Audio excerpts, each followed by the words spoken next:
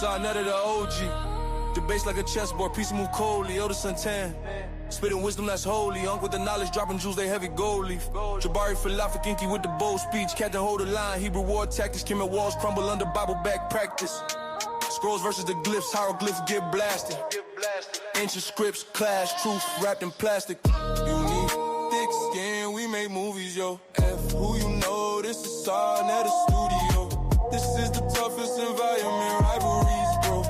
Thick skin, tough heart, knowledge gon' blow. Pyramids tough, but the script's still louder. Scrolls in the cipher, the debate devours. Hebrew go to war, comedic power, shower, truth, a double-edged sword. Cut sharper than ours. Apostle with the mic, sermons hit like missiles. Elder something smooth, no wrinkles in the wisdom. They drop facts like bricks, the foundation official. This the side net of scene where the truth get chiseled. You need thick skin, we make movies, yo. F who you know, this is Sonnet of Studio. This is the toughest environment, rivalries grow. Thick skin, tough heart, knowledge gon' blow.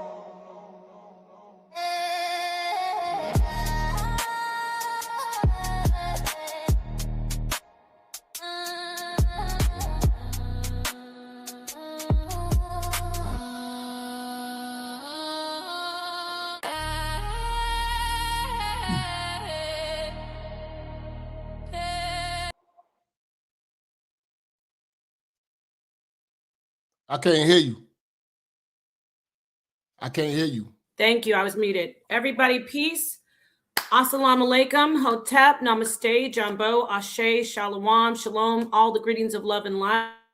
To the HOK family, to the darkest minds of the light. We have a special guest here today. He doesn't have a lot of time, so we're going to get this going as soon as possible. Minister Jap, the controversial one and only Minister Jap, is going to come in, and he's got some smoke as usual.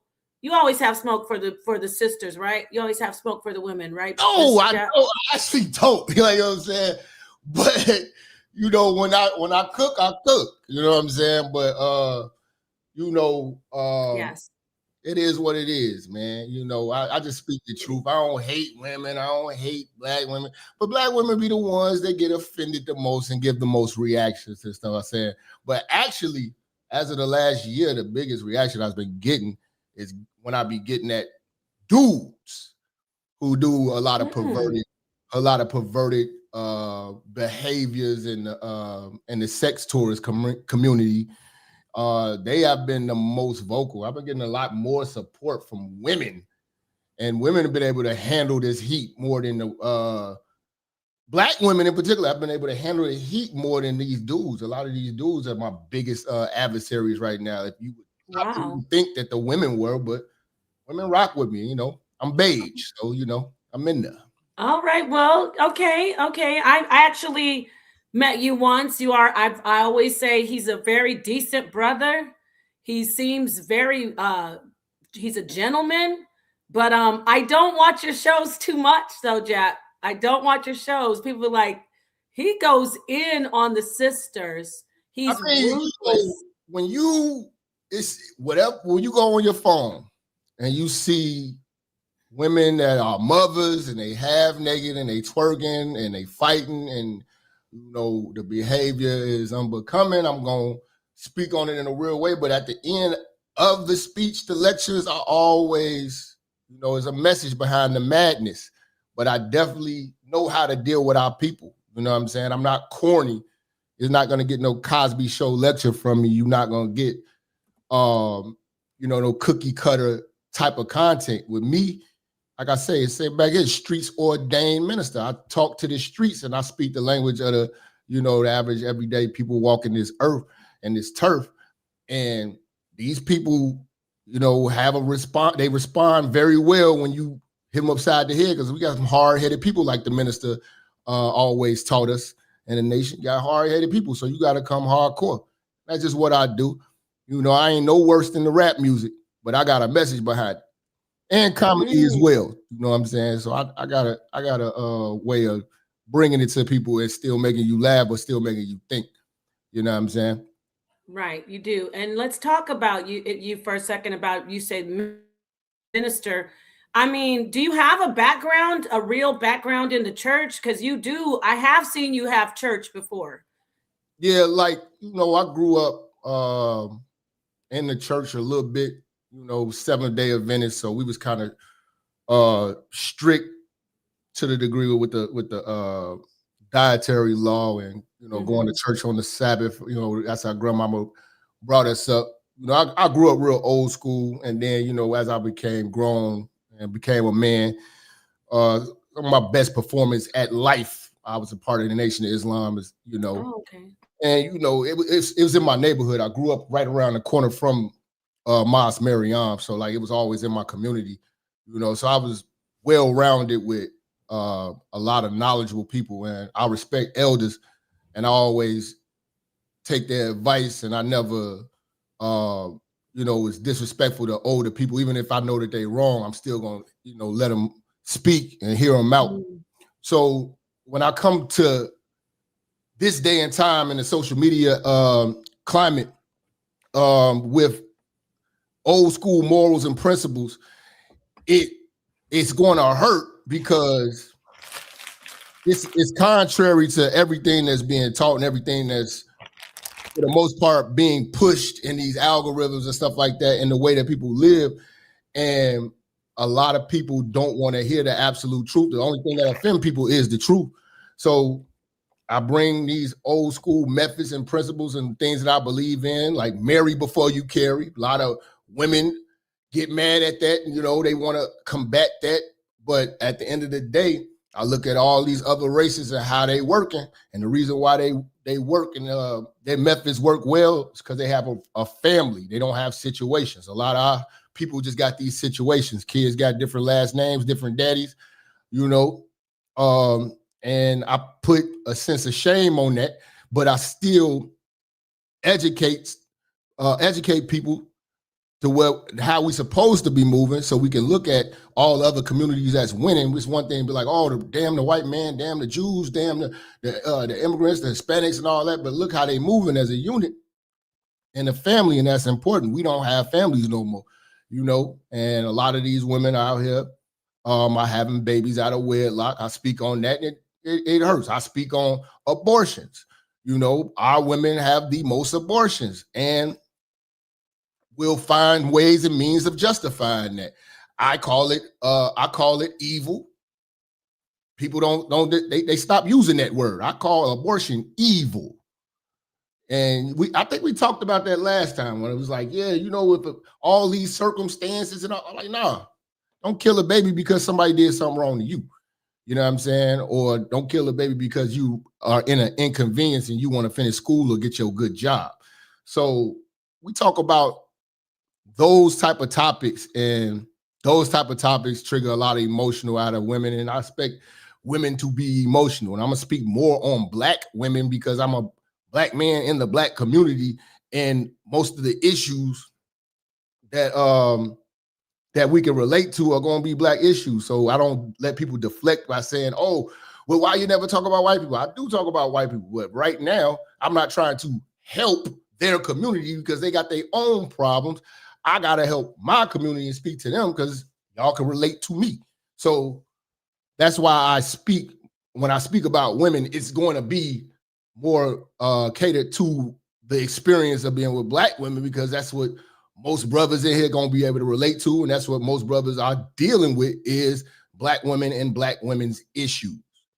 Not white women's issues, not Mexican women's issues, not Arab women's issues. We deal with Black issues with Black women. So we're going to have a discussion. We grown now.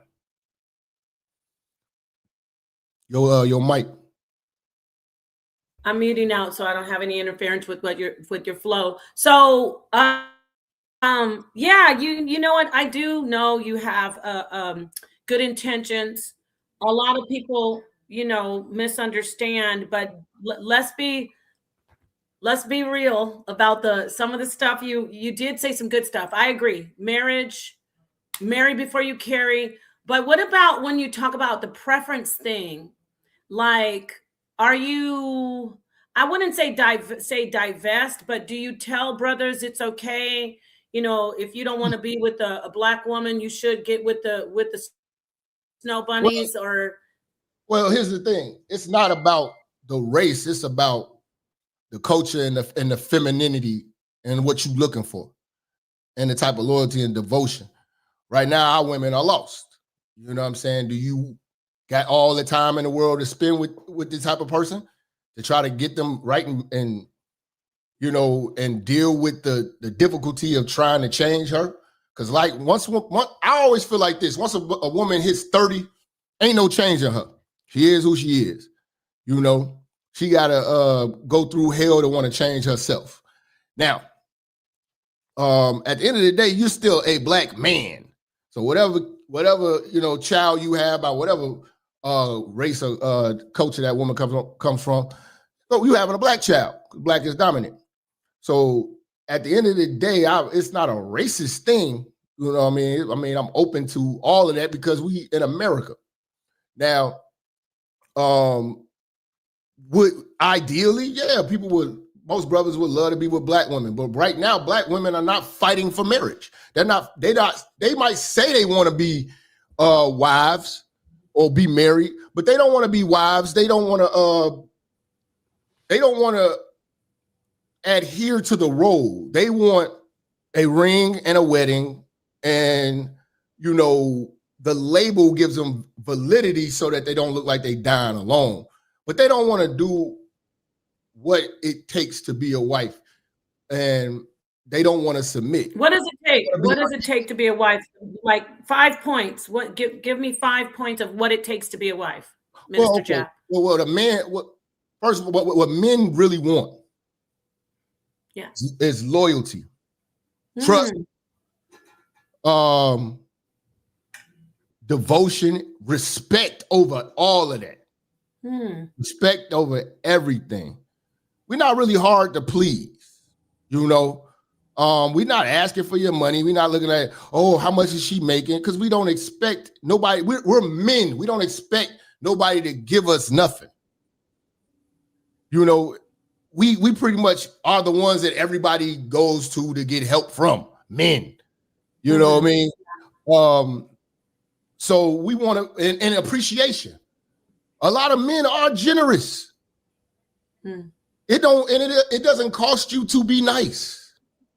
Women act like it costs a whole lot to just be a nice person, you know?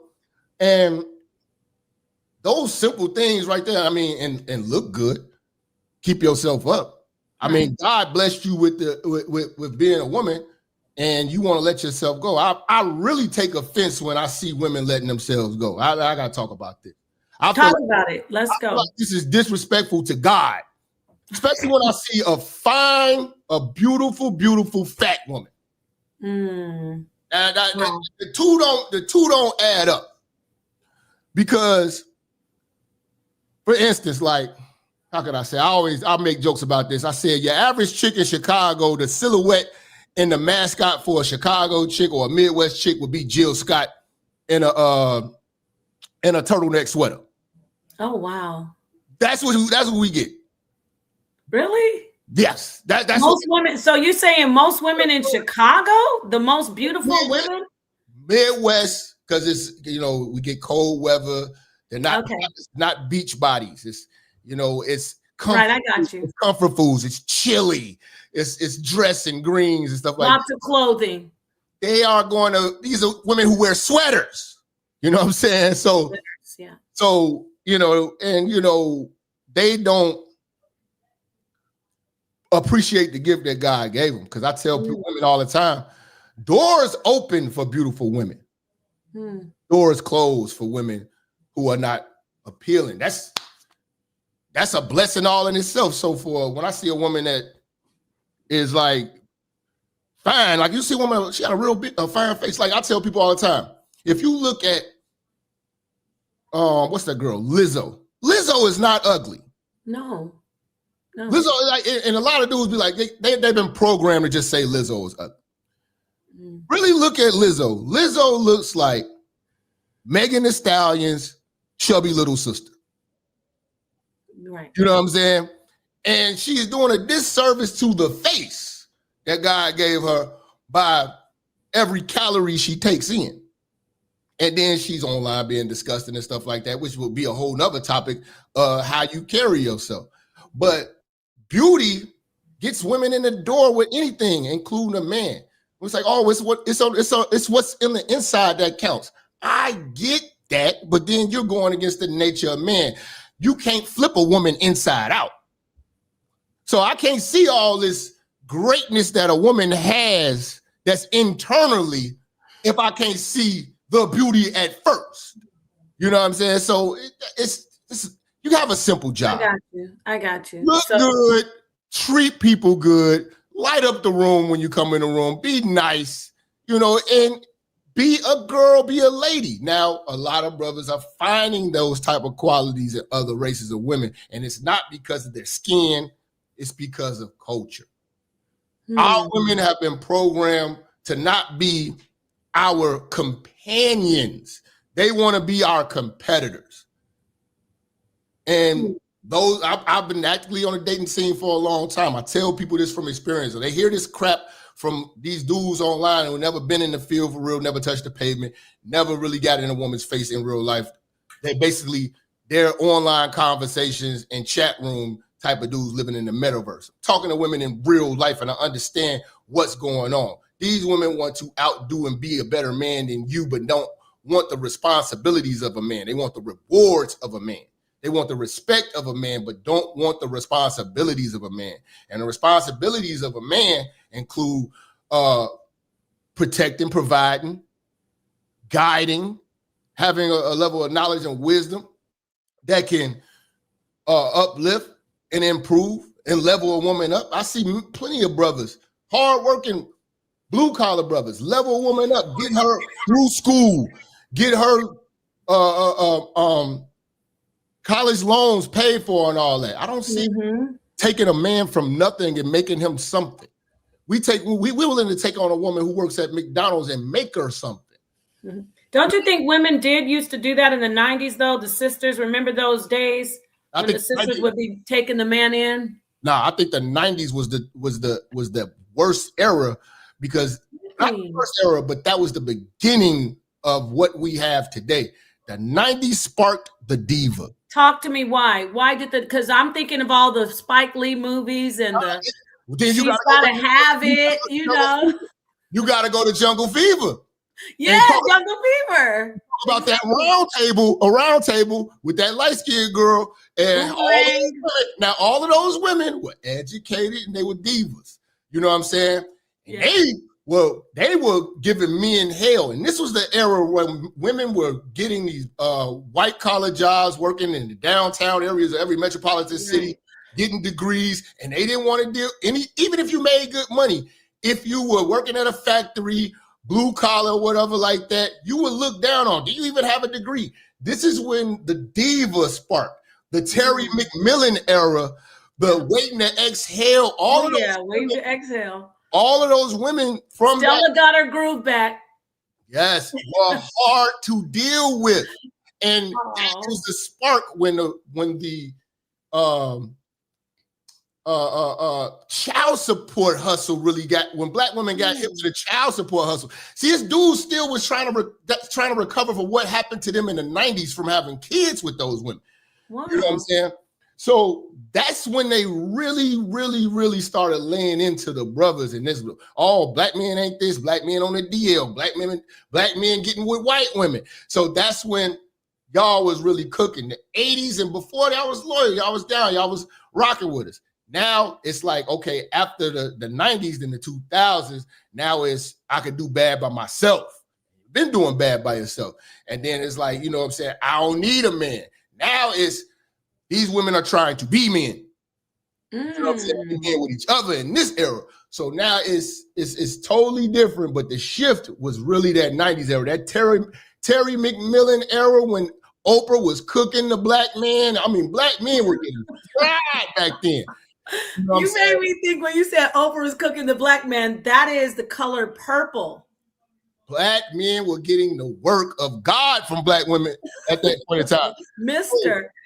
So now that he's speaking right now, it's unheard of. And now it's like, oh, you know, they got to use everything in the book to combat that. But you got to understand, those women are the aunties right now who telling the young girls that they don't need no man and this is it because they don't got one. They give terrible advice to these young girls coming up. and they tell them that marriage, don't get married till you're 30. Give them this terrible strategy. Getting married in your 30s as a woman is a terrible strategy. You know what I'm saying? Because you went through a lot of, let's say, cuts and bruises to get to that point. Then when you make it to 30, okay, cool. Now you want to start getting serious. You probably won't get a real serious proposal till you around 35, and you're still bitter because you experienced so much life alone, and that's why it's kind of pointless for a lot of older people to even get married. Because for instance, like I'm 40 now. So women in this age right now, these women, if they're alone, they got homes. I got a home. Most of them gonna have kids. I don't have kids. But most of them gonna have kids. Most of them been to every trip in the world. It's no impressing her. It's no building with her. She's built up already. She is who she is. She's learned everything she's learned was from a multitude of at least a 20-year period from age 20 to 40 of where she's learned everything that she knows about men, and she's been on their program. Now I have to take a 40-year-old woman and put her on my program. She's been living life and been doing just fine. Got her degree, finally paid off her student loans. Might have came out of a divorce and came out on top. Where's the spark? Where's the magic? A lot of these women, our women in particular, like to flex how many times they've been proposed to. So where's the magic? The magic is when they're young.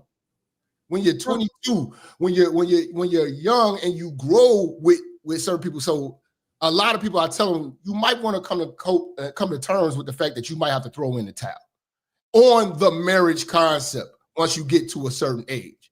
You know what I'm saying? Because at that point, it's just two old people just vowing to die together. You know what I'm saying? Because you already have families, you've lived life already, a separate life that this is the last years. You're at the finish line at that point. You're not building anything. You know what I'm saying? This person didn't grow. You didn't see any growth. You got this person after all of the damage that happened to them from their past. So this is why a lot of older men get with younger women, because they're able to teach. You cannot teach an older woman. Right. I want to say something about like a little personal thing. Let me not talk about my personal life. I do agree about to a degree. I agree with what you're saying about when you get to a certain age, what's marriage about? Marriage should be about, like you said, experiencing things together and also starting a family, a life together, right? Yeah. So I want to give you a little, we got some people in the backstage. Oculus, I don't know you very well, so you're going to have to turn your camera on because we have some issues with security, people getting on the panel doing wild stuff. I'm not saying you would do that, but I need to see who you are. We have some people backstage who want to get up here and talk to you. I know you don't have a lot of time, but I do want to let me give you a little pushback, not pushback, but I'm put on the table and see what you say about this. What about when the women, and I know you've heard this, when you say what the list of men want, and thank you for breaking that down a little bit. What about when women come in and you get along with them? They're doing all those things on your list, not you in particular, but I'm saying a man. But then what goes wrong? Why does she change? Why does she start acting up, being disrespectful? Where is the change? Is there anything that he could possibly be doing? I'm gonna tell you like this, man. This is really, it's sad, but it's just too damn true. No relationship is gonna work if you all have social media. What, Jap? Wait, hold on, Jap. You know what I gotta do? I'm a little slow with it. You are 100% correct. Continue. I tell dudes all the time, you want to know if she the one, if she really like you, if she really love you or whatever, if she can't cancel her Facebook, get off the Instagram, taking pictures for likes and selfies, doing the duck lips, doing the up selfie or whatever like that, the wash. No, you forgot the looking backwards. Yeah, the washroom. I don't understand. Ladies, y'all gonna have to explain this. What's up with the washroom photo shoots? The light is the best. Do you realize just took a dump in the back. I just, the stuff y'all do online. But anyway, if a woman can't let that social media go, man, she is not ready for no commitment. And women will choose social media over a man. You know what I'm saying? In this day and time. Now, with social media, the problem I have with it, when you look at Facebook, this is the problem that people don't know. They don't really read into what social media is doing. When you go to Facebook, at the top, first thing it says, by your picture, what's on your mind? Yeah. If you know women like I know women like to talk. The best way to talk to a woman is in, shout out and rest in peace to my brother Sinful to Pete, in the language of silence. I just let y'all talk. Okay. Open-ended questions and let y'all talk. Like, oh my God, I just feel so open I can talk to you. Women want to talk. And if you're looking for a and you looking for a conversation, having it with random people on here while you looking your best, because you damn sure don't get your man these beautiful pictures every day. You make sure you want to get these attention. Let me be your best friend. Send me and I hit the like button, the heart and all that in my inbox, in my text message. But you want to put it out for the world. So a lot of our women want this attention from everybody else. Men too. But I think men are more easier to want to let social media go than a woman, because women have to have, once they got addicted to this drug of being validated by the people in comments and on the with the likes, then they don't want to let that go. That's a part of their esteem. The number of followers they have is a part of their swagger, their demeanor, and their confidence. So when you strip them of that, you bringing her back down to factory settings. She don't know how to move now. You know what I'm saying? Now she's just dealing with you.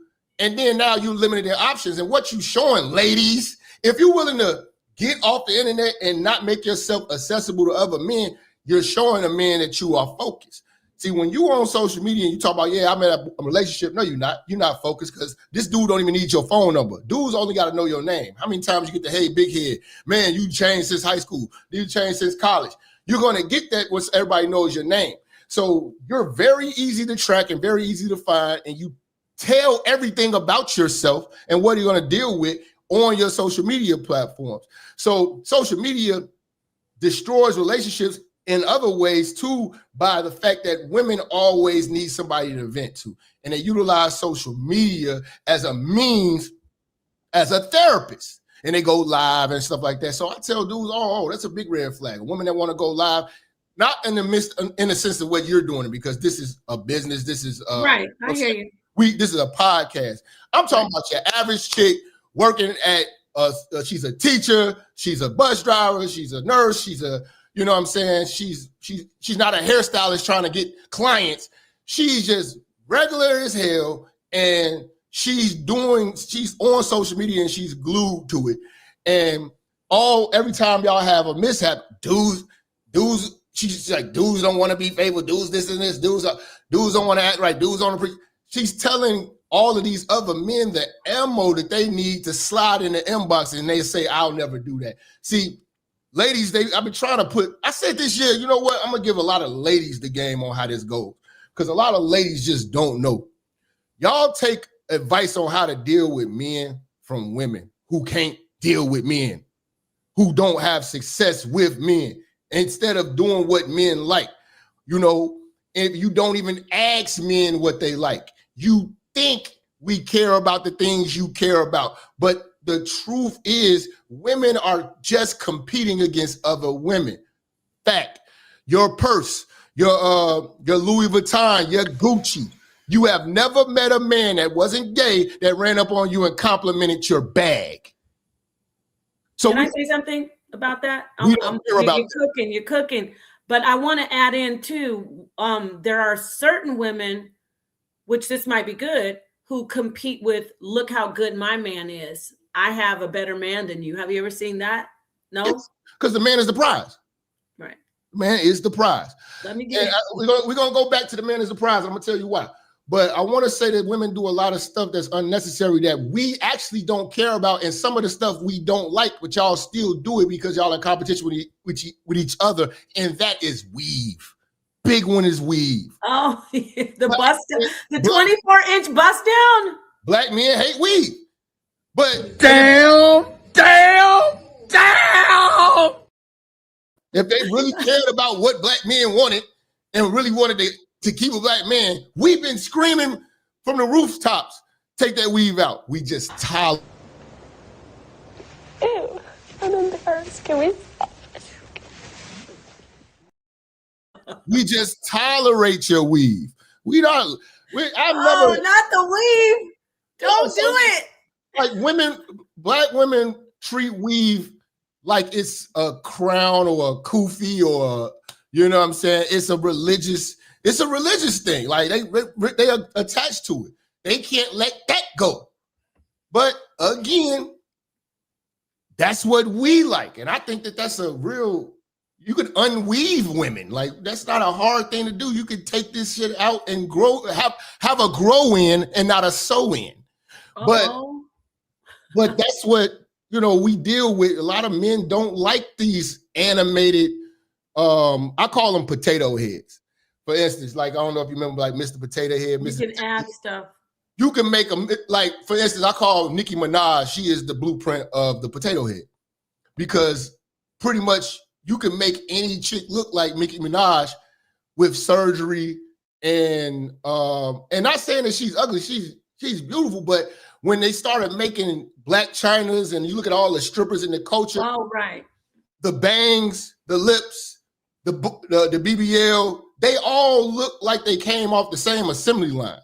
So if you got $20,000, you can make a Nicki Minaj for yourself. You could take a chick that would be a blank canvas, which would be a potato head, and make her look like that. You know what I'm saying? Long weave, tattoos, fake titties, flat stomach. You get all that made up in Brazil, booty and all that, veneers, the whole package, they will all look the same.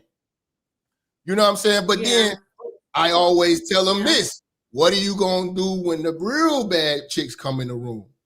The chicks that look like Aaliyah in the 90s, you know what I'm saying? The real chick, and a lot of women don't know, we notice real beauty as men.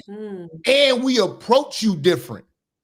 When you are dressed modestly and still fine, we're curious. When you showing everything, it's no curiosity to it. It's like, man, what you on tonight? What you drinking? It's right there. It's direct. But when you seeing a woman that's dressed appropriate, carrying herself, you know what I'm saying, and she got real hair, the approach is totally different. Brothers check themselves. They gon', hold on, man. I'm gonna come correct. How you doing? Introduce yourself. My name's Jeff. How you doing? And I seen you over here just go, you know what I'm saying? And chop it respectfully. Might crack a joke. Where your man at? What is he doing letting you come around like this? See, it's gonna be different. Wow. But then the A-Shawty, some of y'all chicks look like A-Shawty. Not the A. Now back to the big head. Is that the equivalent to hey big head? No, big head. Hey big head is trying to, what do you call that? Spin the block, you trying to come back. It's like, you know what I'm saying? That's the person you dealt with before, and you hit them up, hey big head, trying to come back. Whatever you was dealing with didn't work out. Y'all know each other when you get the hey big head. Okay. I got you. I needed to learn. Minister Jab, this is awesome. I'm so glad you're here. Everybody hit the like button. We got Minister Jab in the house. We got a couple people backstage. Can I bring them on? Because I know you don't have a lot of time. Who you got? I get just DJ Genesis, Elder Suntan. Those are regulars. And then there's a brother named Oculus. He might be from your group. I've never heard of him. I'm going to bring them in. So, I want to have the sister come in so she can ask you some questions. You're good with that, right? Yeah, let's go. Nobody's going to be disrespectful in here.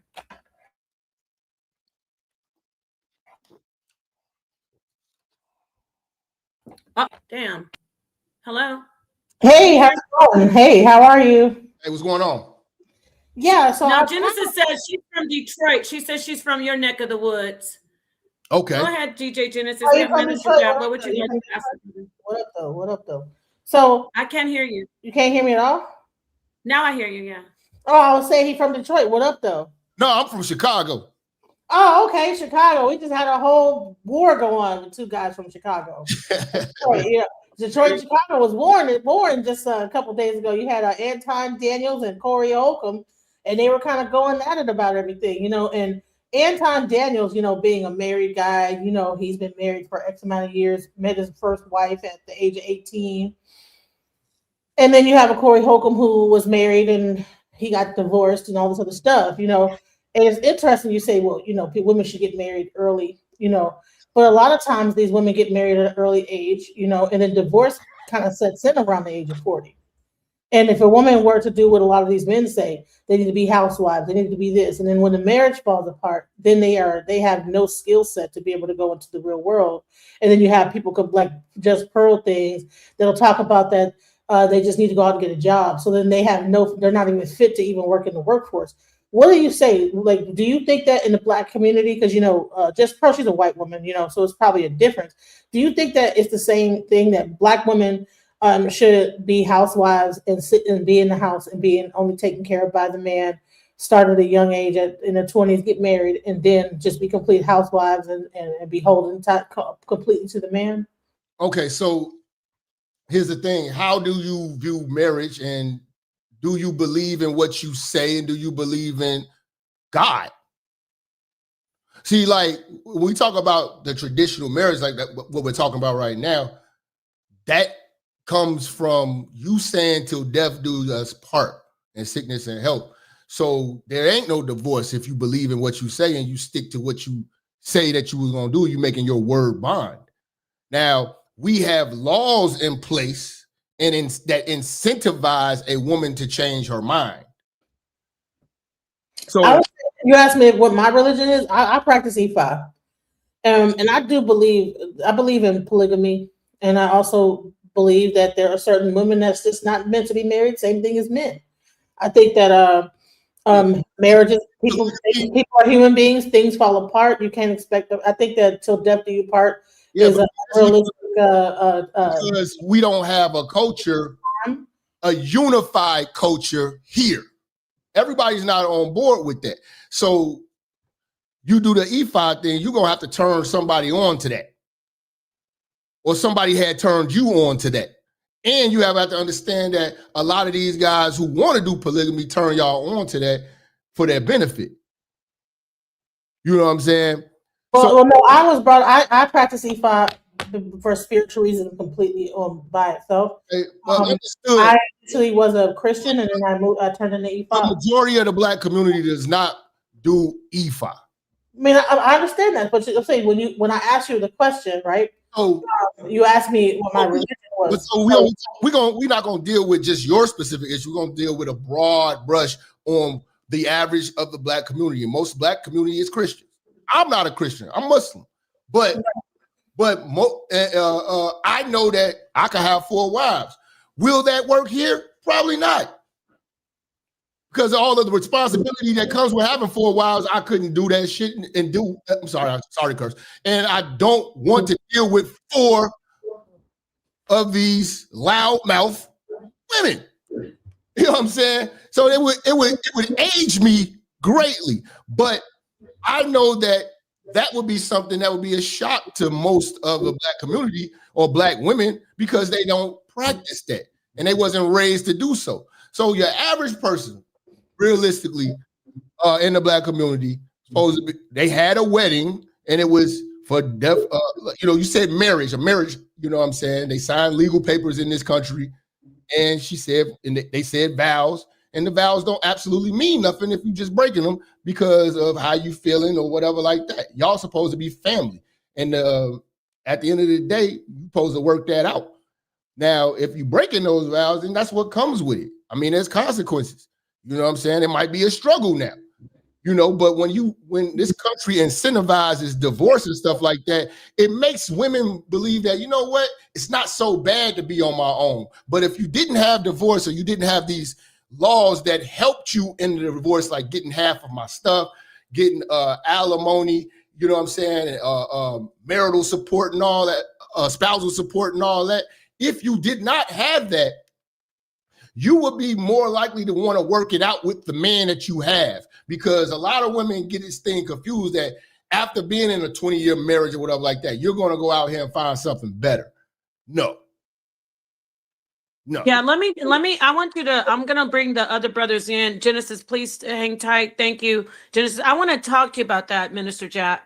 So when you said something that really stuck in my mind, that our society incentivizes or puts an incentive on being divorced. What do you mean about that? Can you just elaborate on that a little bit more, please, brother?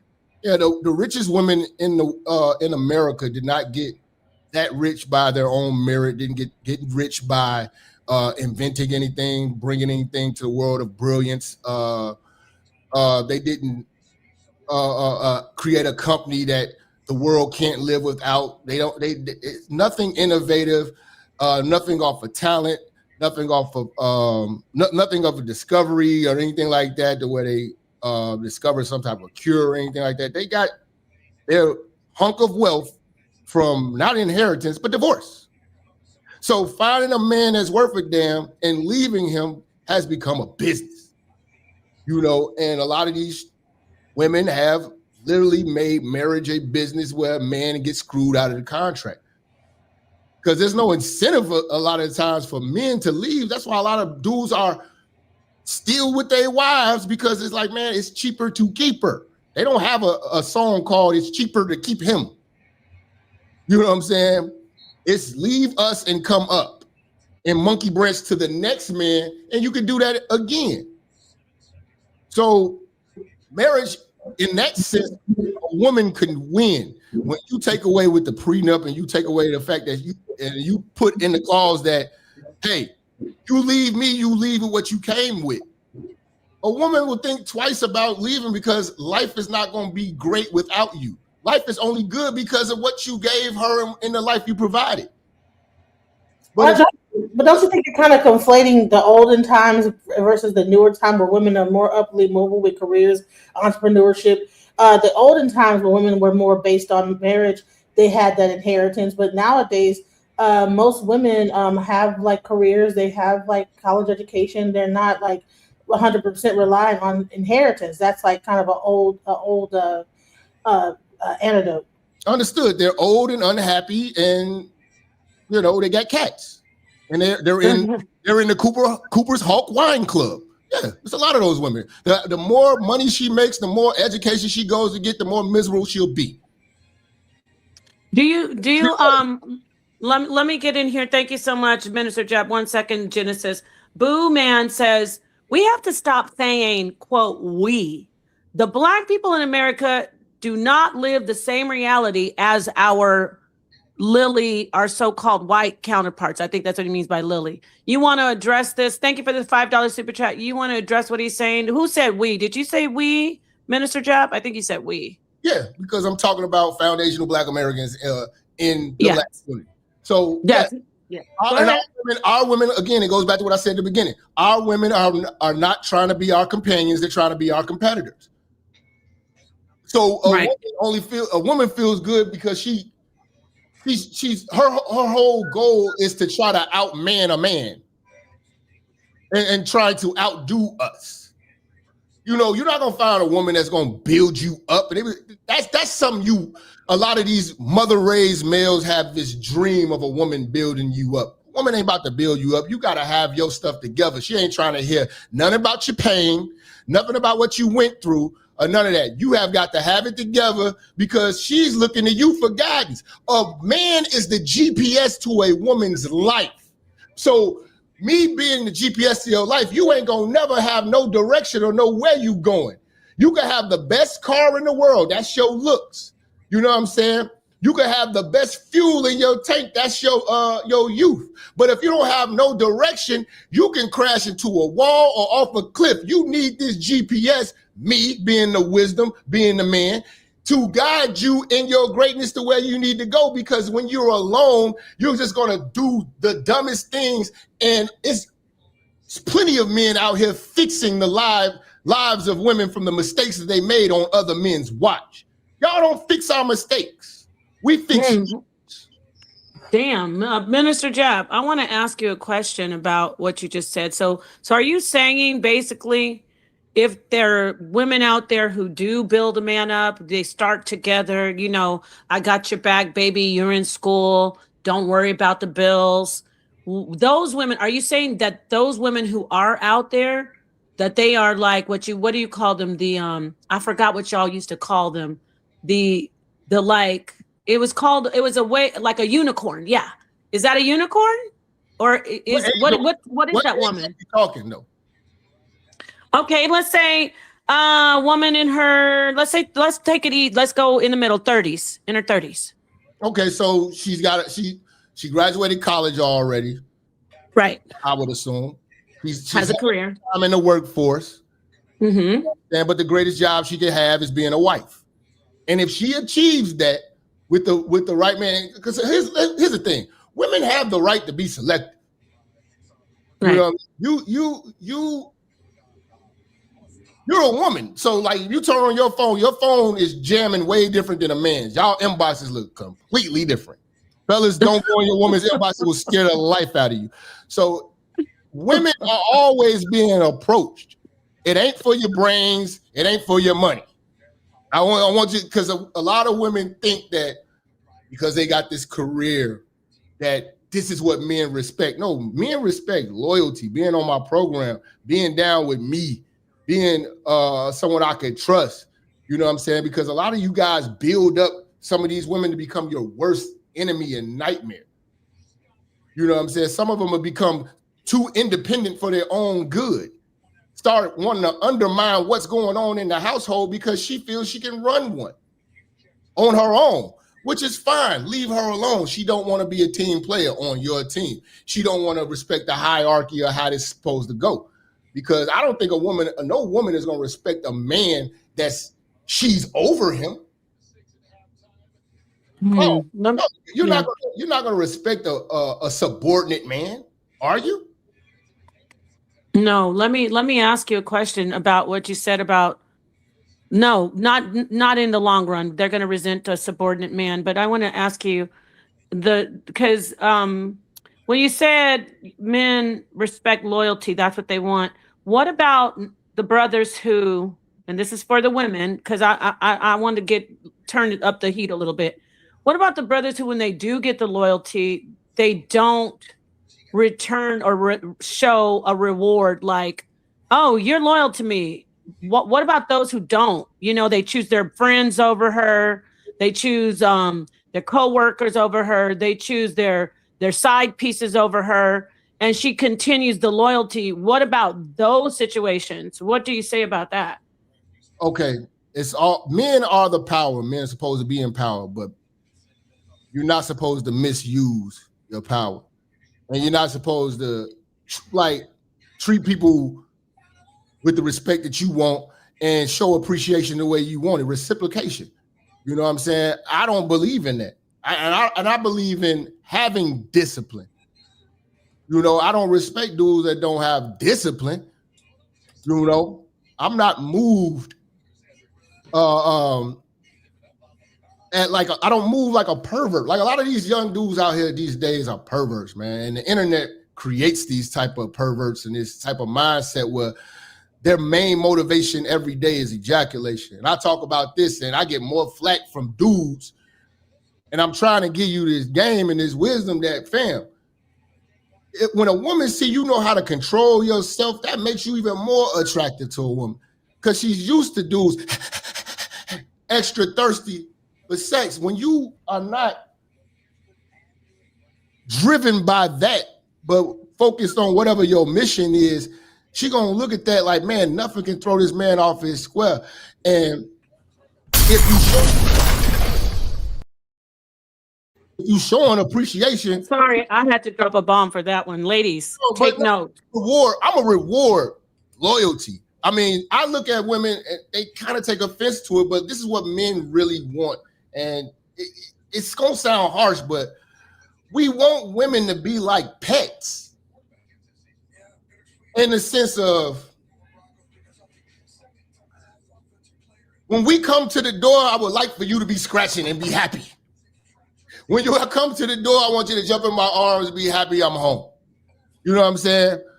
You know, you reward your dog, and your dog is loyal to you. And when anybody comes around and tries to mess with you, your dog is there to defend it. And your dog is always there. And your dog is like, I know it sounds terrible, but no, it doesn't. No, it doesn't sound terrible. It's exactly right. But that's the simple. It's exactly right. Want. Like, I don't look to my woman as a leader or leadership. I wouldn't burden you with that responsibility or that role. I wouldn't put you through the hell that it comes with of being a man, a black one at that. I'm going to make life easy for you, and you can coast. Just be down and be down for me. So I ain't got. But anything other than that, I'm just being abusive and misusive at that point. You know what I'm saying? So if you showing appreciation, devotion, and all that, I got no choice but to reward you. You've been great. Who don't reward greatness? You get more out of that. See, I tell women this all the time. Men are the prize because we are the real lovers. Now, this gets touchy with women a lot because they think that they know what love is. And y'all got this fairy tale, novel book mindset of what the concept of love is. And love is these butterflies in your stomach and all that. Love for women is like being drunk. It's a feeling that has to get renewed all the time, and it's frivolous. It really means nothing. It has no substance. It has nothing to sustain you. Let me break it down to you. My father, I know he loved me. Regardless about, when I was young, I used to hate my father. I used to think he hated me. He was so hardcore on me. I was like, man, I couldn't stand my father. But when I realized, when I got my own, on how hard it is to take care of myself and to help others, realizing that real love is keeping that heat on. Real love is keeping food in the refrigerator. Real love is having a home. Real love is paying all the bills. Real love is helping you pursue your dreams, whatever you imagine. He's able to help and support you do that, all while still feeding you, clothing you, and everything, protecting you and teaching you and provide for you. That's love. You don't have to like that love, but that love actually means something. Now, what my mama would do is just hug me. You know, it might give me some Jordans or something like that. I love that more, but that was superficial. The real substance is what men provide. See, women, they can say love, but we got to do love. Our love comes with a duty, a real duty, and it comes with a sacrifice. A lot of women are not going to go without so they man can go with. And I understand that because that's y'all nature. Y'all are the receivers. That's why y'all have the vagina. Now, when it comes to a man, we are the givers, the providers. Y'all are the takers. You know what I'm saying? So y'all not going to go without so I can go with. But a man will walk around, no haircut, the same shoes for 6 months, work overtime and everything like that to put a smile on your face, them kids' face and everything. That's the love. That's the love that men do and that men will die for. A lot of women will not look at it like that. They say, oh, I was supportive. What does that mean? I can't go to the bank and say, well, my wife is supportive. Our support is tangible. You get it in your hand. You know what I'm saying? We don't get any. Women give us things that we can barely see. It's a feeling, and it's based on how she's feeling at that time. Our love don't change. What I mean by this is men have the real love because even if I'm mad at you, I still got a duty to fulfill, and I got to actually do what love actually is, which is sacrifice and go without and overwork to make sure that you have and lose sleep to make sure that you are stable and you survive. Because I can't be a man unless you are alive and surviving and these kids is straight. You get the luxury of being able to complain and cry, and somebody listen to it. Ain't nobody gonna listen to a man's problem. So you will actually are the lovers. You're cooking right now. A lot of women get to that point in life where they had that stability that a man provided you. Because women ain't providing stability to a man. We're not even getting loyalty. But we provide that stability, and you still need this excitement out here. You want to go see if the grass is greener, and you mad because all he do is work. All he do is work to give to your begging ass. So when he's down. So when he's out here working, it's still, he's damned if he do, damned if he don't. When a man loses his job, you know what else he loses? His wife. His woman. When a woman loses her job, what does she lose? Nothing. Her esteem. And who's there to bring her back up, pick her back up, and work 2 jobs just so she don't motherfucking be down on herself. And at that time, she will let her body go and all that and feel like the world is against her and all this. And a man is still there to pick her up and bring her back to her glory. And you know how we get rewarded a lot of times? By building these women back up? She leaves. Yeah. It doesn't matter. Hey, can I say something?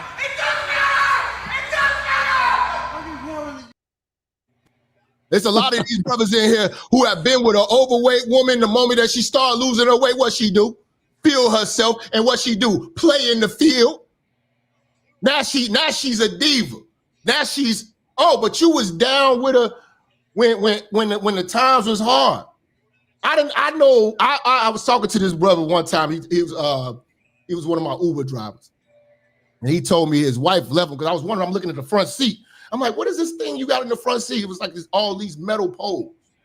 And he was like, oh, that's my wheelchair or whatever like that. I'm paralyzed. I'm like, how the hell I'm in Chicago in the snow with a paralyzed driver, Uber driver?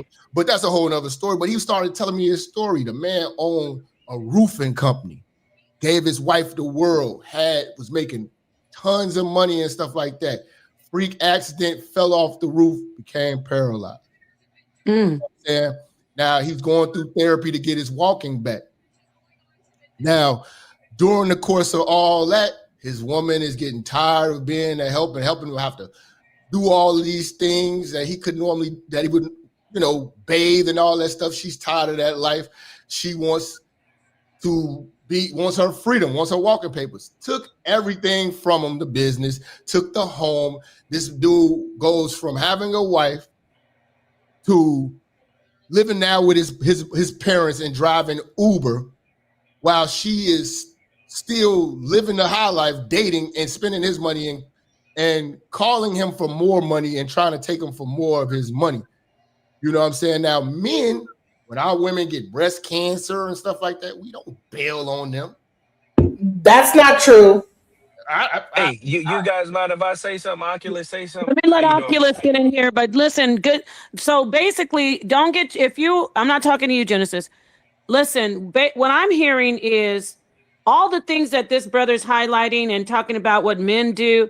If you are a woman who's been there, been loyal, stood by him, and done all those things, you shouldn't be triggered because he's not talking about you. You can look at yourself as a very unique person because he's right. Those are male roles, what he's talking about. Even the breast cancer thing was extreme. Let's just say fat. How many do? Yeah, fat is definitely they stay when they're fat.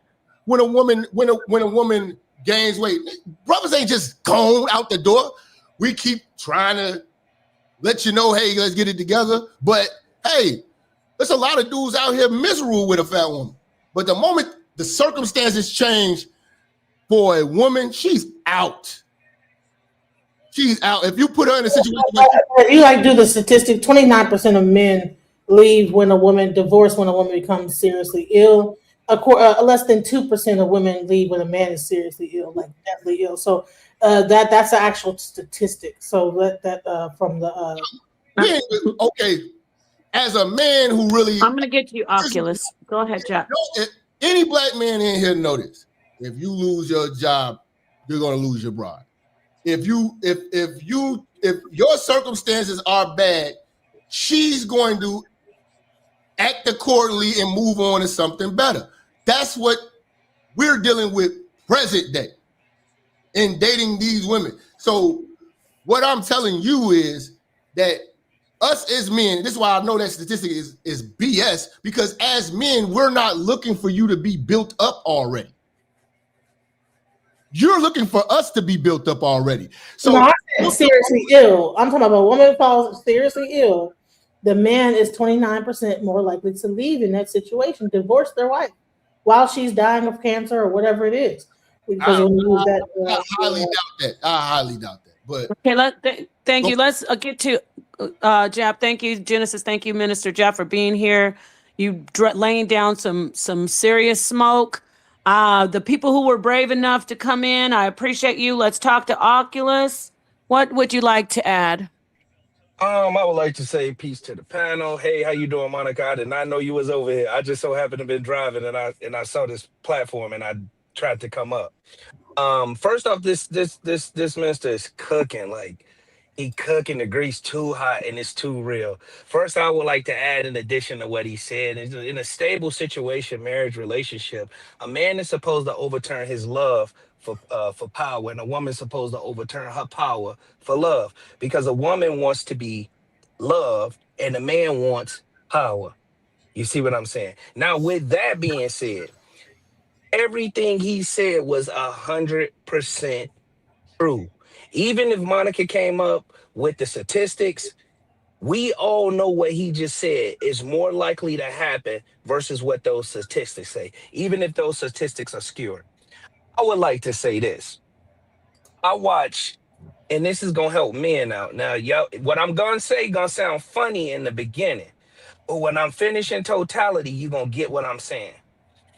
I watch, is it, what's the movie that starts off with mirror, mirror on the wall, who the prettiest of them all? What movie is that? What is that? Snow White.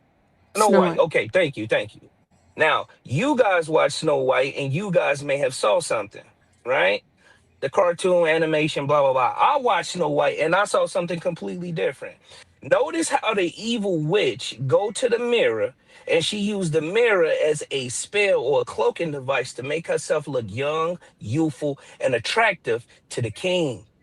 Because her intentions is to extrapolate the king for everything he have and run the kingdom and kick him away, right? So she used the spell. Notice that the word, how the witch is represented in the movie, we call it an evil witch.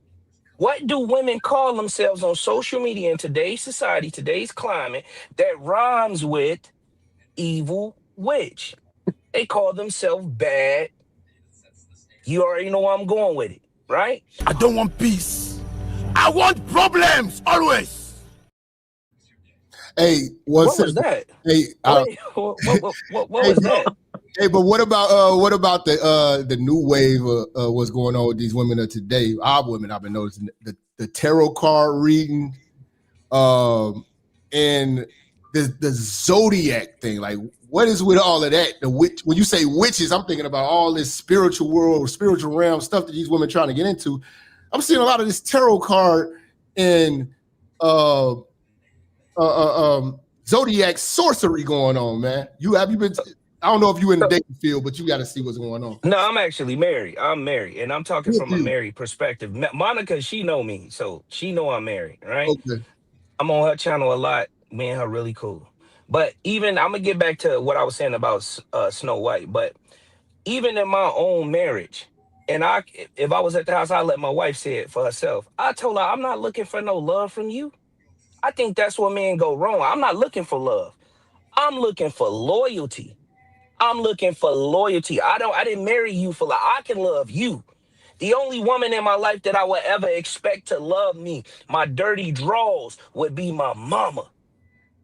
My mother, not in the intimate sense, but the one that got true, unconditional love for me is my mom. I could never ask that request from a woman. And the reason being, because even if you look at the creator, whoever you guys think is the creator, have you go, I don't want to get too deep. But even the creator blessed the woman with the maternal DNA so she can learn to love outside of herself. Her bearing witness or having a child. because her natural nature is to be what? It's selfish.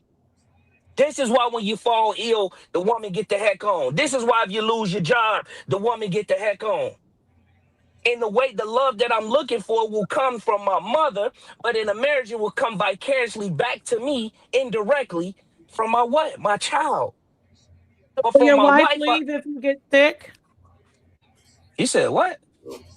Well, I'm listening to you, brother. I'm asking, do you think your wife would leave you if you got terminally ill or crippled? I'm just asking. I don't want to put them pair of shoes on her, but I wouldn't put it past her, and I wouldn't I put it got past you. no Yeah. woman. You see what I'm Wow. saying? Now I that's a got you. fact. A lot And of Monica, women, Monica, you know I'll pull my wife on the camera and I'll let her say, hey, am I just talking crap or do I stand by what I'm saying? I She hear saying you. on camera for y'all. Right? Okay, thank you, brother. Oh, go Park ahead. your car, and I'm gonna move on to Jap. But I appreciate you adding. If you want to just park your car, we're gonna let Jap respond, and then we're gonna go to Suntan and meet her because Jap doesn't have a lot of time. Go ahead, my friend. no, because what he's saying is like, women's love is conditional. When the conditions change, what you perceive as actually being love is going to change. She's going to change. She's going to treat you different because she didn't sign up to push a man in a wheelchair. You're not the man that she met. You know what I'm saying? We have ups and downs as men, but we can't. And the crazy part about it, this is where a lot of men go wrong. You cannot cry on the shoulders of your woman, unfortunately, today. You gotta cry in the corner by yourself. You can actually have those venting frustrations or whatever you're going through with your homeboys, and they will keep your image intact more than your woman would, because a woman will lose respect for you if she sees you weak or down. You know what I'm saying? And again, that's when we go back to what I said in the beginning. We're not dealing with companions, we're dealing with competitors. And we have to have a strategy of defending ourselves and protecting our image with the people we rolling next to every morning. So when you're saying a competitor, you're saying a woman is trying to compete with you. Like, first of all, most of the jobs that women get don't even compare to the amount of money that men make on an average. So how could they ever compete with you where they cannot? Men get paid way more than women do. All this different stuff. And here's another thing that I want to ask a question. One last question. When you have a huge amount of men that go to prison and different things like that disable them, who's the person that actually when these guys need a place to stay, and because there's certain all the men are not taking care of women. There's a lot of women taking care of these men out here as well. They call them sugar mamas. The woman will bring this little guy in. He went to prison or whatever, and then he's laying in her bed playing PlayStation. Things like that. All the men are not these stand-up guys that's just taking care of their women. There's a lot of men that's leaning on the women as well. So let's not pretend like all these men are out here. Let's let him respond to that. Okay, good point, Jeff. What about the brothers who are on the? What about the ones that you're coming after, the bad guys? What about them? So when you are saying a woman is a sugar mama, first of all, that's out of her nature. That's out of her place. And for her to be like that, she has to have. Either she's a unicorn and she's naturally a good person, which I don't believe. I would say that she has low self-esteem, or she is not appealing to most men, and this is what she can do to get one. Similar to what I say about a lot of these older men who out here taking trips to go buy prostitutes. You know what I'm saying? That's the depths that some women have to go to even have a someone around them, because of how they're not, the pickings. So they're both losers in a sense. One is just a person that's a loser that can sustain themselves, but socially, she's not really getting chose like that. So she would go and stoop that low to get a dude fresh out of jail or whatever like that to use her, but she just needs somebody because she doesn't want to be alone, which is a desperation. You know what I'm saying? And usually the looks, the appearance justify that type of desperation. So think about, so there's plenty of women that make more money than the men. Like look at Rihanna and A$AP Rocky, right? As a man who has dated a woman who was beautiful and made more money, and there might be men in this chat room who have done that. When women are making more money, that doesn't make them better people. That doesn't make them more compatible with dating. Even if the woman making more money, dudes still leave. Why? Because dudes don't want to deal with a woman that wants to be a man and wants to flex authority over a man because she's making money. He would rather go with a woman that's either on his level or below his level financially, because when y'all get financially greater than men, y'all start wearing y'all name tag around the house. Y'all start coming around thinking that you can bring that home and not be a girl and be a woman anymore, and think because you're making more money that you're dealing with less of a man. You know what I'm saying? So at the end of the day, a lot of those women are not even pleasant to date. A rich woman, a lawyer, a judge, or whatever like that, they suck as wives. You know what I'm saying? Because again, they're more married and loyal to their job than a man could ever be. They all of their rewards and everything that they want in life is for their own selfish means, and they don't want to be told what to do by anybody in their house. So they married to their job. So a woman that's they had 300,000 black women. Hold on, Genesis. Hold on, 1 second, Genesis. Genesis, can you give me 1 second, please? I just want to ask him a question about, and I appreciate you being up here because I want to ask him about this right here. There's a guy in the chat, because you would admit that there are guys like this, right, Minister Jack? I don't want to be living with and taking care of no girl like she my daughter. What do you say to the men who say they don't want to take care of their wives like you, the way you painted, like she takes care of the home? You don't have to be married. You can just do your thing and be a bachelor. You can literally be a bachelor. I'm not saying you have to do this. But what about in relationships when a man, you see, you laid it down like a man does this for a woman. He doesn't want to take care of his woman. He wants to be. Let's go. Nobody's forcing you. A woman will never get married unless a man says so. And here was my question. You have 300,000 women that at one point were uply mobile, working for the government. You mean to tell me that all these women that were probably making all this money, working for the government, 300,000 different women making over 100,000 a year. And on top of that, master's degrees, bachelor's degrees. Some women are nurses. They have degrees in the medical field. And all these women that some of the women make more money than the men. Okay, especially black men right now, because black men are having a hard time. Not all. If you look at I think women are kind of making more money lately now. That these women are just undesirable, and that's why they have to stoop low to date these kind of men. Or the ones that do have the money are dating multiple women. They're dating multiple women because there's less men per capita than women. So I mean, there's also that conundrum that happens where you have the people that are making money, like you said, the men that can be a provider. They have their pickings. They have multiple women that are after them. And so now you have this whole thing where you have to compete with multiple women for that one man. As you should. But here's the thing. When you give a woman power, it never goes good for everybody involved. Now, when you have a woman, when a woman is making more money, she's not more pleasant. It's not like she's going to be more generous. It's not in her nature to be doing all of that. That's why I said it's out of the nature, and it's very rare that you're going to find a woman that's going to take a dude out of prison and build him up and let him live off of her while she goes out and works every day. And the looks don't correlate with that. There's definitely a reason why she's doing that. Your average woman who looks like she's worth a damn is not going to deal with no dude and be paying for everything like that. Most women's goal and strategy is to spend our money and save theirs. Say that again. I agree. It has never been appealing for us to be like, yeah, this woman's got all these degrees and all this job. Like, bro, if you ever dated these highly educated women making all this money, they really suck to be with. Like, and the proof is in the pudding, because they don't do well in relationships because of the power dynamic. They don't want to submit and be up under the man in the household. They bring their name tags home.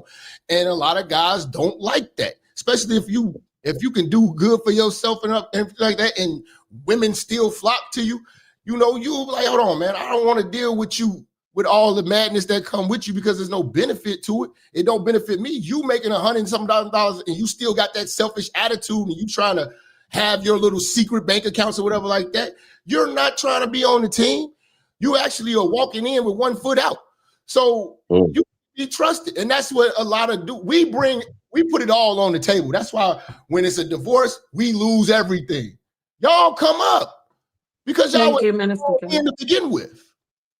Right. Thank you, brother. I want to, we got you for a little bit more, right? You said about a little over an hour. I'm liking the conversation. I'm here to listen to a couple. Awesome. Okay. Yeah. I appreciate you being here. Everybody hit the like. I want to read Drea Renee, Peace Queen. I want to read her comment. She said, she says, I could care less if I make more money than him.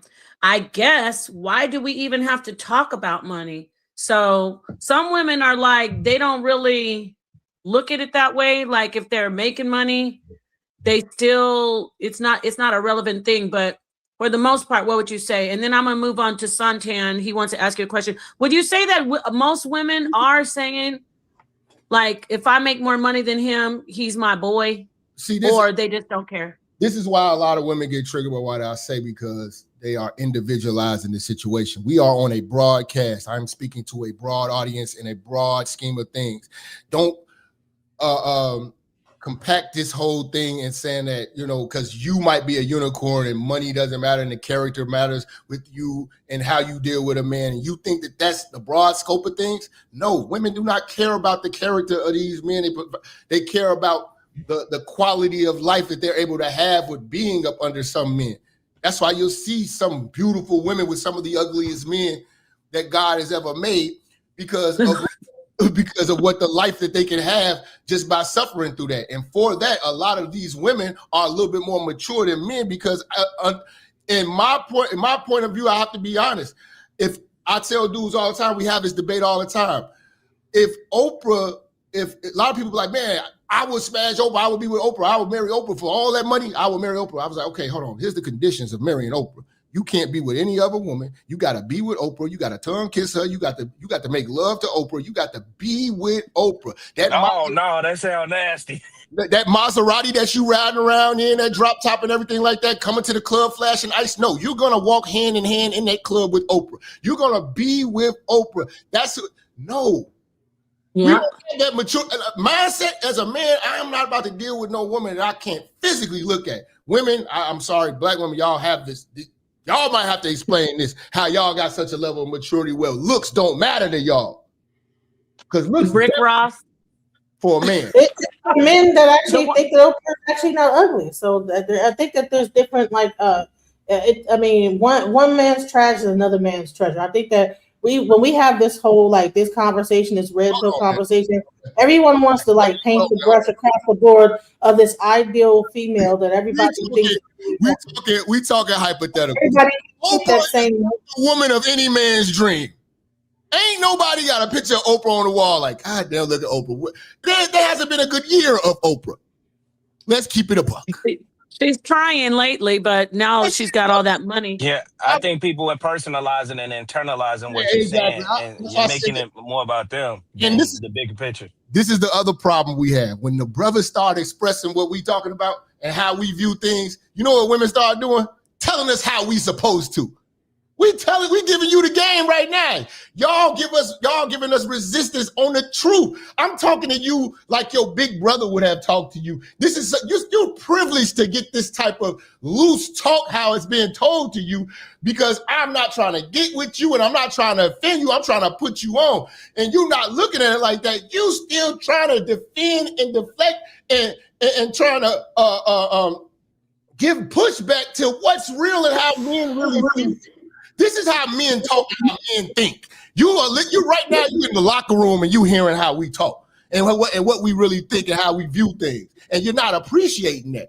You're looking at this and saying that this is a bad thing. No, this is strategy. This is for you to step your game up.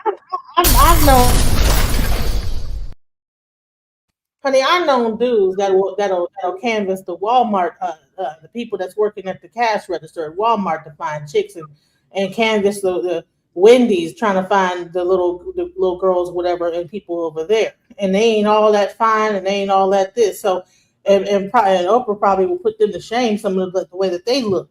I think a lot of times we have this, like, imaginary thing about what men like. Men you're not And tell us what we like. Yeah, we saying what we like. Oh, you Let me get on to suntan. After Genesis, hold on, sweetie. I just want to get on to suntan. I appreciate suntan. Yeah. No man is going to defend Oprah like you are. I mean, men will get it in with anything, bro. I've seen it. I know dudes. I've seen plenty of guys get it in with anything. If you give them a choice between, like some dudes do that out of desperation. You know what I'm saying? That's not what they go back to do. low self-esteem, like you said. A lot of them not proud of it. You know what I'm saying? You're not understanding. You're trying to tell men what we like or what we should like. Ain't no man sitting around here want to debate me on how good Oprah really we look. We know we are. I promise you. Give me 100 men in a room and let me ask them this question. At least 99 of them gonna say, yeah, man, I ain't checking for no Oprah. Take the money out of the equation. That ain't nothing I want to see coming to a bedroom near you, Oprah, in a nightgown. You're crazy. Let me get to suntan, Jeff. Hold on, Genesis. We have some people waiting on the panel. They want to get in here. Just hold your thought, Genesis. Thank you so much for being here. Suntan, is Minister Jap correct about what he's saying? And especially what about Oprah? Is he wrong? Suntan. In the real world, he got a point because you got a lot of superficial people. However, I wanted to say this to Jap, and peace to the panel, peace to you, Sister Nepal, and Genesis, my home girl. Brother Jap, men and women can read each other. So my position is this right here. Real quick, I want to say this. If you can turn your camera on, turn it on. I had to turn mine off because I'm multitasking. But I would appreciate Suntan. I know you always turn your camera on. Oculus, Genesis, I know you said you're doing something. So I just want to throw that out there. Yeah. So thank you. Yeah. So the brother can see who you are. Introduce yourself. Go ahead, Suntan. Thank you so much. Yeah. My thing is this right here, Brother Jab.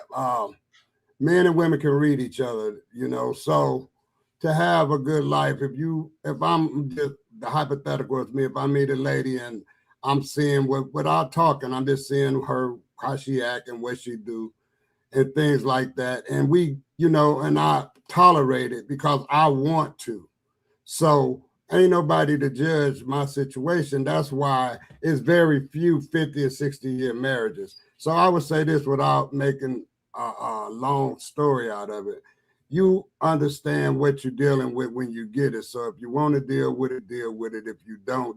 You don't have to go through a big old conversation and stuff about a relationship.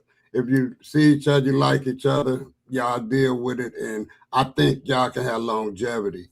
What you think? Well, a man has the choice. A man is the deciding factor of marriage. So if a man doesn't feel that he has the discipline to actually do it, he don't have to. I'm not forcing nobody to do this. The question was just posed to me on, in these hypotheticals. I'm not tailoring this to anybody's situation indirectly. I'm not talking to anybody directly, but hypothetically, if you don't want to be married, you don't have to. If you decide to be married, well, this is what the type of stuff that you would probably deal with, and you have to judge the character of what's out here present day of what we have on the scene. Nope. The women of today are nothing like my grandmother. Nothing, absolutely nothing like my grandmother. You know what I'm saying? Absolutely nothing like my mom. And coming from that, I'm comparing these women to that. They're not going to measure up regardless of how good they look. So the end of the day, we have it. We got the choice to filter out and pick the right people for your program and what you are willing to tolerate. Bro, I'll tell you right back. Tolerate that, I don't have to endure that. You don't have to sign up for that. Men are the ones asking these women to marry them. So you are the person picking the wife. You are the deciding factor whether or not y'all get married or not. Let me say this, brother. And just as much as you said what you said, the woman got the choice too. It got to work both ways for it to come out even. It's not equal because women are not running around here proposing to men in most cases. Right. I'm just speaking on an individual level. And men are not running around here bragging about how many times they've been engaged. Women are running around here walking around like that is a trophy about how many men they were able to turn down in marriages, and wearing that as, I'm telling you from a person that's actually in the field right now dealing with these type of women. These women are wearing that as a badge of honor. Yeah, I've been proposed to 5-6 times. You know what I'm saying? Now, for you, as anybody in here, a man of intelligence, is that appealing to say, you know what? I want to be the 6th dude to propose to you? Because not appealing. No, but men look down. People look down on women proposing to men, though. They brag about the dumbest shit. You say what? What'd you say? It's looked down upon for a woman to propose to a man. Have you seen that? People are shameful when a woman gets on her knee and proposes to a man. Genesis. Hold on. Yeah. I thought I wasn't muted. But I want to, before he moves away from that, and that's a different topic about men looking down on women who propose. I want to get back to what you're saying. Yes, women are bragging about turning down men. And now I'm noticing on social media, not only are they bragging about turning down engagements, they think, and I'm saying mostly Black women, yes, I am. They think it's cute to pretend to be runaway brides on their skits. Have you seen that? My friend had to talk me out of not going up to, like, it's like almost like they know they're not being chosen. So they want to project more like, oh, I'm turning down all these guys. And now even at my wedding, I'm thinking of being a runaway bride. I want you to stay on that before you move on to what you were saying, Genesis. If you're going to talk to him, I want you to talk about why are Black women bragging about turning down engagements and now thinking it's cute to say that they're going to actually be a runaway bride at the wedding ceremony. Why are Black women doing that? Talk, sister. Go ahead, Genesis. I have never heard no woman say that. However, a lot of the times the women I do hear that get proposed to and turn it down is because they, I believe a lot, because of the ones that I do know that do that, they do have overly high standards of what they're expecting from that man. It might be religion, it might be this, it might be the smallest thing, and they just turn it down. And it's because they have too many options, to be quite honest. When you have your pick of the mill, of men that are willing to propose to you, and your thing is your whole phone is open to people that's just exactly. I was just gonna say that, sister. This is what messes that all up for y'all and diverts you from the reality. You look at everybody else's relationship and your standards are unachievable and unbelievable, and you never get this. I don't know a bunch of happy women, and I don't know a bunch of women that's out here actually making men happy. Y'all not the biggest boat of joy in the world. There's a lot that comes with you because the things that y'all complain about, we don't. We suffer through y'all. We don't complain much. The moment that we start voicing stuff, that's when y'all get, oh, you hate your mother, you gay, you must be broke, you can't get a woman. You know what I'm saying? Oh, who hurt you? You got mommy issues. We just telling y'all the truth now. This is a different day and age. This is 2025. Facts. You know what I'm saying? We're the worst of the worst. Like, no, since the 90s, like we talked about at the beginning, y'all been cooking us. We got 1 decade of giving y'all some real work and y'all losing y'all mind. And this is, you're saying 2000 what, in the 2020s? That's when you're giving us the real work? Doing this since 2014. Let's say about a decade and a half, 2 decades. Okay, almost 2 decades. Let's move on to Reese. Reese, peace. Thank you for being here. What would you like to address the minister about? Oh no, I don't have nothing for Jack. Well, come on, Reese. You can't just be up here looking pretty. You have to come in here and get say something. Bring us something from you. What do you want to add about? Do you agree with Minister Jap or do you disagree? There's something I want to say about as far as like men and how they the way they find women attractive, right? We all find the same women attractive, all of us. And there is not enough baddies to go around. I don't research anything, so I'm gonna throw some BS math out there. I think, in my opinion, that 90% of the men in the dating scene are settling in one way or another. Maybe they're settling a little bit or settling a lot. The guys out here that can get baddies usually have several of them. So that thins out the numbers even more for the 90% that's left behind. But everybody has the same lyrics, everybody. and that's not the case out here off the computer. Well, I think that everybody compromises and settles to a degree, because you're never going to get perfection.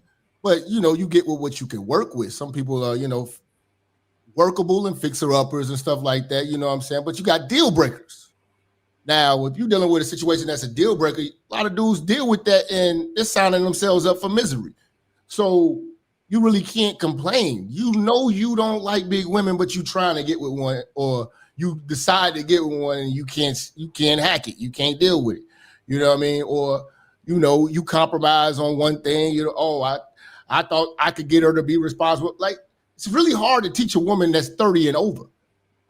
You know what I'm saying? Like, if you have to teach her at that age, she's gonna be alone. It's gonna be a fight, because she's gonna think that she's right, because wherever she is in life right now, she thinks she's right. You know what, y'all? I'm not trying to beat up on the sisters, but there are more big sisters now than ever before. I'm old as hell. If I showed y'all my class picture, like, we only had one big girl in the whole school. We're talking about like 800 people. I'm not making that up. I know that sounds ridiculous, but that's a real thing. There was almost like no fat people. One guy, one girl here and there. You know what I'm saying? I went to pick up my granddaughter. I went to visit her school. She kind of heavy, and it's like 6 fat people in her class. So, well, there's a new thing with Minister Jap, I will say, Minister Jap, one thing that a bone I do have to pick, so to speak, no pun intended, a bone to pick, that I see across the board. I see obese women. I want you to address that. Like, I don't just see Black women, like we hear, oh, Black women are so obese. I see Hispanic women, especially. When you say you see a woman, remember you said a man has to just suck it up. I see men who are fit in the Latino community, and they have an affectionate word in the Latino community. I'm Latina. They call them gorditas, the ladies. So talk about that. It's not just Black women, right? Now, again, here's the thing, man. I talk about this on the show all the time, man. Y'all get a chance, come to Minister Jap Network and watch. Oh, yes. Drop his link, please, mods. Drop his link to his channel. Go ahead. Here's the thing, man. In the Black community, the word that really destroyed us, it destroyed our women. Thick. Thick is the worst word that ever happened to Black women, the Black community. I absolutely see. This is what people don't understand. The word thick is not fit. A thick woman is not fit. When she goes to the doctor, she's 185 pounds, 190 pounds, 200 pounds. She's just fat in all the right places, all of the fun places. And I don't know if it's from our African DNA or whatever, but Black men tend to like everything that jiggles. So we let y'all get fat and hope it lands in the right places. And when it lands in the right places, we call you thick. But here's the problem with that, brothers. That don't last long. There's a very short window for that fun that you're having with that thick woman. She will become a chub. She will be the size. Ew, I'm embarrassed. Can we stop? She will be the size of a refrigerator in no time. Now Mexicans, the Mexicans like those gorditas and those chimichanga body ass chicks. But if you're a man who does it, just know that's what usually comes with our women, because a lot of our women do not hit the gym hard, and they do not do physical work and activities, and they sit around, especially the Midwest. It's terrible. And at least on the West Coast, or where it's a hotter climate or whatever like that, those women want to go out and show their body, so they're a little bit more active to maintain and take care of it. But a lot of women just don't take care of the beauty that God blessed them with, which I told you that's one of the biggest problems I have is pretty fat women. I can't stand that. I think they're doing a disservice to God, because there are a lot of women who have their bodies in shape who wish they had your face, but you're going to do your face a disgrace by letting your body get out of place. You know what I'm saying? So we got this word thick, and we could talk Grammy. We Black, right? We've all been to a strip club before. There's a difference between the black strip club. Okay. But there's a difference between the black stripper in Atlanta, you know what I'm saying, at Platinum or Jazzy Tees or Blue Flame or whatever. Don't say I know. Those my old days. I'm no longer a pervert.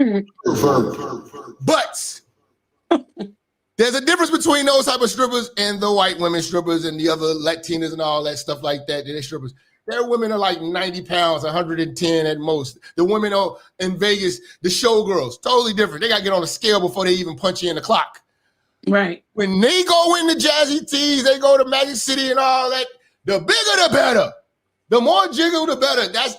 It's a fetish that black men have, but at the end of the day, it has its repercussions. It has its drawbacks. Once she has a baby, the bounce back is not the bounce back you would expect.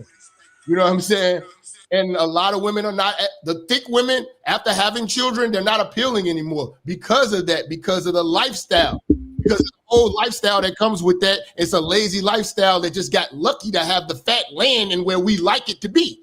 But after she gets to the point of certain ways, age or kids, she's no longer going to be thick. She's going to be shaped like a refrigerator, trying to tuck everything in and hide it with the big belly belt buckle and let that dress flare out and put on some heels and take that picture holding up her stomach like they always do on Facebook. You know what I'm saying? They do more to hide the fat than burn it. Go ahead. Thank you, Jap. Let's see. What do you say? I'm a fat woman, and I would say this. Is that, it is a fetish. Most guys do fetishize bigger women. And that's true, what you're saying. And I will admit that. So, yes, it is a fetish. And do you think you can find real love through that fetishizing? No. I'm going to ask Jap that too after I ask you. You don't think you can find real love? Yeah. No, I've been gave up on that. But see, here's the thing. Whoa. Now, I wasn't always a big girl. I was skinny. I had a few kids, and I got bigger. You know what I'm saying? As time went on, depression hits in, a lot of different things. Not because you're just shoving food down your throat. Sometimes the body don't want to cooperate. And I will say this: it does become a fetish, and that's why I don't even when it comes to dating, I'm like, okay, because even how men come off to bigger women is kind of on that sexual way. It's 100% a sexualized thing. Hey, yeah. Genesis, y'all remember Waiting to Exhale? Remember when Gregory Hines was across the street? Yeah. And a lot of our women think because, you know what I'm saying? See, I'm going to just keep it buck with you. Most black men are thirsty. And when you say thirsty, Minister, do you mean like lustful? Yes. I judge dudes by, like, if you a real player, you got game. I don't judge you by how many women you can get. I'm judging you by how many women you're able to turn down. Yes. Most dudes turn down nothing because they horn dogs. Even if she ugly, she got ass though is the mindset of most brothers. So she could be broke, she got ass though. She could be a felon, she got ass though. She got 10 kids, she got ass though. She could be violent, she got ass though. She could be on drugs, but she got ass though. These dudes are ass and booty driven. So when you dealing with a man of that mindset, with a perverted mindset like that, I can't get through to them and talk to them. You know what I'm saying? And you got to understand why he's there. You know what I mean? And a lot of women think that, because I know somebody like it, that don't mean nobody gonna wife it. Right. So would you can get dudes. I'm confident any woman in this room can get a dude, but it ain't the dude that you want. Damn. And here's another thing though. We're getting older now. You know what I'm saying? I know I'm old. I'm like close to my 50s. You're only in your 40s. The dating pool is a little bit different. Your range of women is different, right? So, but once you start getting older, things like hair gets gray, weight starts to be harder the perimenopause kicks in, gets harder to lose weight. So then what happens? Then what happens to your choice of women? Is it still that same thing, or is it just that people begin to have different preferences then? I have to really educate you on this. I'm sorry to tell y'all this, ladies. I want y'all listen up well. We age like wine. That's true. Ladies, y'all age like bread. Don't do that. Not bread, cheese. At least give us cheese. Give us cheese.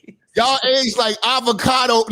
Y'all age Not avocados. y'all Cheese. age like guacamole with the lid off.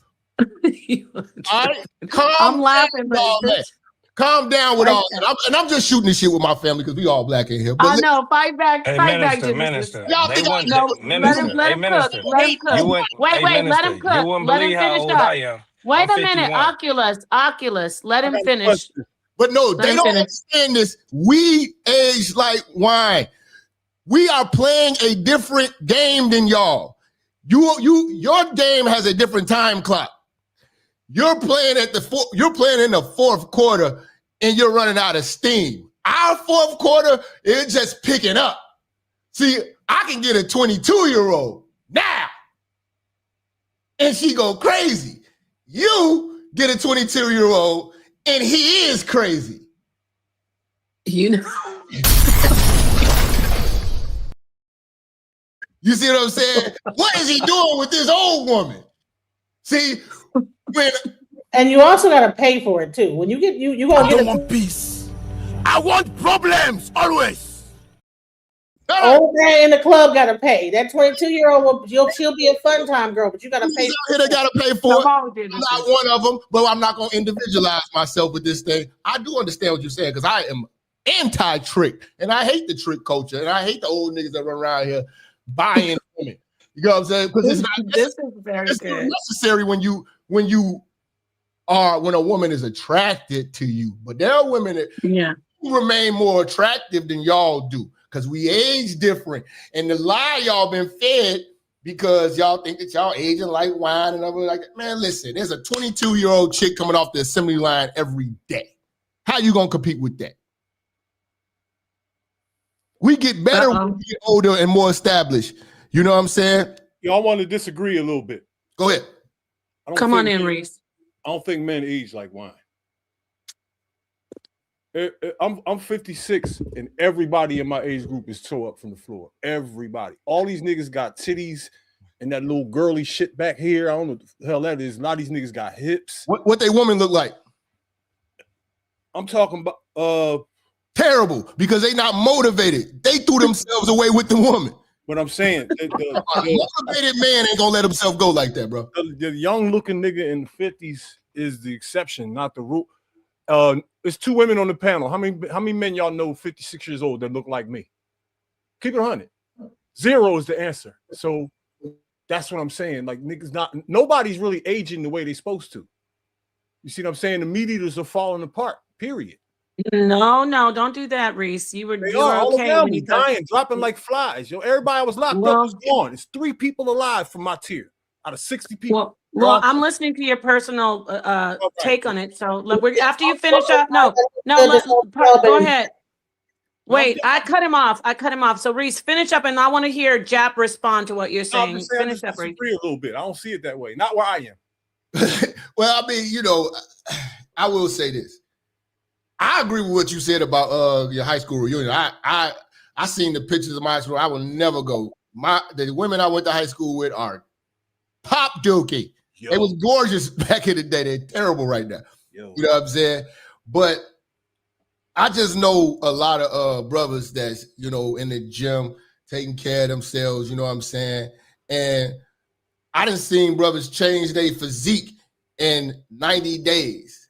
I done seen our women just continuously get wider and bigger. And I see a lot of dudes that be fit walking around with their woman still, and their woman ain't right. And they be trying to get their woman right. You know what I'm saying? And they get mad that the young chicks are looking at the zaddies, having some grays in our bigs still, but we still clean and sharp. We still getting them. But the women, not so much. You know what I'm saying? It's not a lot of, like I've seen a 60-something-year-old dude with a 27-year-old woman. I ain't seen no 60-something-year-old woman with no 27-year-old man. Not in the daytime. What's the guy named? The guy that did the show, his name escapes me. He did the football, then he did the talk show with the young 19-year-old, and he got caught up though. I want you to speak. I'm gonna hand the mic to Minister Jack. What was his name, y'all? He's famous. Everybody knows him. He was in trouble. He said he wanted to choke her. Sharp. Damn. Shannon Kevin, Sharp. what's his name? Shannon Sharp. Oh, Shannon. shit. Okay, talk on that then, because you said you're against the trick culture. Yes, you're absolutely right. These young girls are so thirsty for men with salt and pepper. Now, talk on that though. It wasn't necessarily his looks. I mean, he's kept his physique up and stuff like that. So, you know, he could still get a certain grade of woman. But with him, he had the mind and the spirit of a pervert. And, you know, because off inception, he went to go buy her breasts done and stuff get her breasts done and overly investing in this woman and trying to possess this woman. Some dudes utilize money as control and are weird. You know, some people are socially awkward. There's a lot of weird rich dudes, you know what I'm saying, who are not people, you know, and he's one of them. And, you know, he can't read the room or read the vibe. That woman was terrified of him. She wasn't attracted to him like that, but it was profitable for her to stay in the situation. You know, I'm not saying every situation with a man getting money and getting younger women is the ideal situation. Some tricks just are getting used, and a lot of tricks will utilize their trick logic to justify doing it, saying, "Oh, you're not paying her, but you're not paying her to stay. You're paying her to leave." Well, if you're paying her to leave, Shannon Sharp just paid this woman $20 million to leave because she sued him. Because again, you acting like a pervert. When I have a whole series on my show too about the perverts. So when you recording stuff and you overly doing all this extraness and all that, and you ain't player. Some people are players, some people are perverts. And that's just the difference. He was a pervert, and you know, I don't compare him with the players. He's like a lot of these old dudes I had these conversations with. They want to pull up on me and show me what they got going on, all these nasty videos in their little Android phone. That's what the old dudes do. You know what I'm saying? I'm a player. I'm not a pervert. Hey, please don't show me that, sir. You know what I'm saying? Damn. We could just talk game without you having to, you know, I believe you, fam. Oh, we went to Dominican Republic. We went to look at these bros. I don't want to, bruh. You act like you act like you never had a bad chick, and you're like, oh, you haven't. That's right. What capture every moment and act like a fool and a lunatic when you get one. So right. And a lot of women take the fact that, you know what I'm saying, you can control yourself. Them the women that desire certain men like that, you know? So, Minister Jap, thank you so much for bringing that up. I mean, see, he talks to the men, not just the women. I want to ask you, can you address the men who are delusional, who think, because you brought up the DR, you know, I know what's going on over there, been there, got family there. These men really think these women love them. They really do. Can you talk to them, especially the older ones? Can you speak on that? Like, does it matter? Some men will say, I don't care if they love me or not. They're treating me right. But and talk on that. That's just a different mindset. You know what I'm saying? Some men don't care about disrespect because they don't have any respect and they don't respect themselves. You know what I'm saying? Like, I tell dudes all the time, you paying for a woman's vagina, will she pay you for some dick? Then that means that you ain't worth nothing. Because what we pay for has value. So if you're paying, then you have no value in the situation because you're paying. You're paying for her time. You mean that means that your time is not valuable, hers is. You know what I mean?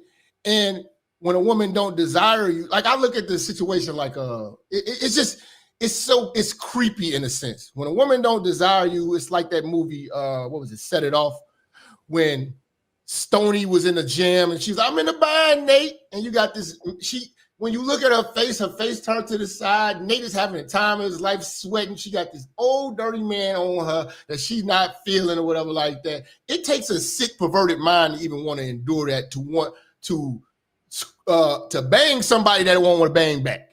I'm trying to keep it clean on your show because, you know, I talk crazy. I want to add to that. Go ahead.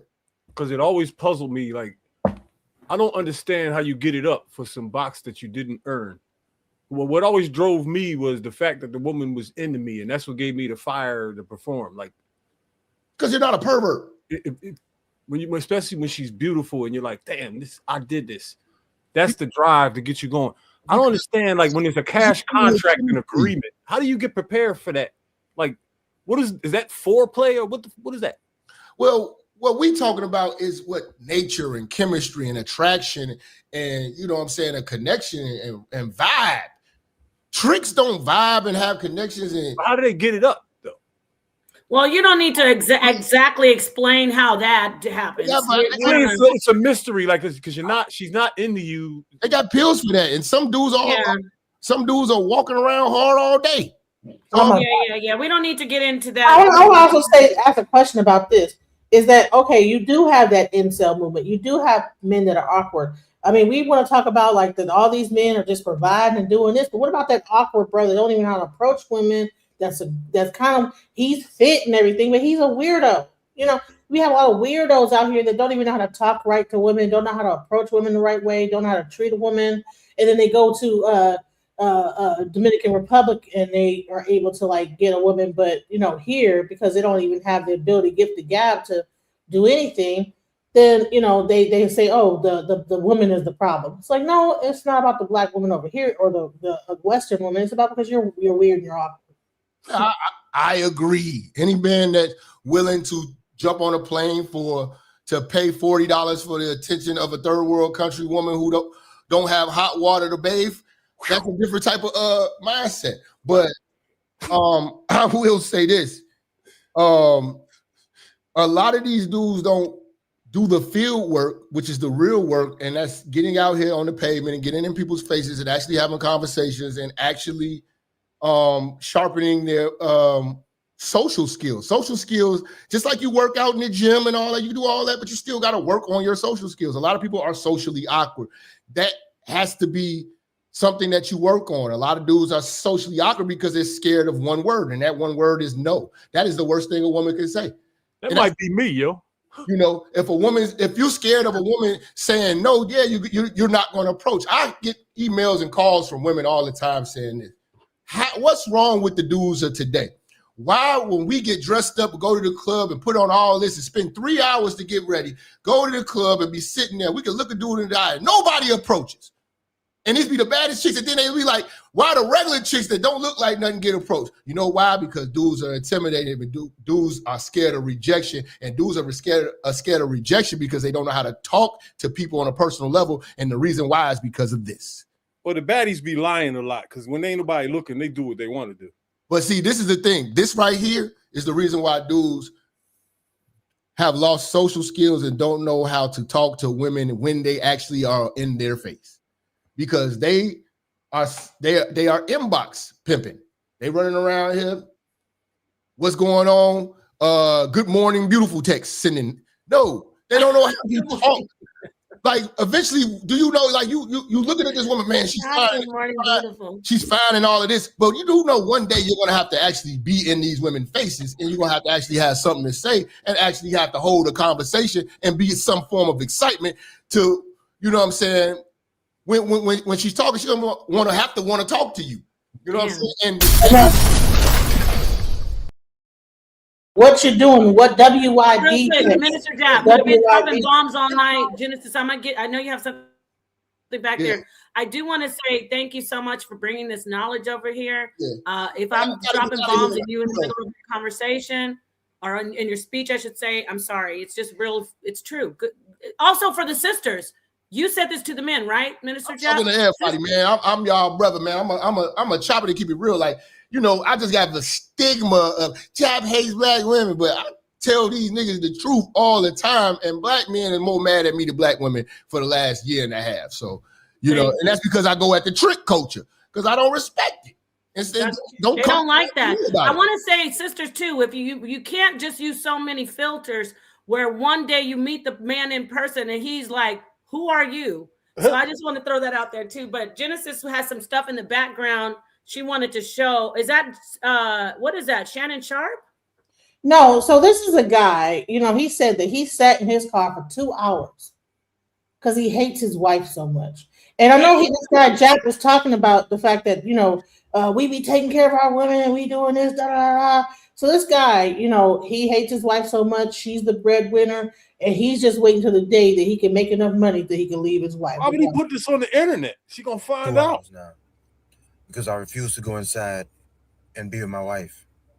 Like, I hate her that much. The only reason why I'm with her is because I'm broke and I don't have nowhere else to go. Like, I can't afford the rent on my own, and she makes more money than me. So, I mean, if I was to get a good job tomorrow, I'd be gone just like that. With a woman I really want. But I can't afford the woman I want, so I got to settle for her. Literally. Damn. If we're being honest, I think I'm doing her a favor. Because she got low pause self-esteem anyway, and she bad built. Pause So it, pause it, Genesis. So this guy doesn't think she might see him on social media? I don't know. It went viral. Okay. Hey, but what do you want to say about that? Hey, this is basically everything that women do in reverse. Because this is a rare situation. This is an exception to the rule. It's not the rule. But women do this, what he does, every day. This is just the one. That's why this went viral. If a woman put that video up right now, it wouldn't be special. The only reason why we watching it right now because this is a unique situation. Finally, a woman getting a dose of her own goddamn medicine.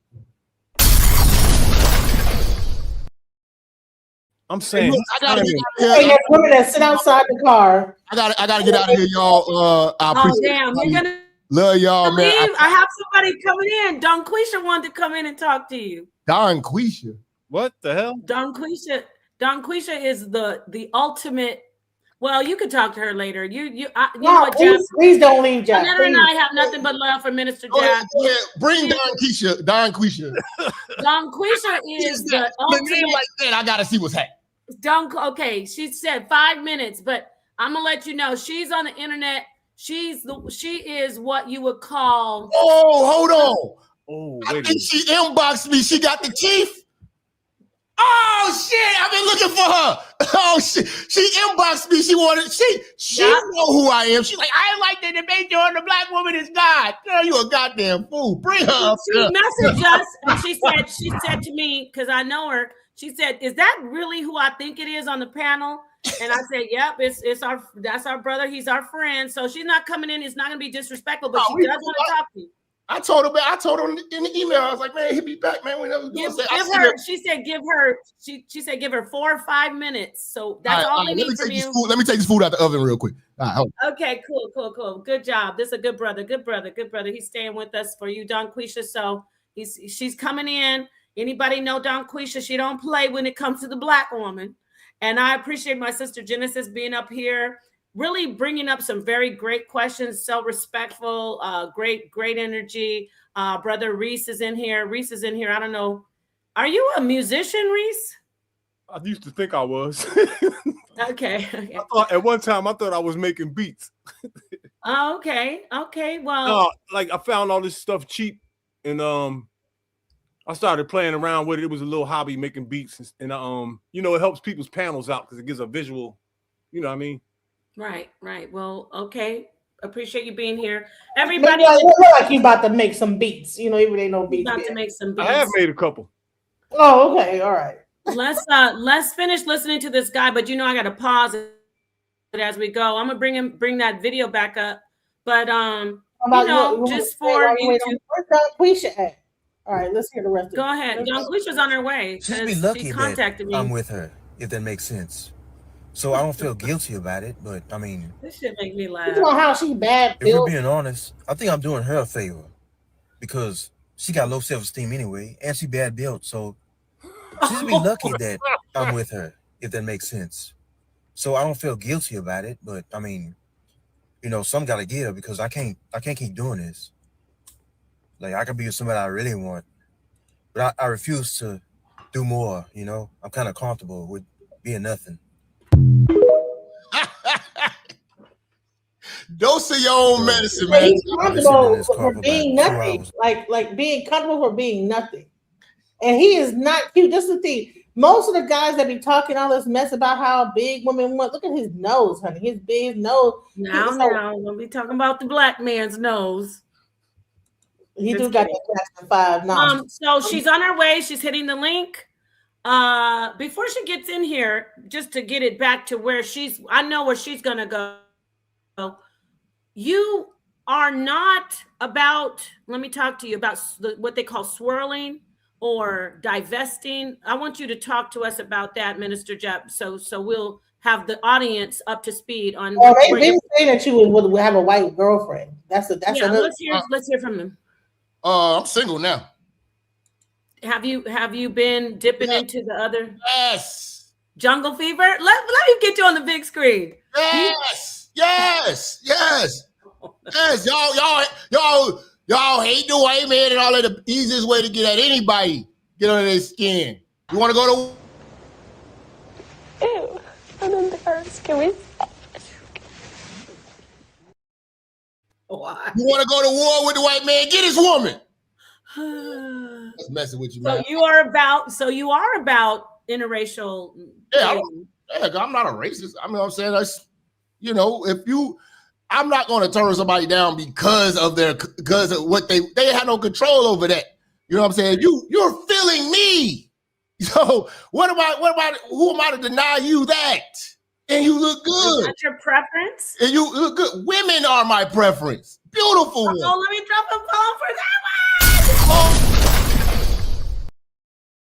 Yo, white chicks get excited in this Dr. Umar. Oh, listen, let me tell you something. All of Dr. Umar problems come from the black woman is perversion. It doesn't matter. Am I lying? It do matter. It does matter. Yeah, shit. All the women, everybody who put Dr. Umar on blast, be a black woman. You know what I'm saying? He over here, snow bunnies never, whatever like that. You know what I'm saying? Oh, and he want to talk about all the athletes and all that. This is no, don't talk about nothing. Talk about the strippers you be dealing with. Talk about all you taking advantage of and all that. These be black women going in, ruining your whole image. And I'm pretty mad about that because I was an avid supporter of Dr. Umar. I actually contributed. I went to his lectures when he come to Chicago at the DuSable Museum and stuff. That must have been a long time ago. You know what I'm saying? It was a while ago. I wrote him off after the strippers and all that, and then when I see him with Sukiana, every black woman ain't no queen. I think the straw that broke the camel's back was his actual daughter. You know, his daughter coming out. What do you think about that? I think his daughter is a product of being raised solely with his mother and what problems they had. But again, he's not a disciplined man when it comes to women. He loses his mind. He loses focus on what the mission was. I messed with Dr. Umar before the mission. The mission was to build a school for young black boys and have mentorship to make boys men. I was with that because a lot of these boys are mother raised and they don't have that male figure. The idea sold me. He lost sight of the mission because of his motivation being ejaculation. You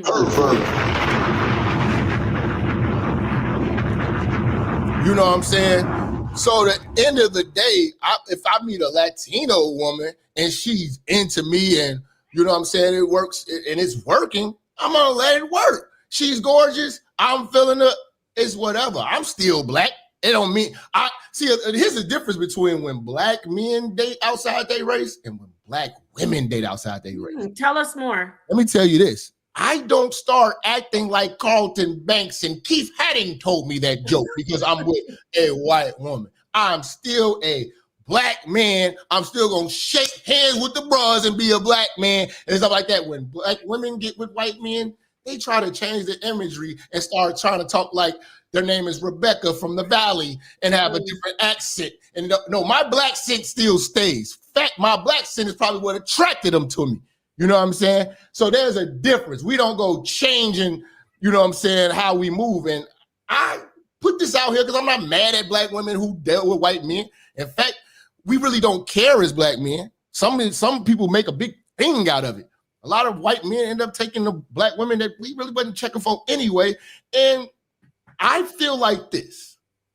A lot of black women are on their best behavior and put on their best performance as women and girls under the white man. Why is that? Why do they do that? Because they want to be white women. They want the respect and the admiralty of being a white woman. The closest thing they can do is be up under and be around white society and adopt and try to be like that. And when I say that, I had a whole series called The White Woman is God. What? Wait, what? You did? It's not what you think. It's not what you think it is. Tell us, what was it? when I say that the white woman is God, I say when you look at the most powerful voice on the planet right now is the complaints of the white woman. Karen is real. When Karen complains, things change. When you look at our women with the blonde hair, the red lipstick, and all of that stuff, they are trying to be as white as possible. You know what I'm saying? When you look at all of the surgeries and everything that's going on, our women are looking like bimbos right now because they worship the white woman, and the white woman is the standard of beauty. I know it doesn't sound right, but it's real because we have women to say, oh, I'm the black Barbie. I'm the black Marilyn Monroe. I'm Melanin Monroe. They say that type of stuff, which is you trying to be the black version of a white woman. I never said I am the... Okay, here we go. I'm the black Tom Cruise. You know what I'm saying? Everybody is Barbie too. You know what I'm saying? They want to be, subconsciously, they worship white women. So I say the white woman who is he talking about? One second, Dunquisha. Give him a minute, sis. You're gonna come in right after him. He's our guest. I'm gonna let you come in. So park your car, Minister Jeff. Sorry, go ahead.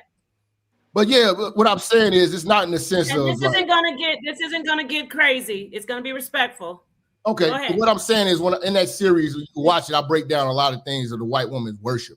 You know what I'm saying? I show videos of like in Africa when it was a white woman that came into like a restaurant and all these, I want to say Nigerians or whatever, they got on their knees and started bowing, and then and it was like when the queen died, they was crying, you know what I'm saying? Like, the Virgin Mary, that like, fam, subconsciously, our women want to be white women. That's why I call them the German Shepherd, because they defend every agenda that the white woman puts in place. Me Too would not exist if a white woman didn't say it so.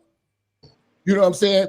That situation with Tarana Burke was her situation, and the white woman gave it fuel and gave it fire and let it go. And that's when it became something. It didn't become nothing until a white woman got behind it. And that's why I say in America right now, the biggest voice that we have and the biggest oppressor and oppression is the white woman. And the biggest challenge that we have as black men is our women being the German shepherds of white supremacy for the white woman's agenda. Her aligning herself with the LGBTQ community.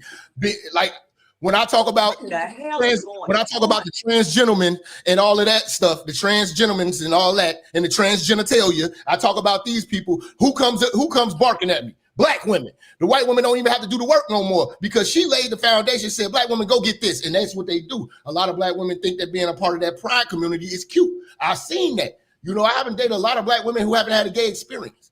That's kind of common now, because they adopted the white woman's ways. They want to do the whole girls going wild thing and stuff like that. But the thing with the white woman, she knows how to cut that off at a certain time in her life and start to say, okay, it's enough. Enough is enough. It's time to be a stay-at-home mom. It's time to bake cookies and take the kids to soccer practice. That's the difference. Our women don't know how to turn that off until they get in their 40s. They 45, now they want to settle down. White woman's already established. She cut off her hoeing after college. For a couple of years after college, she cut that off, got married, and now she's a lily white woman in a family. Yeah, she was a whore back in the days and all that. You know what I'm saying? At the frat parties, but now she's turned that off, and because again, she knows and she was raised that that's what you're supposed to be. You're supposed to be a wife. Our women are raised that don't even start getting serious till you're in your 30s. I don't want peace. I want problems always. What's going on? Let me say this. Thank you so much, Minister Jap, for being here. This is a smoke session. Minister Jap is standing on his square. He has a lot of people who tune in, listen to his teachings. We have Dunquisha, who has been. Dunquisha is a friend, and Minister Jap is a friend, but we want to hear you come in here respectfully. Dunquisha, I know you're going to be respectful, but I want you to give the brother some pushback in the way you want to. And he said you've been reaching out. You've been saying you've been wanting to debate him about the black woman being God, right, Dunquisha? I said the God of life. The black woman is not the creator. Anybody with sense know that. I said she is the God of life. And I could break that down later. But Yes, ma'am. I just want to just jump in and say, who in, can I say hell? Is hell okay on y'all Yes, you show? can say hell, just no Who F in words the and hell no is no just about calling to names, focus no on calling names. what you say? No name calling and no F words, and you good. Oh, I wouldn't. I won't even go there unless I somebody know. Go ahead. unless somebody want to bring that energy. Then I have to go Come on, in. come on Hey, in. let me just go ahead and break this down. I just got on the show and I'm just hearing stuff about the woman, and I don't know. I can't see. Can because my screen is small. Is it any women? Is it just you, Minister Jackman? Is it more women? Who's all on this show first? Huh? What do you mean? It's camped up. I cannot tell. Is it men and women? Like, is it? It's 3 women right now. I'm a woman here. My name is Genesis. Okay, Yeah. it's 3 Okay, we women. got 3 Well, women. I've been talking to 3 women and just you, Minister Jack. No, it's another brother. It's another brother. Okay, so it's 2 men and 3 women, right? That's what I'm dealing with. No. Okay. You just talked in Minister Jap about his talking points. He said you know who he is, that you've been following him. Yes, it is 2 I don't minutes. follow him. I would never follow him. No. Let me make this clear. So you don't know his talking points? Not really. I just seen him Okay. online doing a dog barking noise and dogging out black women. So I don't really know exactly what he's talking about, but let me just jump in. Now I'm online right now, and it's 3 women, and Minister Jack is talking as though he is like, I guess, the leader or the main speaker, and everybody is just receiving your teachings. And I'm just filling a room. And I don't know why. Yeah, he's y'all the would sit guest. there. He's the guest on the show. Well, I brought him in as the a guest. tonight too. I'm the guest tonight too. And for you all to sit and just let him spew out a lot of negativity about black women, it's not going to work out tonight. Because Okay, well, what would you like to address? Come on I would in, like John to Cleese. address to him, Go ahead and if address. it wasn't for the black woman, your Thank you. grandma and the whole all the matriarchs carrying you on your back most of your life, then your ass would then you wouldn't be here. That the black woman is the foundation in most cases of the black community. And because a lot of negative things happen to us, we ain't perfect, but we've been faithful. We've been resilient, and we are a wonderful group of people. And most of the time, you men want to go grab all the negativity and then bring it like that's common. All black women, and I know you didn't say all, but I want to just say most black women, most of us are decent mothers. We got the hood babies, but we are working. We're in businesses. We do amazing dealing with the fact that the black man has not worked hard enough to build us our own communities and towns.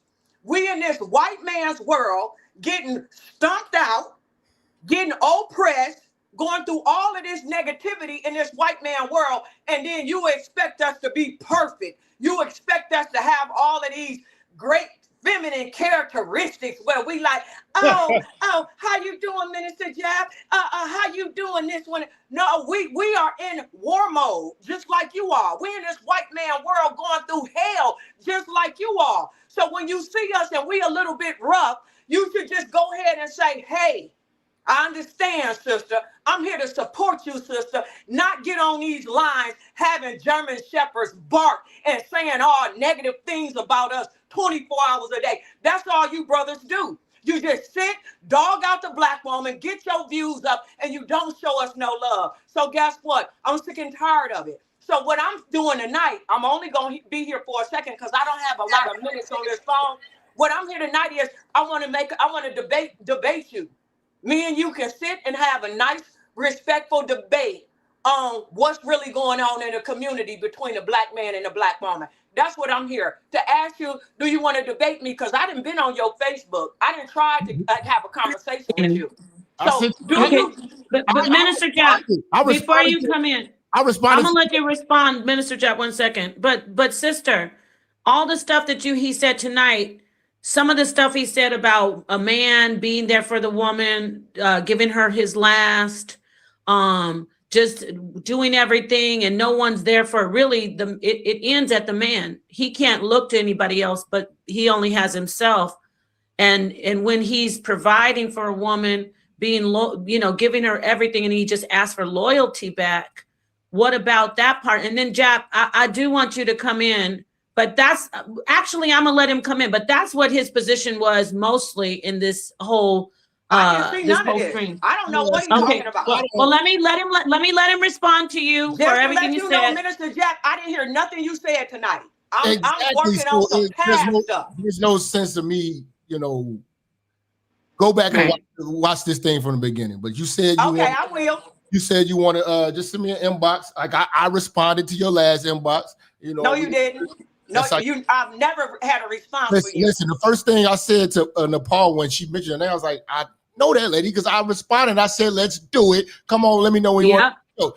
And actually, wait, real quick. Actually, he said when he was about to leave, he was already gave us more than enough time. He said he was only going to be here for an hour. I said, Dunquisha says she wants to come in. And he said, okay, I'll stick around for her. So it's definitely on and popping. But go ahead, Minister Jack. So, like most women, not all, but most, women get triggered by when they hear women being critiqued. Brothers were being critiqued as well. And I'm very hardcore on brothers, and they were getting critiqued as well. They didn't come up in here having an emotional roller coaster about me talking about the shortcomings of brothers, you know what I'm saying, being perverts and doing what they doing overseas and all this old craziness and stuff like that, and brothers having this fat girl fetish. I have been talking about brothers the same way I talk about y'all. The problem is that you're a woman, and I'm not tripping on that because I know the nature of y'all. You're going to react off of emotion. You didn't gather enough information to even make this type of tirade that you had. This is something that you just wanted to blurt out. And I get it for entertainment uses and all that. But if you want to have a discussion, just inbox me either on Facebook or Instagram. We put it together. I'll bring you on the show. And we will go. And for you to be saying that we emotional and we just blurting out stuff, that's disrespectful. And I'm letting you know that it's not going to work out with me. You're going to be respectful to me the whole way through. Oh, you know what's going to happen, man. You're going to have a smoke session. But I want to really get into the information. I'm going to try to stay with the information. And I'm going to inbox you. But watch out with this emotional stuff because you all are so emotional. You're supposed to be emotional. Hold on. Y'all so emotional. That's why the prisons are filled because you only show the emotion of anger and violence. That's an emotion. Quit saying we emotional. Y'all emotional. Look at how y'all perform in prison. Gang banging and killing and shooting up. You're full of anger. You're the emotional ones. You're out of control. You have no discipline. Mother raised males. Mother raised males with the black woman. Mother raised males. Oh, now you're talking about a mother again. Let me do this. Doing? Let me do this. I want to set it up, Jack. Daddy doing? Don't keep bringing up what the black woman is doing. Bring up what y'all tails are doing. That is the product of her being a single mother. Y'all the product of being abandoned daddies that is abandoning everybody. That's a myth. That's a myth. It ain't no myth. You are abandoned for a pretty booty, for some booty and titties. You will abandon anybody. You abandon your mama for some sex. Hey, if you want to be real, a lot of black men have been giving y'all black women grace, even their own mothers of today. A lot of black men have been giving a lot of black women grace, but not have. If you really talk to a lot of brothers have been raised by really shitty mothers. And no daddy, right? When y'all say, oh, these black men y'all must have mommy issues. That ain't the black man's fault. That's like he's the victim. Having the mommy issues, the mommy is the issue. No, he's abandoned by a black man, and that's the issue. Say this, I really would like to set something up between the two of you. Jap, you bring her on, promote it, let her get it in on your channel. You do it on your show. I think you do a good job of refereeing. So yeah, I'm definitely ready to moderate. Both of you, Dunquisha. No, you hold on, Dunquisha. Don't do that, please, sweetheart. Please, because both of you are my friends. So I agree. I appreciate that you said that I will moderate fairly. We will definitely be able to do that. It's not about at the end of the day, nobody's going to get bashed. It's about the information. And the brother has what I say, hundreds of thousands of people following you. You know, 60 right now. You know, they be shadow banning me, man. Yeah, no, but I'm not just talking about on YouTube. There's people who know Donquisha. When Donquisha comes across a male who she's very, very pro woman, very pro black woman. So she only looks at the best. And so you come across Minister Jap and you want to address him so we could get that going. I again, like I said, we're going on 2 hours and 20 minutes. Oh man. I don't want yeah. I didn't know that one. I want to bring you back, Jap, with Donquisha. And Donquisha, you get in touch with Jap. You go over there. Y'all, you know, he'll bring you on. He's a decent brother. So I just want to have him close out and let you close out, Donquisha. And even if Jap, you can stay. We want you as long as we can have you. But if you have to leave, Donquisha, you could still, you know, stay on, and I gotta go too. I gotta set up the debate. Yeah, I just want to say, man, thanks to Paul. Shout out to Sarnetta. You know what I'm saying? Yeah, thank you. You know, every time y'all call, I make sure to try to. I want to ask both of them a question because Donquisha, before you guys, it was a big thing. Yeah, but wait, why are y'all cutting him off? It's weird. Like, no, I don't. I want to before he gives his. Yeah, but he's just talking, and it's not like he's just gonna push a button and go. Anyway, but let him say what he needs to say, and then you can come in. Y'all go ahead. Follow me on Minister Jap Network on YouTube. Follow me on Instagram. You know, I'm posting all the time, man. We got live shows. I'm on Rumble as well. You know what I'm saying? And y'all gonna be seeing me around, man. But I definitely appreciate y'all having me. Shout out to everybody on the panel, man. Blessings to y'all. I'll catch y'all next time, man. Much love. Yeah, thank you, Jap. Now, I think Genesis. I was going to ask him a question. I wanted him to. Well, he's still listening. Go ahead. His audience is still present. What did you want to say? And Donquisha, don't go anywhere. I want to talk to you. Go ahead, Genesis. Before you got here, it was a whole thing about women being obese and the fact that men don't want no obese women and this, that, the other, and I was like, yeah, there is a fetish going on about these because I'm a big woman, I showed my picture, I ain't got I'm a big woman, okay, and hey, I don't have a hard time getting in, so but the thing is, he just saying, well, the reason why that the men want you is only because of a fetish and not because of anything substance or anything like that can happen. Yeah, I do own my own house and this, that, the other. But he's like, oh no, when a woman owns her own house, no, they're out of the picture and now because and all this other stuff. So I'm just know what you're talking about. What do you talk about? So as a woman, what are your thoughts about this? My thoughts is a man needs a woman. He's the one that's in need. We can maintain ourselves in a sisterhood with our children, with the village. He needs sex all day long. He's a horny hornet, all right? And so therefore, when it don't matter if you're a little overweight, if you're skinny, tall, he needs you to be complete. So he's the one that's in need. It ain't about your body. It ain't about whether you got a house. He is just in need to be complete as a man, to have a woman in his life. He's at a deficit, just spiritually, internally. He's at a deficit.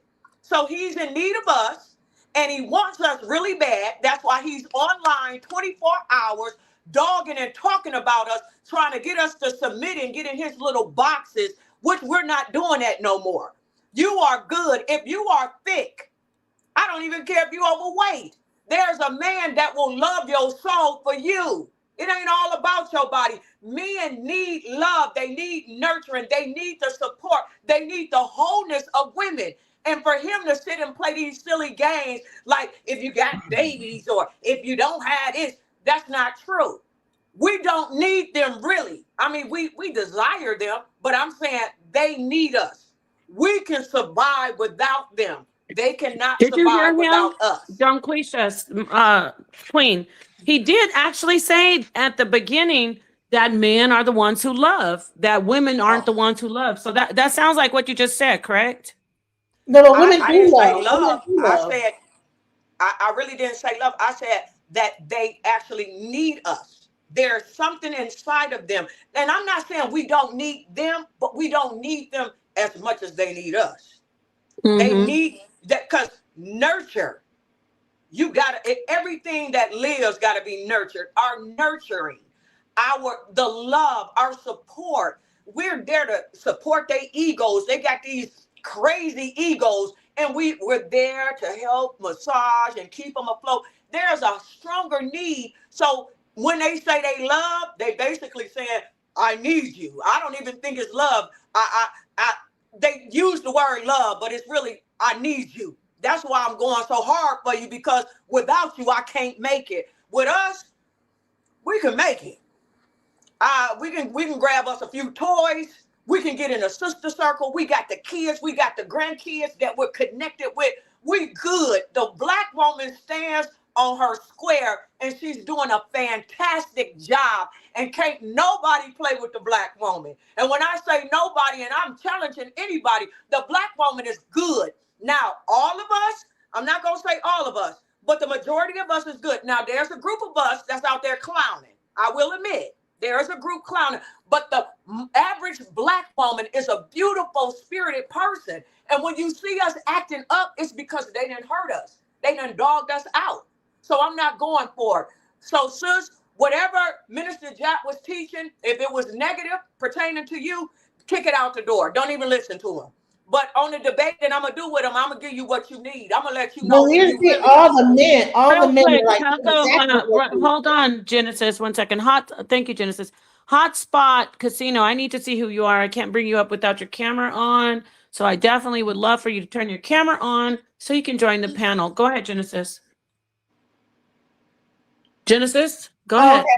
So it was a bunch of dudes up here, and they're like, yeah, that's exactly what we're saying. We this, that, the other, and these women out here and blah blah blah. They need to, and it really got into a lot about looks and appearances. And I'm like, well, what happens when you get older? What do these looks and appearances go out the way then? Because then you get into, well, we age like wine and women age like bread. You know, they're lying. Well, I will say this though, Genesis. It is. I agree with that about women and looks. I'm not saying about weight and age. You take care of yourself and you look the best way you can. That's the point. Like when he was saying, don't let yourself go. I 100%. That's how I was raised. And I think my generation from the women that you're you're around a little bit younger, but you're in my age range. You got to take care of yourself. You can't just let yourself go. So I think we all agree on that, right? Or no? We all agree on that.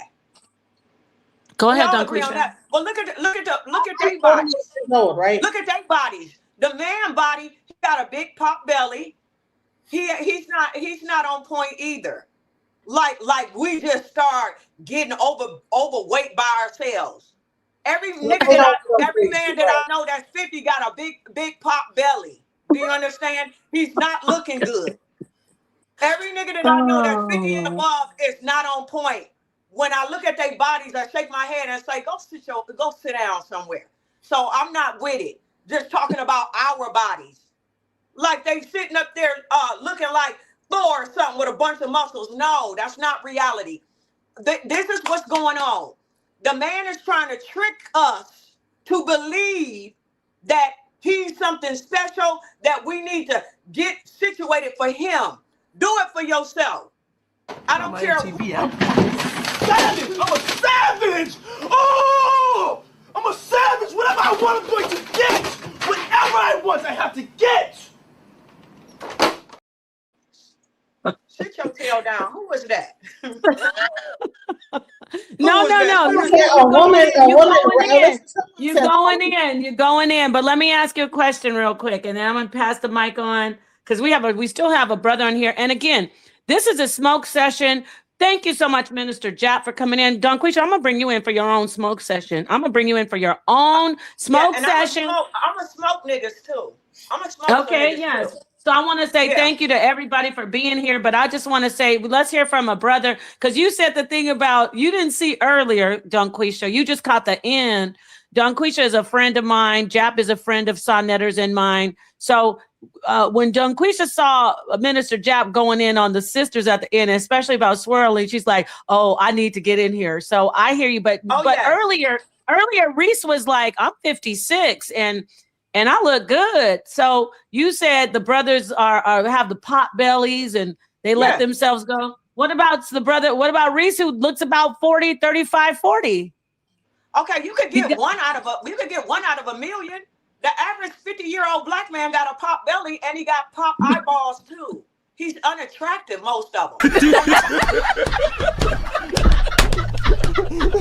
Shout the season, man. And let the black man play mind games with us. No, you're gonna learn that it's a balance. You're gonna learn the balance. You're not gonna sit talking like you a master teacher, teaching a bunch of wise black women, and we gonna sit and let you be the master teacher. If anything, I'm the damn master teacher, not you. You're not about to teach the divine feminine. You ain't about to teach the matriarch. You gonna teach some dudes. You gonna get a rites of passage program for little boys. You ain't about to sit here and teach me, and I'm gonna sit and listen to you when I didn't aid you. I didn't care.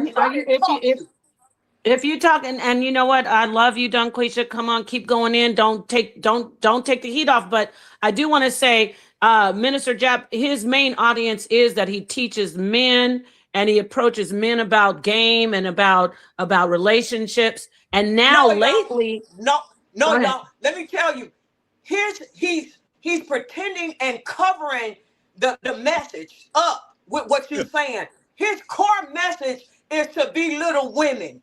That's what I've seen him online several times, but I only give him a couple minutes. I don't stay long because I don't like it. I never really let his message saturate me, right? But I've heard him, and the core of his message, he's bitter and he's angry with women. And it's a negative message for us. I don't care how he tries to cover it. He's pretending. He is angry with women, and he gonna get that work. Now, there's a brother online. Do you want to say something to Queasy? I see a brother that may want to get some. What's going on? Come on in, Reese. What you want to say to Queasy? Come on. You want to say something to Queasy? I beat up on the brothers earlier because that's what the topic we were on at the time. But something's going on with everyone in my age group. Everyone in my age group is dropping like flies, and I don't think my group is going to be the group to reach 75 and 80 and all that. I can't say. Don't put that on me. There's no facts on it yet because I'm going to hit 90, Lord willing. I mean, I want to too, but I'm telling you something, man. Both my kids' moms died when they were 47. They weren't like what they die of though. But what did they die of? Mom was breast cancer, and the other one had a brain aneurysm and just dropped dead.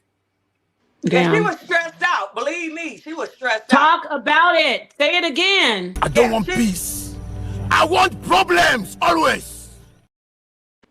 Yeah, the stress is causing the black woman to have aneurysms. That's true. Do you know and strokes and strokes. Not just black women, black men as well. But go ahead. Okay, go ahead. You know, more the weight is on us. Sister Queen Nepal. More weight is on the woman. Not only do we have to take care of ourselves, right? We got to take care of the men in a way that they don't even know that we doing. That's just what we do as women. We taking care of them in a certain way. They don't know what's keeping them afloat is us, right? They can't see it. We making sure everything is good for them. Everything is good for the kid. Everything is good for us. And it's too much weight on the black woman. So we dropping because we're stressed. Now, this is what I wanted to say. Wait, Dunquisha. You know what? That's exactly what Minister Jap said about men earlier. He said, everything is on us. We got to make sure the wife is good. Isn't that interesting that he said exactly that same thing earlier? But I just wanted to put that out. Word for word. Word for word. Go ahead. Everything is on the man. He said it. Yeah. Okay, I want to know what is me and his debate topic gonna be, because we're gonna talk about that backstage. We'll talk about that after the show, but keep teaching though, because I like not just focusing on Minister Jab. He's not, in his defense, there's a lot of brothers out here with this rhetoric. I mean, there's a vibe on us. My phone. I know that's why I need you to get your. Damn. Well, we got to bring you in tomorrow, but. Oh, shoot. Did we lose her already? She froze. I love Dunquisha. Dunquisha, talk about this. Black love. What's going wrong? Why is there a war between the black man and black woman? Talk on that. I'll answer when she's done too. And then we bring Genesis in too. Damn, she's frozen. Is she stuck? She's stuck on it. Damn. Well, let's let you come in until she can get her device fixed. Hopefully she's not run out of time. She said she only had about 90 minutes on her burner phone. Donquisha's an OG. Okay? Don't play. Go ahead, Reese, and then we'll let Genesis get in here. What would you like to add until we get her back? All I have is a theory as to why things are the way they are. I think human beings aren't sophisticated enough to reject the things that they're supposed to reject, because all the information we get comes in through our eyes and our ears. And ever since I've been born, most of it has come through devices. You know what I'm saying? So it seems like whatever they're putting on devices, the handlers are pushing culture, because we do what we see and hear. You see what I'm saying? And I'm old, so I watched the way this stuff was put out. I watched the way it changed from one thing to another. And it's easy to understand, because if you look at the old shows, even you use the black shows or the white shows, it was always a family structure, right? And then all the single mom shit came along, and then the music changed. Then here comes Destiny Child and Toni Braxton. And then there's songs about hoes. When I was probably before I was a teenager, I didn't hear any men using the word bitch. That's the fact. I'm not making that up. I'm talking about zero, unless they were really, really mad at somebody and they would say it one time. It wasn't like they were just randomly using it as the word to refer to women, period. So you think women made up the word bitch? No. I'm saying men weren't using it the way they are now. But who made it up though? I can't really pinpoint a song or a show where it began, but it was an era thing. It just all of a sudden, the young guys started calling the women bitches, and it came from the music. The music came first, and then came the division in real life, and then all the name calling. And here today, we have a full-scale war going on the apps. And if you look around you, there's no pregnant young people anywhere in America. They're listening and they're afraid to reproduce. There ain't no pregnant young people nowhere. So let me ask you, Reese, are you saying that women have lost their value with themselves? Is that what you're saying? I think a little bit has happened as a result of all this shit that's been shoved down their throats, man. We've been duped into behaving like this. It's not nature. Men and women love each other, man. I remember when we used to walk around with the same T-shirts and shit on. Yep, that's the old days. Remember for $1, we sit in each other's laps and take a picture, and it was like, yeah. Remember we used to go and yeah, of course. And women and men used to like to take pictures together. Go to what was it called? It was like the portrait studios were a big thing. You're a little older than me. But I do remember when we used to like go, oh, I want to take my boyfriend. We're going to take a portrait together. We got to take pictures together. And then they there wasn't social media back then, though. Yeah, it was music park and dress the same and have the same outfit at the music park. That's what he was just saying. The same t-shirt. Hold hands. We don't even hold hands. When the last time you've seen a couple holding hands? It happens a little bit. The younger kids. I hold hands every time with Sonetta, but high school kids are doing it a little bit. Yeah, it's nice to do that kind of stuff. We don't, you know what it is? I would say Black people are the leaders of all trend setting. So I would say that it's not just us anymore with the relationship. It's like relationships are done for We're across swagger the board. jackers, though. We are swagger jackers, though. Can we also say this one thing quick? I want to talk about this whole potato head thing. Thank you, everybody. Wait, I want to say thank you, Jap. Thank you, Donquisha, both of them. I think Donquisha's phone, she has to reload her card. But go ahead, Genesis. I'm gonna still be here, but I'm gonna let you have the mic, and I'm gonna come back. So I'm saying just run it for a minute. Thank you. Yeah, I just want to talk about this whole Miss Potato Head thing. He's saying that women, when they have their weave in their head and this, that, the other, and they're Miss Potato Head. But here's the thing: is that okay? How many black men want to see now that the norm is like the long-haired, pretty, fake hair thing, want to see a woman with her natural hair? They'll say that, but then when women are natural, you'll see like less. I don't see that many men with natural women either. There's not that many natural women out here to pick from. So you're saying that the men can't and say, "Hey, look, don't put that weave on. I want to go out with you today with your natural hair," and the woman won't comply with that. Is that what you're saying? Yeah, ain't no woman going for that. I got daughters. They ain't going for that. I begged them. I shed tears in front of them. Really? Yeah. I listen. Watch this. But colorism was at an all-time high when I was a teenager, right? And a young man. So when it came time for me to have kids, I didn't want my kids to be teased in high school because I ain't like how black people was moving with the nappy hair and making fun of each other and all this fuck shit that was going on, all this self-hatred shit. So I only made it with mixed women and women that were drop dead gorgeous and had beautiful hair. So in case I had a kid with them, at least the kid wouldn't be tortured and ran through the ringer, right? Mm-hmm. So my daughters were born with, and they had long, beautiful hair before they were 10 years old.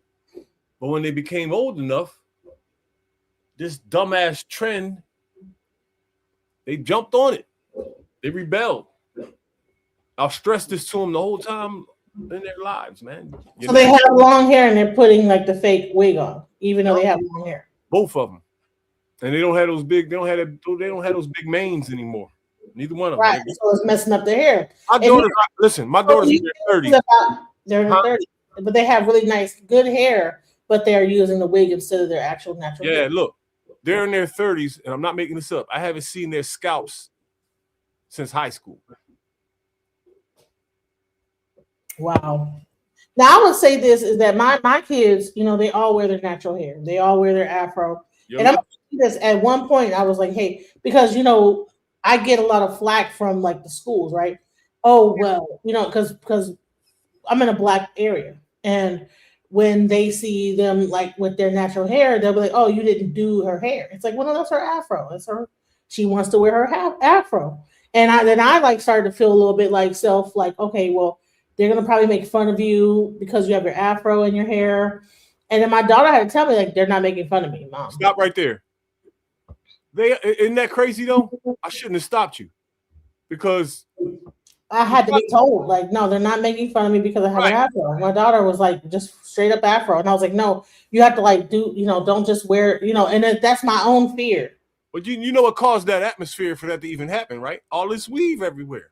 When somebody sees you with your natural hair, they think it ain't done because they used to seeing weave and bullshit. It's crazy, man. I'm gonna tell you what, my whole in my 20s and 30s, I've always had my natural hair. I've always worn my natural hair, but when I started to go corporate, I wore wigs. And let me tell you something about the wigs. The wigs will cause premature balding. It'll cause your hair to bald at the top because that friction is called friction alopecia. Yo, listen. And I think that I think these things are really meant to like actually make women look more like people look uglier. I got a cosmetology degree, right? So I know all those skin conditions and scalp conditions and all that, right? I worked in a unisex salon and I've seen the chicks come in and get this stuff done. I've seen their scalps, right? Some of it is like medical. You know what I'm saying? Like it's a medical situation going on. It's that bad, man. And I don't understand that psychology. That why would you do that to yourself? That glue on the front when they do that, they ruins the whole front of their hair. I'm thinking, if you got a choice between people making fun of you or your health being at risk, I'm going to take people making fun of you. So do you think if more black men, even at the younger age, would say, hey, I don't like women with a weave, because everybody's saying we don't like the weave. We don't like the eyelashes because the eyelashes get ridiculous at times. Like, eyelashes, 3 and 4 rows. Because whenever we do things, black people, we will take it to the maximum. It's like, we ain't going to just do one eyelash. We're going to have like 15 layers of eyelashes to the point we can't even open our eyes. Yo, man. And it gets ridiculous with it. It's like, bro, what are we doing? I hate that's happening, man. I hate that. And then all your eyelashes come out. So it's almost like it just makes your natural beauty ugly to where that's probably where now when they take those eyelashes off, like even Christian Rock, she done put those eyelashes on so much she don't have no eyelashes no more. That glue is all toxic. All the stuff come from China. And even me, I'm like, I don't buy like stuff from China. When it comes to like actual things for my face and this, that, the other, I'm like, no, I'm not gonna put that on my face because I don't know whether they might be putting something in there trying to make us more uglier. Make our something crazy. They did that to this old woman around here, right? Like her daughters are in their 30s and shit, right? So when she died, she ain't never had none of this bullshit. But when she died, they put a bunch of weave and big lashes on. When she was in it's not funny because she's dead, but yo, man, come on, you can't just do what the fuck you want to do and think ain't nobody gonna say nothing about it. You know what I'm saying? It's crazy how they put these long lashes on her, man. And she was like 80 years old. Oh my God. A weave and everything. And oh man. Did they like put the baby hairs going down and scoop them back? Like no, so I mean that would have been the crazy. No, that would have like that whole split down the middle weave with the baby hairs in the front. That's another thing. This baby hair thing from the 80s, like we need to cut that out. It's ridiculous. And so I would say this, and all this stuff is really started by the drag queen movement, because drag queens were the one who brought forth the lace front wig. Weren't they getting the surgery first too? Yeah, they were going and getting the butt injections, all that stuff. Yeah, they were getting that silicone put into the behind, pumping it up. And a lot of like the drag queens were the ones that actually were getting all the strippers and pumping their booties up and stuff like that to make that. That's why Cardi B and Nicki Minaj and all these people, even Black China, had to go and get the silicone removed from their behinds because they went to these drag queens to get that put into their body. You know, all of them did that. Huh? All of them had it removed. I don't think they all did. I think Cardi B still has it because this is how you know that they got the silicone put in by a person that was a black market is because the silicone moves from the back to the side, and you'll see that kind of side weird shape that happens. Like the hips are too high. Yeah, the hips will go like it looks like a. They're too high. They're not the triangle. They don't make the triangle like a natural woman's hips do. Yeah, a natural woman's hips don't go out like that. It's like the ant movie, like an ant. You know, you know how ants' bodies are, and so they have the ant life body, the ant life. You know, and so what'll happen is that silicone it travels from the backside to the side, especially when you're sitting down and doing this and doing that. And so they had that like really strange. Summer Walker has that shape, and it's really weird, you know. And you know, even Summer Walker like changed her nose and all the stuff. Her nose, but nothing was wrong with her nose. And so I think that a lot of times that we people were doing this, and because we're like looking at like this stripper, because strippers became the norm of beauty out of nowhere. I remember like when strippers were something like not to be beheld, but now strippers are the norm. And now you have regular people trying to look like strippers. Strippers aren't the norm. They are the norm. Listen, if you think about this, booty shots and all that stuff, that's from the stripper world. Another thing, DJ. Who's inside? Excuse me. Who's inside out? Who is that? Who's inside out? Okay, go ahead, Reese, and then I'm going to bring this other brother in, and then we're going to close it out. Hotspot Casinos coming in. Thank you for turning your camera. Go ahead, Reese. The outfits have gotten smaller over the years, and stripper gear is seen in the daytime now and in regular clubs and stuff. What is with the stripper gear? I got to give y'all some pushback. What's with the whole stripper gear? Like, where are you guys located? Reese, where are you located? I'm in Philly, in Camden. Philly, you're in Philly. Genesis is in Texas from Detroit, but she's in Texas. I'm in like the Southwest, Arizona, California. You know, Nevada area. It's like even if you go to Florida, like that, everybody's been wearing shorts and, you know, like small tops.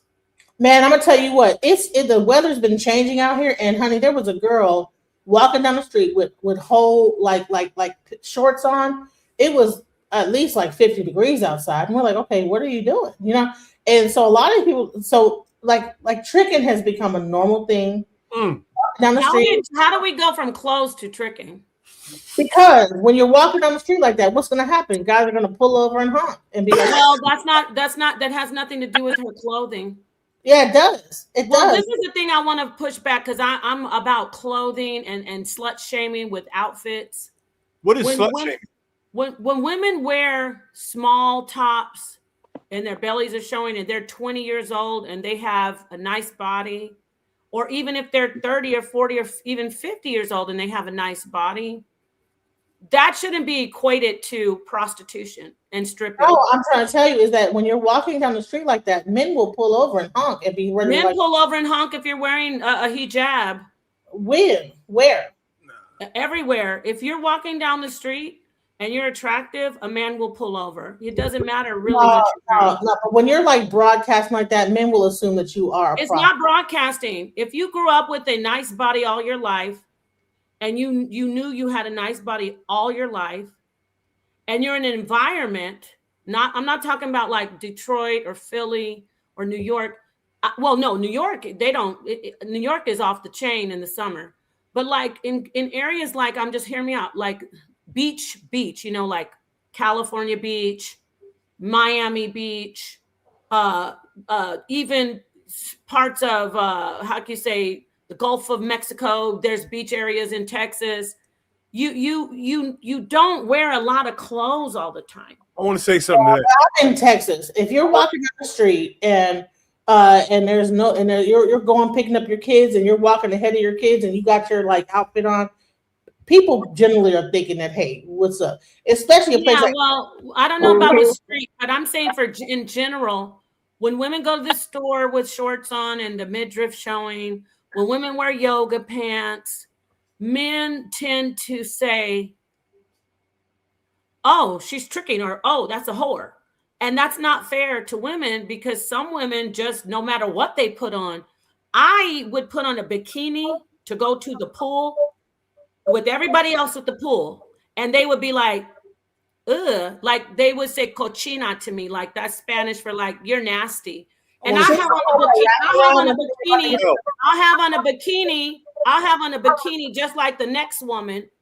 But because my bikini, my body looked crazy, like they made it like she must be a slut because her body is nice. So it doesn't, we always hear about, oh, because she had on shorts. But really, I'm going to say this for the sisters who know what I'm talking about.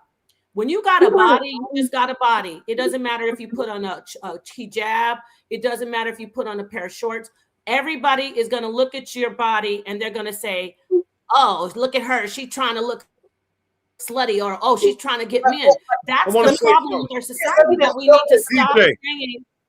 We need to stop talking about women equating their sexual activity with what they're wearing. We need to stop. We need to stop because, as you said, I wasn't always fat. Okay, there was a time. No, I didn't say anything about you. I'm not talking about you. I'm gonna make an anecdotal.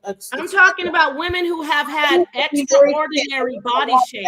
Listen, I used to walk everywhere, and I wasn't even weird. But let me tell you something. There's something about walking, especially when you're walking down the street, and if you got something.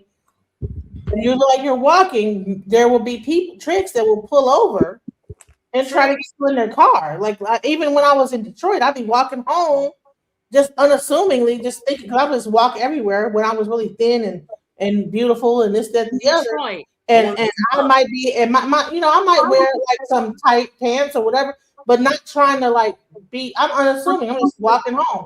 And there is the culture that this is like a thing, walking and like having tight pants, tight clothes on, that is associated with. Unfortunately, it is. You're right. It's associated with it and it shouldn't be. And you said Detroit. I mean, I don't know what's going on there, but I can imagine. I love everybody I know I like from Detroit. So I love the people from Detroit. But my point is, it shouldn't be associated. You're right. It shouldn't be associated. It shouldn't be. When you see a woman with tight jeans on, when you see a woman with a crop top on, and she's walking, it shouldn't be right in your mind, oh, she's a hoe. But because of our society, because of what we pushed, That's what's going on. We got little girls. I'm talking about 15-year-olds. That's what I'm saying, little girls. We got little girls walking around with their booties out, crop tops, and a lot of them are virgins. But what the mind, even not just, we don't just have men doing it, we have women doing it. Oh, she's a hoe. Oh, she's trying to she's trying to pick up a trick. We got to stop doing that. I want to go on to the brother Hotspot. He's been waiting, and then I'm going to go to Inside Out. What would you like to add, Hotspot? Black men and black women aren't at fault for what's going on in the community for the most part. The very first thing that we have to look at is what racism has done to our people over time. That's the very first thing. Also, men and women are not the prize. It's the child. But the problem with the black community is we don't have the communities to build a future within that child as we bring I like that. Going. The child is the prize. Yes. And so when we think of a child and we're bringing a child into the world, a lot of us don't think about the future and the potential of that child. And that's where we miss the buck. So when I hear people talking about, oh, a woman doesn't need a man doesn't need a woman. No, that's not true. We need each other. That's just idiocracy. And a lot of the men that say that are usually the ones who follow Kevin Samuels and have listened to Patrice O'Neal's talking points. And I love Patrice O'Neal, but some things he wasn't always right. It's okay, because he didn't really look deep into the situation, what was wrong with black folks. And it starts at a very young age in this country, in the United States. Wow. Thank you so much for that. I'd love that you added that. I'm going to start using that. The child is the prize, and I love everything you said. I'm going to move on to the brother Inside Out, and then Genesis, you can get back in here. I love that there's no echo chamber here tonight. This is all about Minister Japp's rhetoric. Thank you so much once again to his audience for staying with us. This is kind of post show, but definitely we need to have these conversations. Go ahead, Inside Out, and then Genesis, you can come back in, and then I think we're going to close it down. All right, peace. So Nepal, I want to address something you said that I agree with. I'm from South Florida, and you are right. Like, when women wear certain clothes in that area, like it's the norm.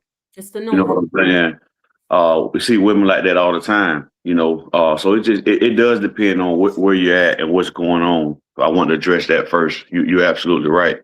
Thank you. And the next thing they was talking about, like women wearing, the fake eyelashes and the extensions and all of this stuff. Well, I'm a barber by trade, and I just want to let y'all know that men are doing the same thing. So we ain't gonna just put that on the sisters that they're enhancing themselves. Men wear hair pieces, right?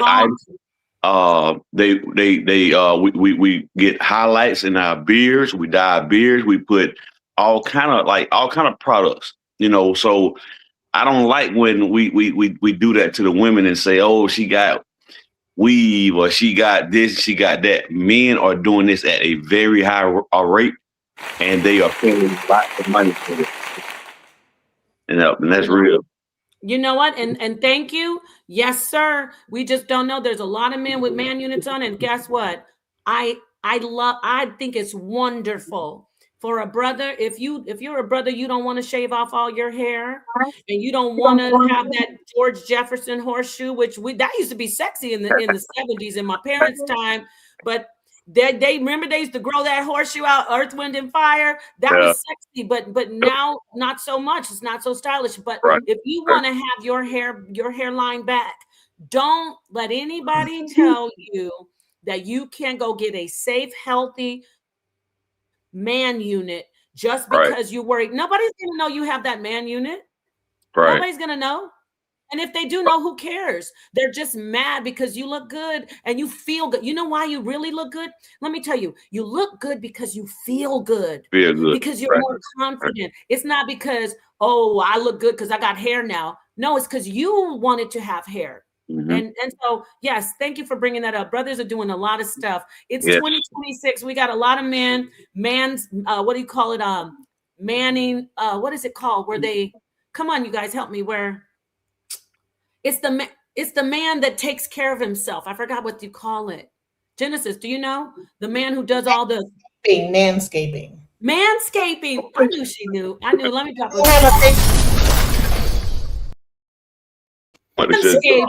a mewing, where like they do this gua sha thing. And oh, I love mewing. I mew all the time. This is mewing. Get that jawbone. Anyway, go ahead. Let me close out Genesis. And hold on, I want to say this real quick because and this Turn is your camera on. You're gorgeous. Genesis is gorgeous. You know what? We already know there's different body types. Brothers are different. Some brothers, Jap has his rhetoric about women. There's men who won't even look your way. If you are under 125, 140 pounds, he won't even look your way. In the park, can I say something? I got a homie. This is no lie. He has a scale in his crib. And if you do not crack 250, you're getting your walking papers. See? Uh-oh, let me drop a bomb for this brother right here. He told the truth. Understand that he himself was about $145 at 6 feet tall. But okay. But you know what? Health-wise, you're right. Health-wise, sisters, thank you to the brother who came in. We appreciated your input. You got to take care of yourself, brothers and sisters. We don't want to have stroke. We don't want to have diabetes. We don't want to have a heart attack. We want to take care of ourselves. Shout out, rest in power to my brother, Kevin Samuels. Kevin was in shape, healthy. My friend Esoteric, one of my best friends, passed away. He was beautiful, MMA fighter. He retired. He was in shape, working out every day, dropped down, lost it. He just transitioned from a heart attack. And you know what it is, black man, black woman? Stress.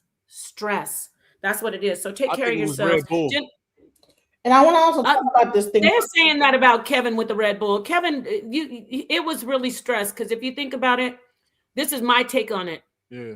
This man. Viagra. No. He took that thing too. What? No, y'all stop. Y'all are listening to social media. I love you guys. It was because of the stress. You've seen the people. They smoked the cigar all their life till 90s. My grandma ate pork all her life. She's 100. It is, at the end of the day, it is how your mind is affecting you. Yes, you shouldn't eat the wrong thing or drink the wrong thing. You can have a heart attack. But for Kevin, I really think it was because of stress, social media. Kevin was a very sensitive brother, not sensitive like soft, but sensitive like really empathic. And even though he said, well, things didn't bother him, he really cared about people a lot. And the more social media, we got to do something about social media and talk about the psychology. I look back on my old stuff from 2020, 2019, 2021. I was a different person. Social media trolling and abuse will make you sick mentally and physically. And you aren't content creators. Genesis knows what I'm talking about. Yeah. I think you are coming up, Reese, but the more popular you get, the more attacks you get. It becomes so evil. I had to cut the comments off the other day. I was like, yeah. I'm an athlete. So I like stuff like that. Golly. Even in the comments today, people were saying, "Oh, Genesis, she had a lot to say because when she's obese and her arms are huge and this, that, the other." I'm like, okay, it's interesting that a lot. See, and here's the thing: it could be anybody sitting behind his keyboard saying terrible things to you, And let me just go into this Ozempic, right? So what people will do is, if they can't lose weight, they'll get Ozempic. Ozempic has very terrible side effects. Yeah. And here's the thing: I had a guy tell me, like, get off don't be, because I was actually doing the Ozempic, but then I found another thing. It starts with B. Damn, what's the damn name? Crap. But it's scroll back, Magi. We had him on for like 2.5 hours. Go ahead, sis. It's an herb you can take, right? Berberine, right? That does the same thing as Ozempic does, but it's not as many side effects. Versus you taking Ozempic. We don't promote that, though. That's her personal stuff. No medical misinformation. Go ahead. It's not medical misinformation, but I'm just saying is that, like, a lot of times, like, okay, people will take the Ozempic, right? And then like they begin to, like, for me, my problem is not overeating. My problem is just like weight. You know what I'm saying? Just in general. I'm 48 years old. I'm going through perimenopause. I'm going through a lot of different things. I've had kids. I've like been pregnant several times and all this other stuff. You know what I'm saying? So there's a lot going on here with my body, you know. So it's not so everybody that gains weight, and I'll just put my picture up here. Everyone that is not is a bigger person is not gaining weight because they are this person is just gobbling down food. I only eat once a day. You know what I'm saying? So, you know, things happen. When you get older, it's harder to lose weight. When you have babies, it gets harder and harder. So things happen. You got a But then car? you'll have people that'll get on these panels and say really mean things to you. And it's like, damn. And yeah, the social media aspect of it all is easy to like to down a person about, okay, well, you're not the ideal weight of a person. Men don't want you. This, that, the other. And then you have all this pressure, right? To feel like you need to quickly do something, and you end up on Ozempic or getting gastric bypass and all these things. Okay, do you know that majority of people that get gastric bypass, they lose their hair in the first year? They lose all their hair first. Shit. Well, I can imagine that that's because they're not getting the right nutrients Well, no, and it's you the know shock food. of the no, it's the shock of the surgery. You are rerouting Mm. your entire intestinal thing. So they go through loss of hair. On top of that, like they cannot pass out, all type of different stuff. And people are doing Well, this stuff as a quick way because like the pressure of trying to be this perfect image of whatever society wants you to be. So it's like you want to talk about obesity, but then you want to like do these like shotgun sort things to like hurry up and try to slim down. And that's where you get a lot of skin. Your skin ends up you lose a lot of weight really quickly, and you have the skin that like droops down and all type of things like that. Now you got to like get a surgery to fix that. So it's like we need to be very careful about how we and be responsible about how we make people feel about the fact that they might be overweight, because it might make a person just do a certain thing to rush to a solution that could impact them and hurt their health. You want to talk But about health? what about people actually though taking responsibility, like on the screen when it says walking helps? Like, what if people actually just get up Let me and tell you what I did. what? Let me tell you what happened to me. I began to Well, DoorDash, Instacart. Like what I yeah, did. but I wasn't finished. Let me say, wait. I'm not talking about DoorDash, but I'm not talking about you personally anyway. Just give an example of Yeah, versus but before you do, walking, I mean walking on a consistent, not in stopping intervals, like you walk, you know, about 80 steps or 100 steps, and then you sit down. I mean, like walking consistently for a mile to 2 miles every day would significantly help your health, not just your weight, right? Your health would be great, your cardiovascular system. But Now I'll hand it over to you. also, that person that might be overweight is also suffering from depression. There's like a whole thing that happens here when a person spirals down into being overweight. So So I would say to me, because it's about dopamine, right? Dopamine release, all these different things. And if they don't like actually take the time out to say, okay, well, I know that when I walk, there's a dopamine release. They don't understand that okay, if you're feeling depressed or sad, that you know what, if you go out and walk, then you'll have a dopamine like trigger that'll make you feel better or whatever. So some people get depressed, they'll get depressed, you know, and that's the thing. With social media and like doom scrolling online, you can go through a depression. And so we can't pretend like that this doesn't exist. Let's go. Yeah, let Reese respond to you. So we're adults, right? So I'm not going to talk to anybody up here like they're a child. It doesn't matter what's going on social media or what people think. If you're grown, you can fight all of that in your mind.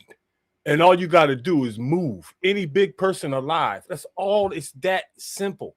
And I understand that there's a snowball effect, right? You're lazy, right? You start gaining weight. Now you're heavier. Now you're even more lazier than you were. Now you get a little bit more weight. And now it's harder. It even gets harder to move around. So if you don't stop that sooner or later, it's going to zenith. You see what I'm saying?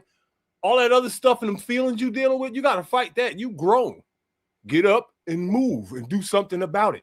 It's easy to say that's going to help you. No pill or none of that going to do, or no YouTubers or nothing. Easy to say that until you have been there. You can say that you're thin. You're not. When you get up, your legs don't hurt. Your back don't hurt. Listen, I know about discipline, right? Discipline. Listen, discipline does not work when you're in pain. So here's the thing, right? A person that has been stagnant, like have stagnant energy, right? They have to be able to mentally get over the fact that, you know what, I have been sitting around depressed for this amount of time. I'm not going to get up. And when I get up, my legs are going to hurt. When I walk, after that, I'm going to be in pain. And everybody does not have the mental fortitude to really deal with that. So I'm just saying is that, like, a lot of time when people are in this mode, it's built on, like, there might be some kind of depressive thing that might have happened. So we can't always think that people just shoving food. It's not that. There's other things that happen to make a person get to the point where they are obesity, like in that level. There's mental, there's medical, there's a lot of different things. There's no excuses, man. At one point, you saw yourself getting bigger. You saw yourself getting bigger at one point, and you didn't stop it. And that's why it kept happening. That's everybody alive, yo. And some people I'll give a pass because they were fat kids, and that's all they know. So that's one thing. I think we got Moses in here. Thank you. And I do want to say, my heart goes out to the people who are struggling with obesity and trying, because there are a lot of people. I am trying, and so people. No, I'm not talking about you, my love. Hey, Genesis, this isn't a personal thing about you. Yeah, I understand that what you're dealing with. I know you personally, but I'm talking about people in general. If you're struggling and you're having issues with your weight, my heart goes out to you.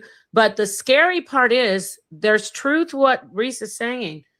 It's not about you being lazy even. It's not about that. It's that you got to make a choice. If you don't move, you're going to get bigger, and it might get worse than you getting bigger. You might have to be hospitalized or something worse. So you're going to have to fight through the hump and get in there and just push through the pain. And this isn't me. I watch so much. I'm on social media. I see so many beautiful stories. It doesn't matter, Black, white, Asian, of women who are obese. It's not just Black women and men who are obese, but mostly women post it. And when I see these women, oh my gosh, I'm getting emotional. When I see them fight through that obesity, I mean, they weigh way more than you, Genesis. I'm talking 400, and I see them, they show their journey. I love to see them fight through it. And I know it was hard for them. So it is possible, because you only have one other option, and that's to get bigger and get sicker. There's only one other option. Hold on a second. Well, Reese, let's let Reese go, and then Genesis, I'm gonna let Moses get in here. Go ahead. This is how crazy the world is, right? We've been normalized so much to be big that the sister called me skinny. Think about that for a second. I'm not mad at it at all. She called me skinny. I'm almost 200 pounds. And I literally look like every statue on earth. And somehow I'm skinny in 2025. Right. You don't look skinny to me, though. That's how everybody is programmed. Everybody's so big that now I'm considered skinny. 40 years ago, I wouldn't have been. I can't get mad at what she said because, it's not about me. Anybody up here this size, she probably would have said the same thing. That's just the way people think now. You know what I'm saying? And that's crazy, man. We've normalized this stuff. And I told y'all earlier on the stream, everybody is dropping around me, man. It's not funny. Well, be happy that you're not dropping. You gotta knock on wood with that one, brother. Because let me tell you, everybody's dropping. It's not just around you. You just got to remember, listen, life is fragile. 1 minute you're here, 1 minute you're not. Don't rejoice. Curry, Sinful to P, Kevin Samuels. I can name 20 other YouTubers that didn't make it to 55. They weren't crackheads. They're just people. Can I ask a question? Sucks. Before. Can I go ahead and ask the question if it's going to be quick, because I got to let Moses in. Yeah, what do you want to it's going to be quick. Go ahead. We when it comes to weight, we need to ask the question why, because there's a plethora of reasons besides that. So the main reason is why. That's the question we need to get to. Right. People forget that whenever you are going through a stressful situation, what happens is, what does your body do? It goes through fight or flight. And what happens at that moment when it goes through fight or flight? It Cortisol. cortisol, right? Your cortisol is for your stress. Yeah. Okay? I'm gonna give you my example. Okay, so I lost a child. Okay, I had a baby. I like gained about 100 pounds in that pregnancy. Yeah, I gained 100 pounds, and the baby was born at term. I had COVID. I mean, You forgot preeclampsia. Yeah, preeclampsia. I almost died in the hospital. Everything and I was trying to get out the hospital while they were trying to say no, you're about to die. And I was like, no, I'm good. And I'm trying to get up and leave the hospital. Like, no, ma'am, sit down, whatever.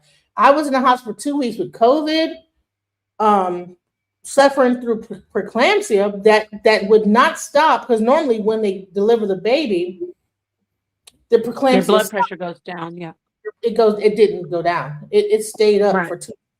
When I left that hospital, my legs didn't have any muscles in them. Like, have you ever seen a person that's been sitting in a hospital bed for 2 weeks? Their muscles leave their legs, so it's just bones, right? So my top was heavy, and I just had bones. So I can't. You ain't gonna work. What, you gonna work out? Where was the blockage? So, huh? Where was the blockage? And you need some. And you need some. There was no blockage. You need some moderators in your chat, because I really don't like these people in my chat, and I don't want to cut the stream off from you. But there's a lot of disrespectful people on your chat. Yeah, that's you're gonna have to delete them. Nightbot, please, try to delete those people. Bad chat. Delete the bad people. Yeah, they're saying stuff about you, and it's ugly. But go ahead and finish up so I can get to Moses. I want to really drive this home, because a lot of men, when they have a baby with a woman, right, they don't understand the stress the body goes through and what can really happen in that time. And most women really gain the majority of their weight after pregnancy. And here's the thing, is that there's a depression that kicks in, because even the way that we deliver babies is unnatural. How they do is, like, I had a C-section. They actually tied my tubes. They asked me during my C-section, after I was under, to tie my tubes. They had been asking me the whole time. I said no. They waited until I was actually under anesthesia to ask me one last time, when they were actually putting me through pain, because they didn't give me enough anesthesia, to say, okay, one last time. So you sure you don't want to get a? And I was like, yeah, go ahead. Finally, you know what? Go ahead.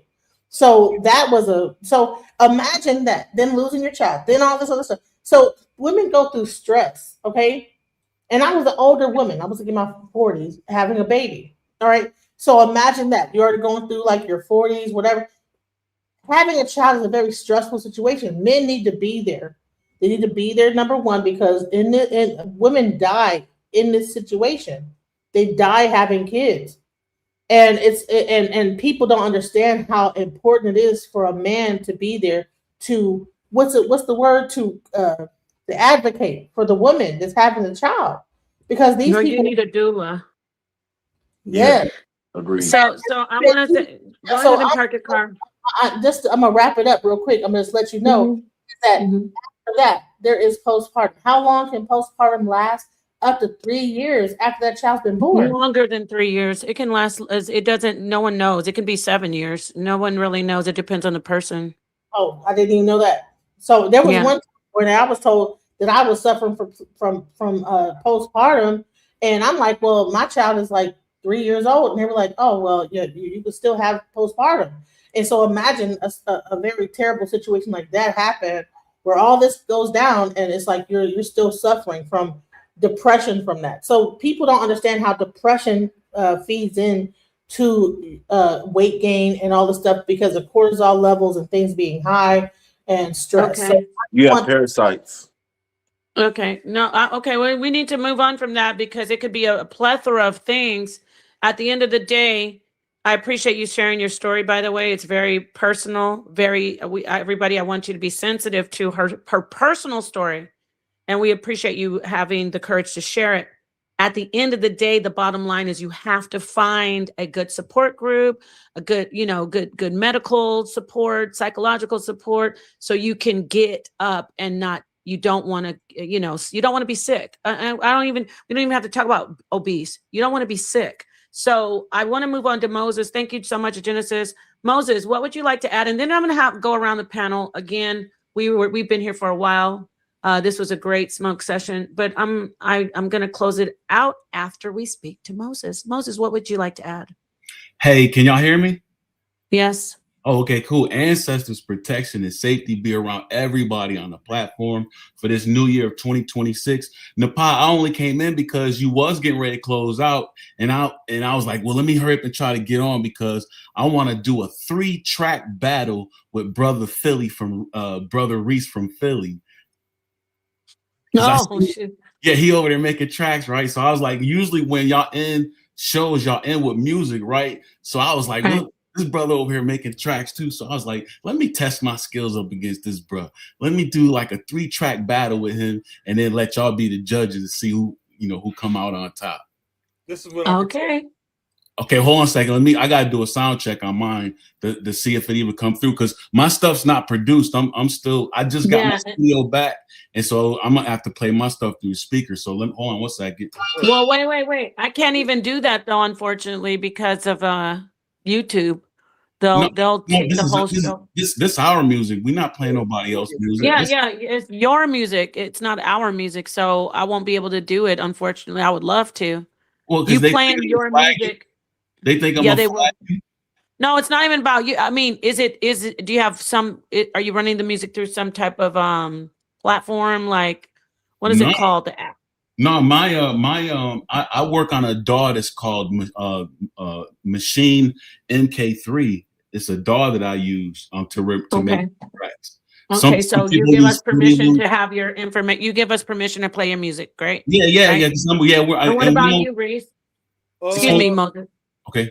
Hold on, let me think for a minute. I got a couple beats on my channel. Go to. Hey, I can do beats too now. What we want? But not on your channel. I don't want anything that's gonna get flagged. No, I think Reese. I don't have any of that. All right, then play a couple things on the club. Not anything long, y'all. I'm not. I was thinking maybe 30 seconds on each track. Yeah, go ahead. Okay, go ahead. How about just one-on-one, not like back and forth? I want him to go first because I want to see how it sounds on my end. All right, let's do that. Let's go ahead and get it going because we are closing out. This has been a great show. I'm glad everybody could be here, and I love this one right here. My MTV out. I'm a savage! Oh! I'm a savage! Whatever I want, I'm going to get! Whatever I want, I have to get! I love that. That is hilarious to me. Okay, because I know that you all are savages in a good way, not savages like the white man says. I'm talking about savages. I made a Caitlin Clark beat, so I put it in. Go ahead, play it. Let's go. Let's go. Hey, hold on a second. You got to set up your clock, Nepal, for what are we doing? 30 seconds or a minute? My studio, my audio is not going through. It's not going to play on here, so I put it in the back chat. It's on my channel. On your channel. All right, never mind. We're not gonna be. I don't know about that one. I can't do that. Yeah, because of me, because I know Sonetter very well. He will be like, "What's wrong with you?" And then he'll go off. But go ahead and let's hear Moses, and then you come back, Reese, and you'll do my screen. Hold up. All right, everybody, hit the like button as we wait. Shout out to the family. I'm gonna do a sound test. How does that sound on y'all side? It's okay. Is it too loud? Is it distorted? No, it's kind of, a lot of trouble. But Reese, if this is music from your channel, I can't even share it. I'm not even going to try it. All right. All right. So I'm going to do 30 seconds of mine then. This is track one for me. All right. Y'all hear that? Y'all hear that? Yeah.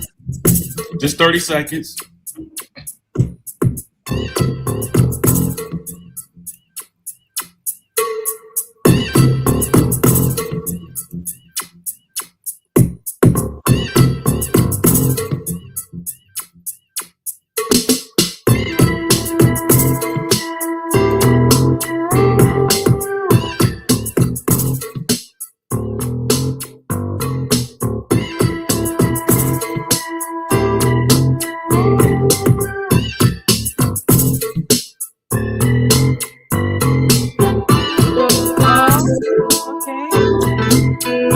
Okay, that was 30 seconds, right? You know what that reminds me of? Yamaha. Sorry. You That shit got hard. me I like that. hanging on strings now. I'm That shit not your plaything. Oh, You you know, Sounds like a scene from something in a Tubi movie. that sound like That you is okay. more like the 80s. That's the 80s, bro. You All would that right, sound y'all. like Thank you. she said it sound like loose ends. All right, all right. Yeah, it sounded like loose ends to me. Oh, All right, Sounds like a that was Tubi I am, good. movie. yo, I'm 56, man, so maybe I am dated. I'm sorry. Who was that? Was that you, Reese, or I thought that was Moses? Sound like you just beginning, but it's cool. Oh, No, check it out. Listen, Moses, do yeah. a song for the HOK so we can play it. All right, that's all you got to do, Moses. I want you to go ahead and close out, and I'm going to go around the panel and say thank you to everybody. Moses, what's your last word on this whole build about Minister Jab and Don Quisha? What Genesis we talked about with Reese and Genesis and the brother Hotspot coming in about the weight and the appearance? Just give us your whole take on your last word.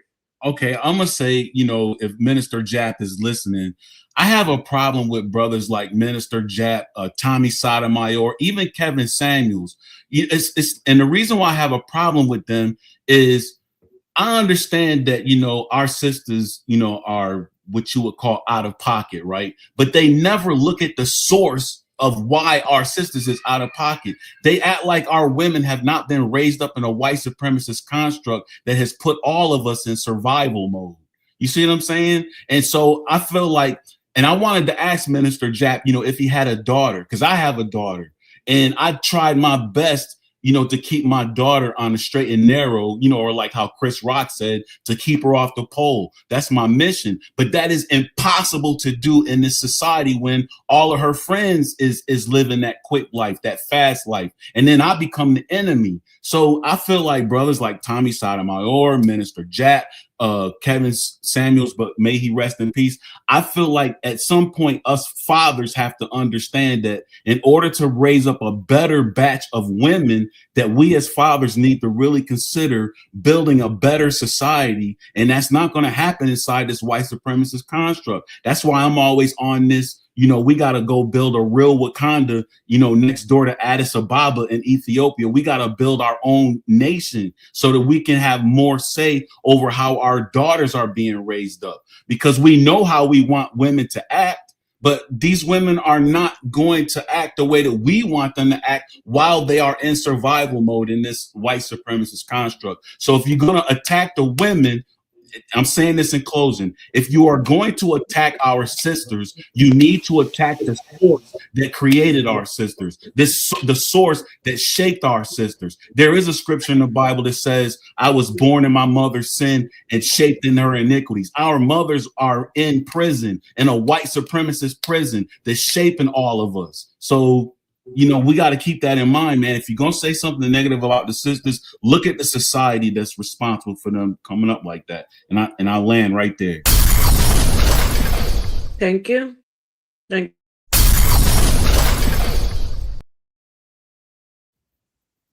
you. Okay, thank you so much, Moses. Come back and do your presentation. Get that HOK song done, please. Peace and love to you. And Peace, moving on. Yes, thank you. Moving on to the brother Hotspot. What's your final words on what you listened to today overall? I feel like the brother said, to piggyback off of what he said, it's the white folks who created all this, and there's just no other culprit behind it. All we are is just basically the Frankenstein monster from what Dr. Frankenstein created. Now the thing is, here's how deep and cold that the rabbit hole goes. Y'all remember Ghislaine Maxwell, or whatever her name is? It's Ghislaine Maxwell, yes. Did you know that her father is the CEO of McGraw-Hill? I know I read those books growing up in school, right? So when you talk about the mindset growing up from yay high all the way into adulthood, we're taught how to think by these people. And so they're the ones who have authorized the type of way that we think and how we act to this very day. And not only that, but they finance it. Because when you look back, you got to follow the money. And that's exactly where it's the root cause of all of our issues between black men and black women. And you want me to tell you the reason why? Because they do not want us to control the resources of Africa, which are allocated around the world by hook and by crook. Thank you.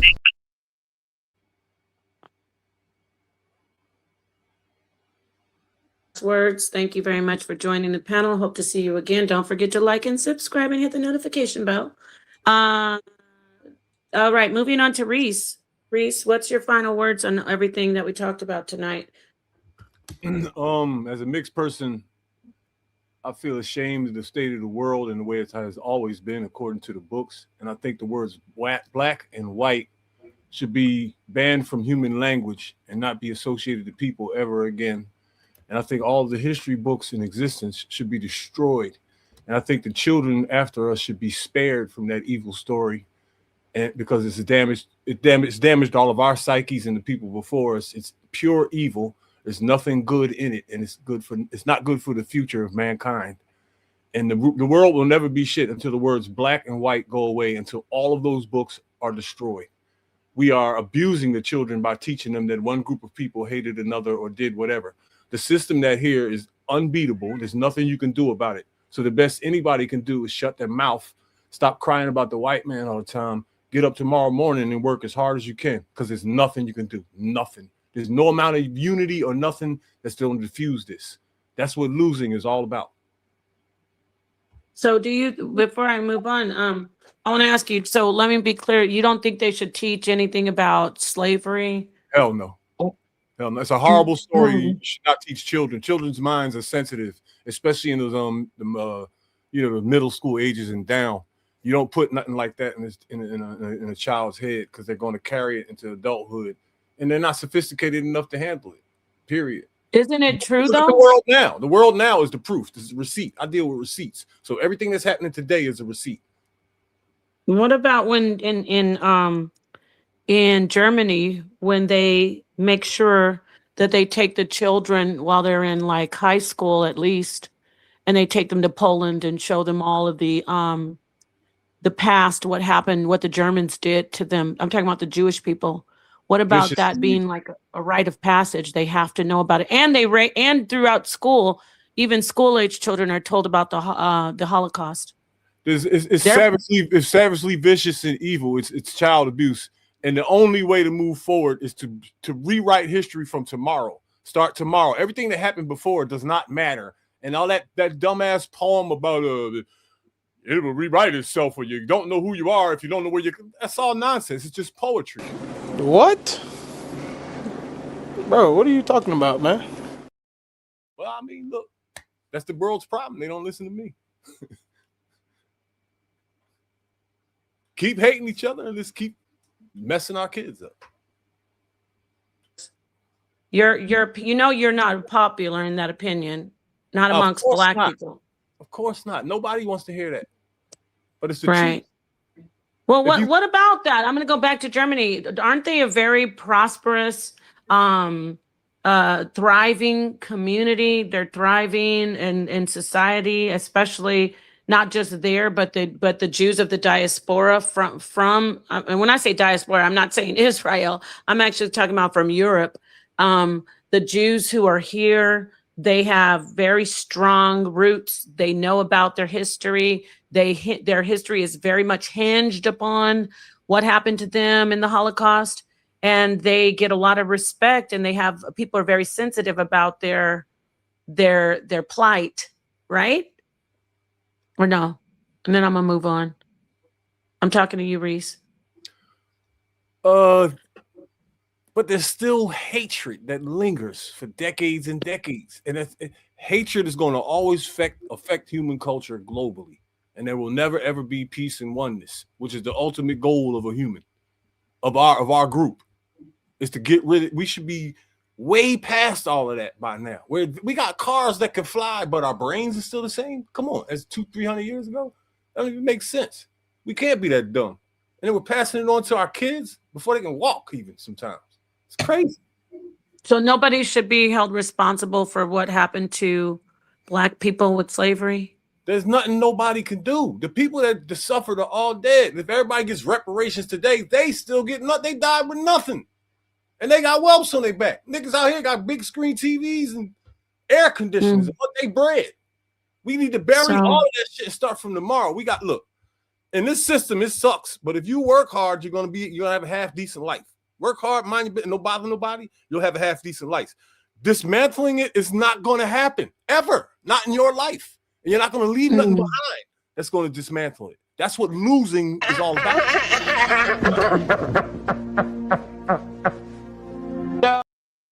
Brother, how old are you? Man, that's Rocky Lockridge. Why y'all do that to him? Okay, listen, you're gonna have to leave your information, or you gotta come in for a smoke session with this rhetoric.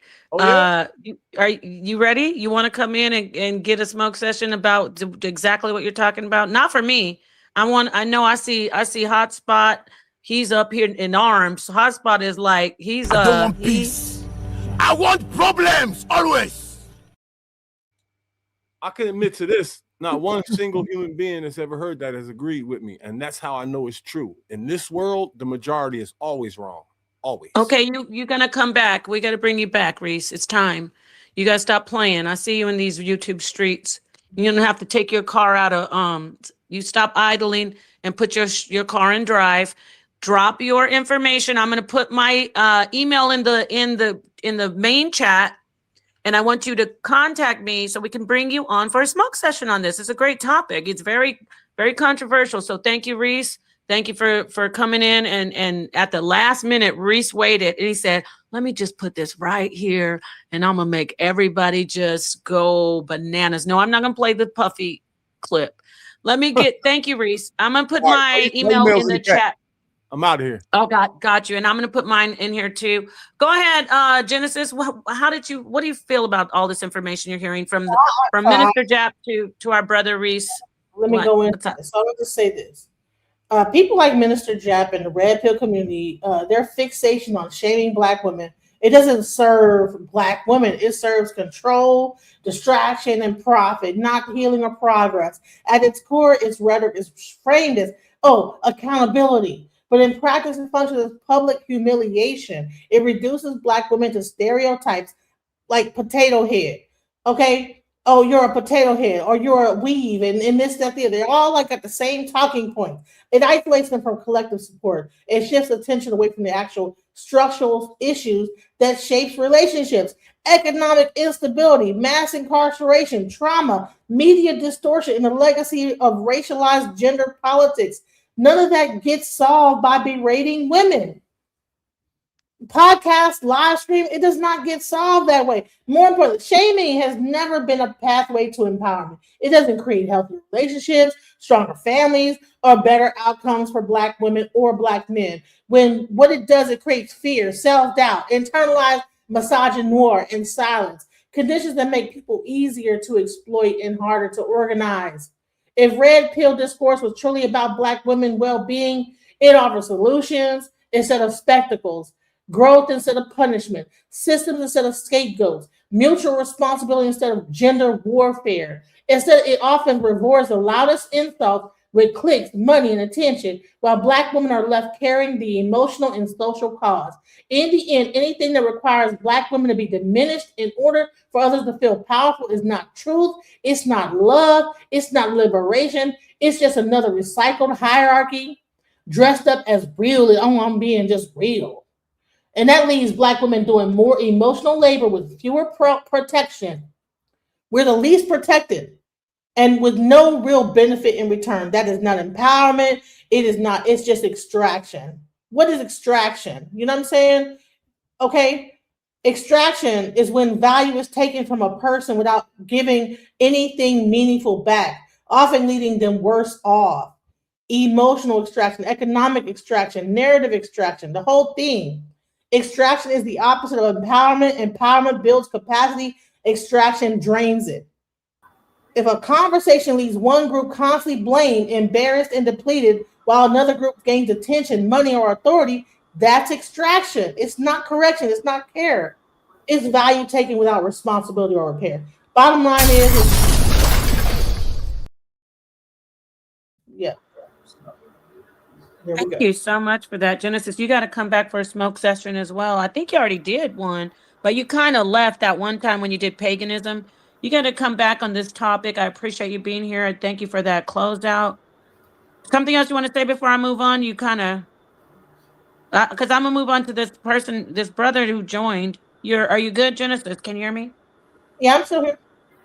Is there anything you wanted to say? I kind of dropped the bomb and you were on the parking your Bottom car. line is that, people say built by a linebacker. Exactly. See, if this guy didn't come up here like fat shaming women, you wouldn't have people in the audience saying built like a linebacker. See, this is the thing. It feeds into this narrative of downing women because of their size and this, that, the other. Even though this might be a whole the people that's in the chat like trying to fat shame me and wig shame somebody else and weave shame somebody else. The bottom line what it boils down to is that it's shaming. It's shameful. We need to cut Right. that and get to the real issues. That's all I gotta say. Thank you so much. Excuse me. Good show, Dead Black says, and we appreciate you always supporting Dead Blacks. You came in with a $10 super chat. It's all love. Thank you so much, Genesis. Thank you so much, Minister Jap, Don Quisha, Reese, Hotspot, the brother, I think he said Inside Out. If I forgot you, it's not that I forgot you. It's just that I didn't remember you. That's silly. That's like Birdman. Are you done or are you finished? What would you like to add, Baracko Drama? Can you hear me? Yes, we can hear you. No. I was just saying, Minister Jap. My issue with him is he just tears down. He doesn't lift up. So I don't really give a lot of people like that a lot of energy. That's the only thing I would say to that. I never watched anything where he's uplifting with the name minister that I've seen. It was always tearing down. And then when I wanted to cam up to his show just to have a discussion, he wanted to try to like make me pay send him a super chat or something, and I just didn't do it. So that's what I'll say to that. He is running a business. I don't know what happened in that situation. So a lot of people don't realize, and it's because you don't do this for a living. A lot of people don't realize, and some people don't care. I'm not saying you. They don't care about if you want to if you require a super chat or if you require, like Sonetter. Again, this isn't about you, Drama, but I'm just sharing, like informing. Like sometimes Sonetter will be like, Napa, don't even put their comments up there. If they're not going to support, if they're not going to donate, if they're not going to super chat, why should we even put their comments up? So again, I don't know what happened with that, but a brother saying, hey, I'm not going to bring you on or hear from you unless you donate. I advocate for that as well from my camp, meaning from the HOK. So yeah, just want to put that out there. And about Minister Jap, he does get a lot of pushback from people, brothers like you, sisters like Donquisha, sisters like Genesis. A lot of people don't like Minister Jap. They do not like his rhetoric. It's his personal take on it, but we can't deny, right? He's got a lot of men who are giving him standing ovations. So I like being able to have both sides come in, like we hear from you, Baracko Drama. I like that name, by the way, Baracko Drama. We let Genesis come in. We let Hotspot come in, Reese, Donquisha. And we're going to keep doing these smokes. That's why it's called a smoke session. This isn't a kumbaya. It's not called the echo chamber. So what good comes out of attacking people and hurting people? What's good about that? That's what I Well, that's the same thing Genesis just said in her closeout. So some people would disagree. I think some people. I'm staying neutral because I'm the host. You're losing me. You disagree that hurting people's good? No. I'm about to answer you.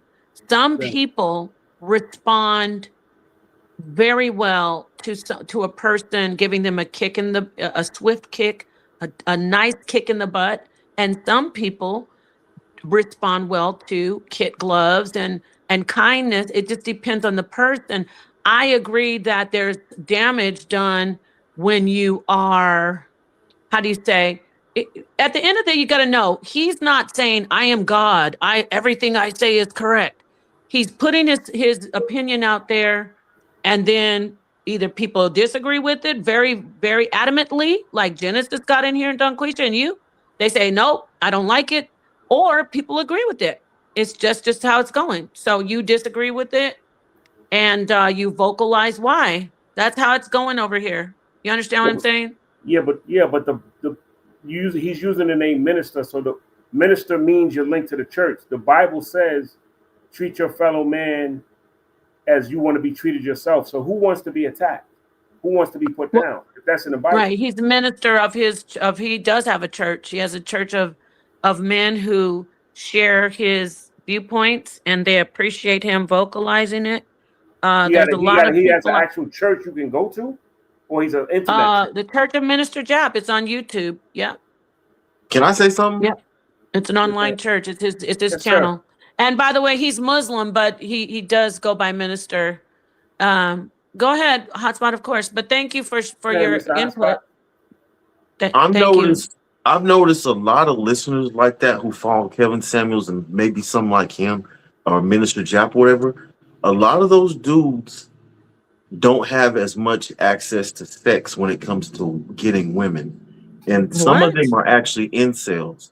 And so they're mad at women because women don't open their legs to them. And that's the reason why they have complaints, because they have no access. What? Bro, what are you talking about, man? That's the truth. They have no game. No, they brother, have no you can't say it's the truth, friend. You I'm can't sorry, say it's but the truth. I've No, heard a lot of I'm these- listening. It's your I agree. perspective because They- we don't they know have no game. anything about his sex life. We don't know I'm not anything talking about him. I'm his. saying his He said listeners. the fans. He said the fans. I agree with you. Yeah, they Oh, have you said no the fans. game. Oh, No, okay, well, I'm gonna let you go on that one because Yeah. okay. So they have no game. They have no mouthpiece. They don't know how to talk to women or even interact. A lot of them are socially awkward. And they didn't he just- bring that up though, Hotspot? Didn't Jap actually say I that? I don't know. I don't No, know. he did. Both of you did, Genesis, but Jep said he held up his phone. He said, "This is the problem with guys." He said, "Y'all got to scroll back. There's a lot of gems in there. There's things I don't agree with, and that goes with everybody. I don't agree with everybody across the board, anybody on the internet. But when he said, this is why men can't talk to women. This is why men have a problem approaching women." And he actually held up his phone. So. That's it. That's all. That's it.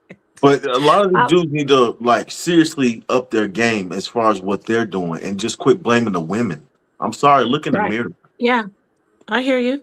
Hey, I'm not fighting you on that. I'm just saying, it is what it is. I don't have that clip yet. I'm gonna get it from. Shout out to Fatty. I got this from him. I don't want peace.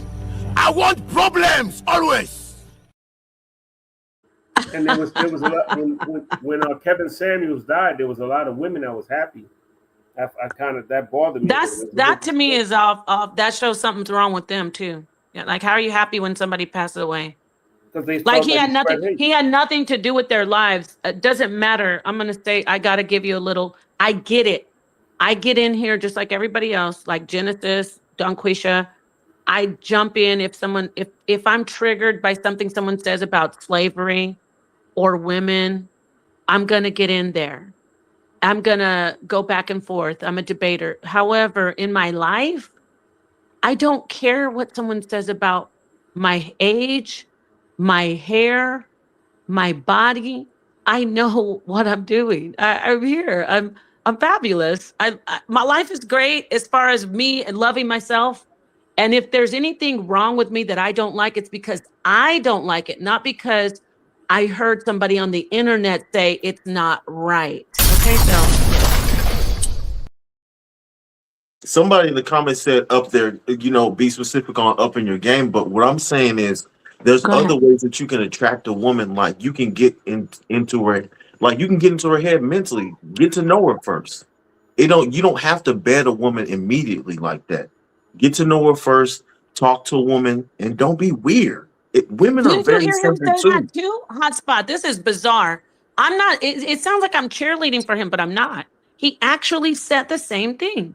He said he doesn't like thirsty men. He doesn't like these men who can't. He said it's sexier for a man to be able to turn sex down. He didn't say that specifically, but he said women desire you more if they see you have sexual discipline. He actually said that. I did But hear you're him say saying that. you Yeah. actually agree with him more than you disagree. So that's at least something we No, I'm could just talking we about could his work on. listeners. His listeners make it Right. bad for him. They misrepresent him.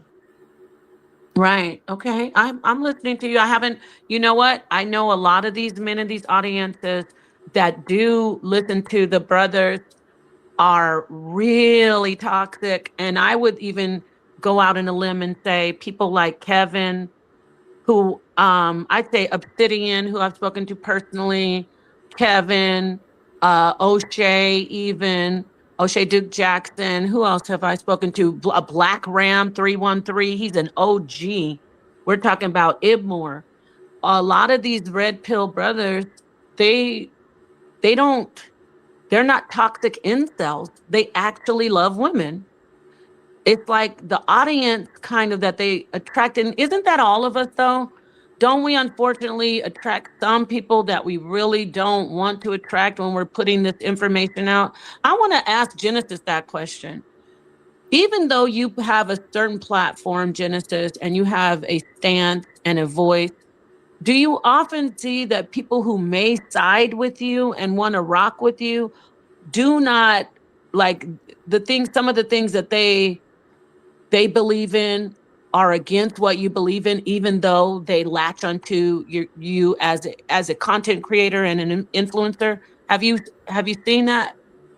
I mean, as far as like, no, my channel, my particular chat, I try to make it so that I let everyone have a voice, even if they don't agree with me. I don't have an echo chamber on my chat. When I talk about the issues, I don't like say that you should all agree with me. So there's a big my that's why there's people like cussing me out all the time on my thing. That's why you have to like say, man, these people in your thing are so hard, like evil, like going on in against you. And I allow that because I'm like, okay, well, if you guys don't like me, fine, you know. But you get to hear Don't you both wonder sides. why do they follow you to hate watch you? That's what I think the brother, I agree with the brothers and you about audience. Like sometimes you'll have some, I'm just gonna say it, you'll have some very disturbed, weird, toxic people in your audience, and you just gotta, as long as they aren't disruptive, you just gotta roll with it. You know what I'm saying? Especially if they're agreeing with, Like, especially you're, if they're agreeing with what you're saying. I'm talking about Minister Jap and all these other red pills. If they're agreeing with what you're saying and they are incels, I'm not going to argue with the brothers on that. And they don't get women. They're just there. They're not really listening to what he's teaching, because he's also saying approach women. Don't be this way. But they're only hearing the part that they like when he says the hair and the weight and the weight. You get what I'm saying or no? I'm saying that I don't like to live in an echo chamber. I like to Right. understand both sides. I like to say, okay, well, as much as I'm talking, if I have people saying, that no, you know what, you're wrong.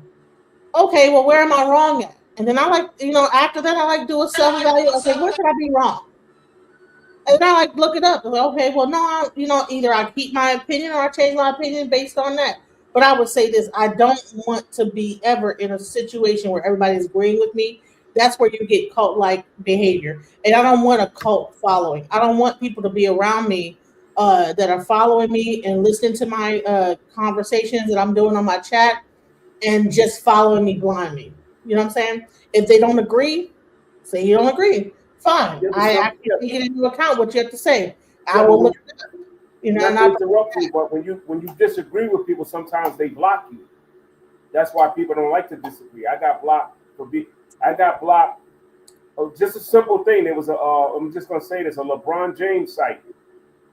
I don't believe LeBron James is the GOAT, the best ever. I think it's Jordan. So I got blocked for going at them. Like I said, I named 10 reasons why Jordan was the GOAT and a whole bunch of reasons why LeBron wasn't. And then they blocked. Like I got blocked from a lot of stuff that I disagree. They'll say you cause controversy or that's why sometimes when people come on your platform They act like they agree with what you're saying because when you're controversial, that's why I go with the name O'Drama, because I'm like when I cam up, I can go toe to toe with anybody on any subject that I know about, anybody on the planet, and that's why I say I bring the drama. That's why they call me Barack O'Drama on the internet, because I went at it with for example, I was going at it with the Charlie Kirk crowd because he made everything black and white, and then when he got killed by his own, now all of a sudden the MAGA boys don't want to argue no more. Because my point was you got good and bad and everything. Everything black ain't good, everything white ain't good, and that was my issue. And when he got shot, all of a sudden I heard crickets.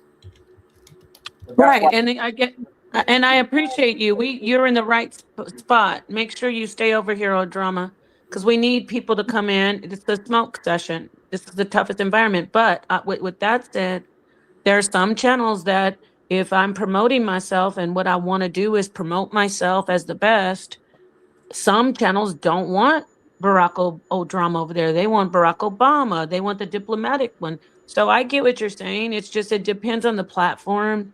Some people don't mind if you say, I don't think you're the best. But then we got people who are trolling. Like I got to talk to Genesis post show about some of the people it's not even about them disagreeing with her. They're just very toxic and nasty and destructive. And that can affect you. People talk about, oh, this is just social media. If you say that, you're not a content creator, because it's not just about it just being social media. You really you spend a lot of time on the internet if you're a content creator, and when you're getting stalked and cyberbullied, it's a serious thing that we can't overlook. So I'm not talking about you, Barack O'Drama. I'm talking about people who are toxic, where they're disagreeing with you. I saw some really nasty things said about Genesis tonight.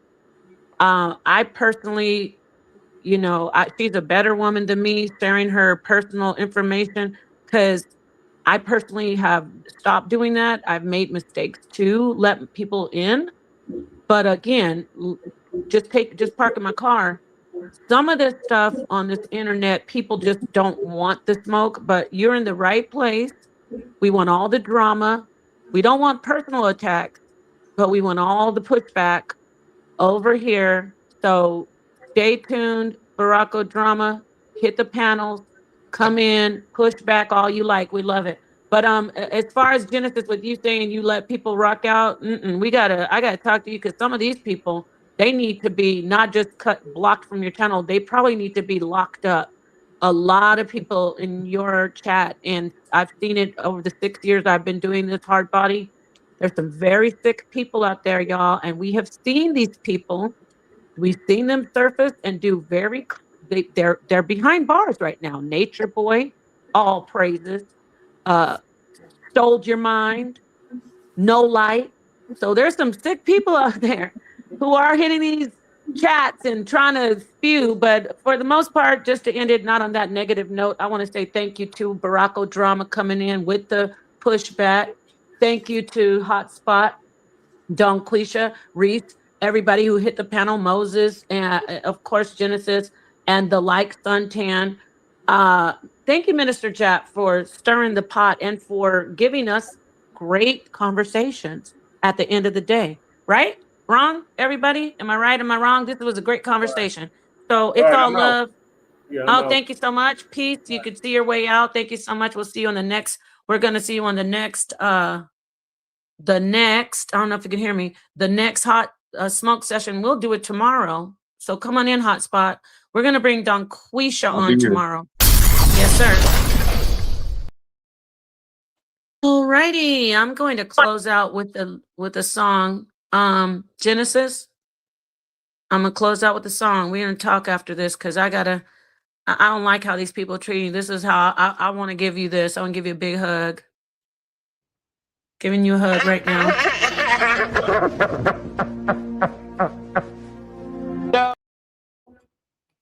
I'm going to beat them up for messing with my friend. Don't you talk about Genesis like that. All right. What do you want to say? I'm going to close out. Oh, thank you for the hug. The cry. Yes, that was my a good one. I know he's so hilarious. I usually, that's the same guy from the Long Cry, but I like that one. I like when he's I still love you. What'd you say? Oh yeah, that's the part. Yeah. I was gonna give me 1 second. Talk amongst yourselves. I need like 10 seconds. 10 seconds. I'm gonna go out and come back in. But you know what? I will say this is that you know what? As time is going on, I think that it grows me a thicker skin because you know what? I don't really care. It does hurt a little bit when I like take a glance at some words that people are saying. It do kind of hurt. Like certain things people are saying, like, damn, what did I do to this person? Why are they saying this? So I ain't gonna lie. Like if I like, but I try to ignore the chat because it can be so toxic. So and then the pod will say, well, these people are saying really jacked up things. And I'm like, oh, they are? Because I'm not even watching it. Because I think that people, like some of these people are probably even kids. I don't even think they're even real people. Or they're trolls that are just like, they'll get like multiple accounts and just troll my account with evil things. So I just have to like ignore it. Because I'm like, okay, well, if that's what they get off on, fine. You know? Can I tell you something? My channel. Yeah, this will be. Your Go photo ahead and has close your out, and then photo I'm going to play doesn't. this song. This song is going to be dedicated to the sisters. Sonetta and I put this song together, and I do want to say the song says about the Bible, but it's really about everything. Just sisters, stay strong, wake up, brothers. Come on out of your coma. We got to do this together. All right. So go ahead, say what you need to say, Hotspot. I was just gonna tell her, DJ, I saw you on this live. You're a really pretty woman, and your photo does you no justice. Like seriously, you're attractive woman. Oh, you're gonna make me start crying. Yeah. So cute. She is pretty. She's Yeah. pretty. No She joke. knows she's pretty. Listen, Genesis knows she's pretty. Go I'm ahead, Genesis. not like this old crazy looking person. People want to, and I don't care about camming up or showing myself. It's like, okay. But a lot of people, you don't even know how they look. And I had no makeup on. I ain't got no weave in my hair. Oh, stop! Y'all gonna leave makeup and y'all are gonna leave makeup and weave alone in 2026. But I want to say this: Genesis is not. She is not lacking. She is not lacking in male suitors, and they're not just coming for sex. Men do try to actually be in relationships with her, so it's all good. And let me say this: I did buy a weave. I did go and buy a weave.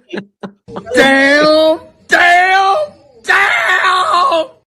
Maybe if I get a weave, I'll look better. And my daughter No, that's not how you do that. It's not about looking better. It's just changing your look and feeling good about yourself. And you can wear a afro. You can wear. Look, there are women out there. I didn't say this to Jap because I didn't want to really put him on the spot because I like Minister Jap, but there are women out there who. I'm gonna go get my weave. Go ahead. Okay, there are women out there who are dealing with traction alopecia, health reasons, losing their hair, alopecia from a lot of reasons, chemo, their hair, they got sick. There are women out there who don't have any hair, and it's not just Black women. Guess what? Let me tell you some facts. When we look into, just if you don't have to believe me, do your own research, but listen to me, everyone listen. When we talk about the studies on hair loss, for decades, studies on hair loss have only mostly been focused on male hair loss. But now they're doing studies on female hair loss, and it shows that genetically and biologically, I have to say this 3 times, biologically and genetically, when it comes to biology and genetics, it is Asian women who deal with alopecia in middle age, and they deal with the most hair loss as after pregnancies. So really for hormonal reasons. With that said, the women who are leading in hair loss, though, are Black women, and it is from hairstyles. Now let that just sink in. Black women are leading in hair loss because of traction alopecia, from relaxers and hair dye and pulling their hair up in cornrows and micro braids. That is why Black women are losing your hair. What am I saying? Stop destroying your hair and your scalp. Just put on a wig if you want to change your hair color. Keep your hair thick and beautiful. Take care of your scalp. If you want to change your hairstyle, look at all the units. If you don't want to straighten your hair, you have beautiful, curly, lovely, amazing coils on your crown. Don't straighten you. Don't mess up your curl pattern. Even white girls are saying, I don't want to mess up my curl pattern. I don't want to mess up my curl pattern. And we have Black women who have been trying to straighten their hair and with chemicals and heat, right? So don't have alopecia anymore, sisters. Get your hair washed. Put it in a protective hairstyle. It doesn't have to be cornrows. Put it in plaits. Singles, section it off. Oil your scalp. Let your scalp be clean and dry, and then and moisturize, and then put yourself on a cap, and then put your beautiful wig on, and then have people just talk the shit all they want, because at the end of the night, you could take that wig off and you have hair down to your ass. Yes, let me drop a bomb on that one. So my point is, all this stuff about wigs, stop damaging your hair and going bald, Black woman.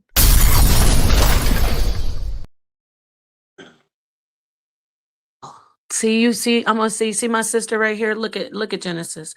Look at all that hair on her head. And guess what? You see how she said, is that your wig?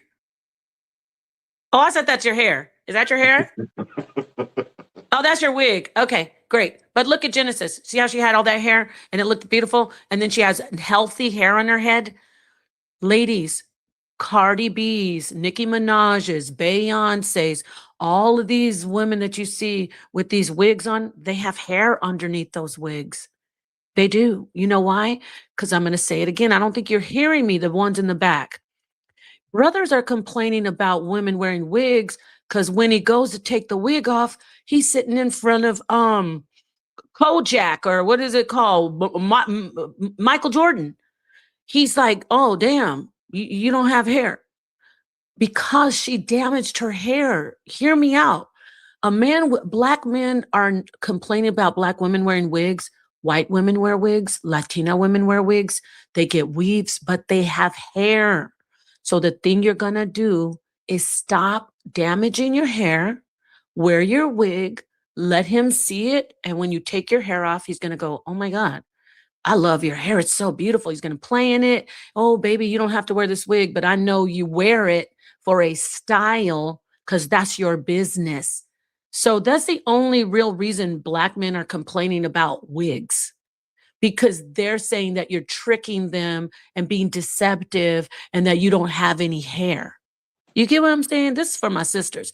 You can give me pushback if you want, brothers, but ladies, don't let anybody tell you about wigs in 2026, but don't be bald as a naked mole rat underneath the wig, damaging your scalp smelling like a pair of dirty gym socks that have been thrown into the locker and forgotten, mildew on your scalp. Don't do that. You know what I'm saying? That was gross. But anyway. I don't want peace. I want problems always. I'm not bald head. I just want people to know. I want all the smoke on the wigs. I gotta maybe do my own smoke session. But you know, I did give me a Temu wig. I got me a little wig. Oh God. Oh, I got to talk about that. Be careful getting Temu wigs. There could be some of them with cancer. Some of them have BPA and some of them cause cancer. My daughter saw that. She was like, no, just go ahead and no, spend the money on the wig. No. For me, I say average about anywhere from I don't believe in people spending hundreds and thousands of dollars on wigs. I might spend $60 to $100 on a wig, and that's it. Because for me, I don't fall in love with wigs like women be like, that's my girl here, there. I'll wear a wig, and then if it's maybe a month, I'll throw it away and just go buy another one. But that's me. That's me. We'll have a wig show. All right, everyone. I love everybody here. I know the brother's quiet as hell. He's like, don't wear wigs. We'll talk about it. Just take care of your scalp. But remember, ladies, like I said, Black women aren't. Minister Jap actually said this in a different way. Minister Jap actually said, just grow your hair. But my thing is, you can grow your hair and you can wear any hairstyle you want. And that goes for brothers too. If you want to put on a man unit and it looks good, let me tell you what they do. They shave their side, the horseshoe, because the horseshoe grows on the sides. They get all the particles from the horseshoe when it's short, and then what they do is they'll put like a how do you say, not a bad glue, but like a glue for skin. Don't use that latex stuff. I'm talking for the men. The stylist will put it all over the bald spot area, and then they'll sprinkle his actual hair onto the glue, and then they'll edge it up just like a regular style, and then they'll put on a cap and let it get waves. It's amazing. And then if you want to have your hair looking like it used to look in the 90s, brothers, don't be mad. Don't let anybody stop you. Don't do it. As long as you take care of yourself and you're healthy. That goes to the women where the brothers are complaining. You're not healthy if you're all nasty and bald with scabs and bald spots, patches in your scalp from just not cleaning your hair. Come on, you shouldn't be wearing wigs. You shouldn't be wearing head wraps. You should get therapy. And because a lot of women too, I'm not being funny. This is Black and white and Asian and Hispanic. A lot of people, but women will let their hair go, and it'll be a depression. They have a whole like channel about people having like dread, like they have to like actually take their hair have matted up so bad because depression is so hard that there's a whole channel of people like that. They have to like actually comb out all the dreadlock and mat their hair, and that's the thing. There's a whole thing. That's a depression, yeah.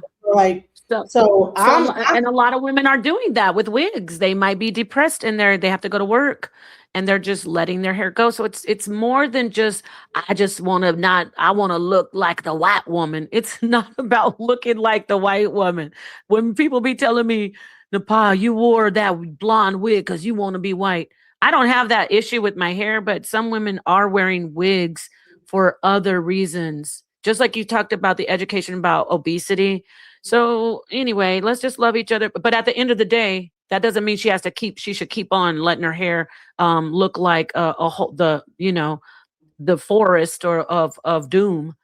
She should get her shit fixed up, a bunch of crusty ass dreadlocks under there. You're gonna have to do something about that. You can't. What did they used to say when we were little? Your hair looks like a rat's nest. I think that's more in the white community. My hair, I comb it out. I like condition it, everything. But in my religion, I have to wear a head wrap at all times because it's like dangerous for me to like. But that's another story. But I used to do that in my belief system. I used to wear a head wrap all the time because I was told that spirits will be able to come at me. I found out that was a lie that men told me because they don't want me to receive all my power. That's a different story. No disrespect to you. I'm talking about my beliefs. Yours beliefs might be something else, but for me, I couldn't receive my full power all the time. Now, there are times when I do enter in situations what I know to cover my head just for respect reasons, But yeah. Is that what you're talking about? Spirits attacking you? More or less about a respect. Because when I walk into a room, like when I walk into a place, people open the door for me. When they see me covered with my head wrap, it's a different level of how they treat you versus when you are uncovered. So that's so crazy. Guess what? Where I live, for years, I wore head wraps because of my religious beliefs the beliefs I was following, and people treated me badly here in my town. But when I just said, okay, I'm not going to wear my head wrap and sidebar, letting you know a little bit more about me.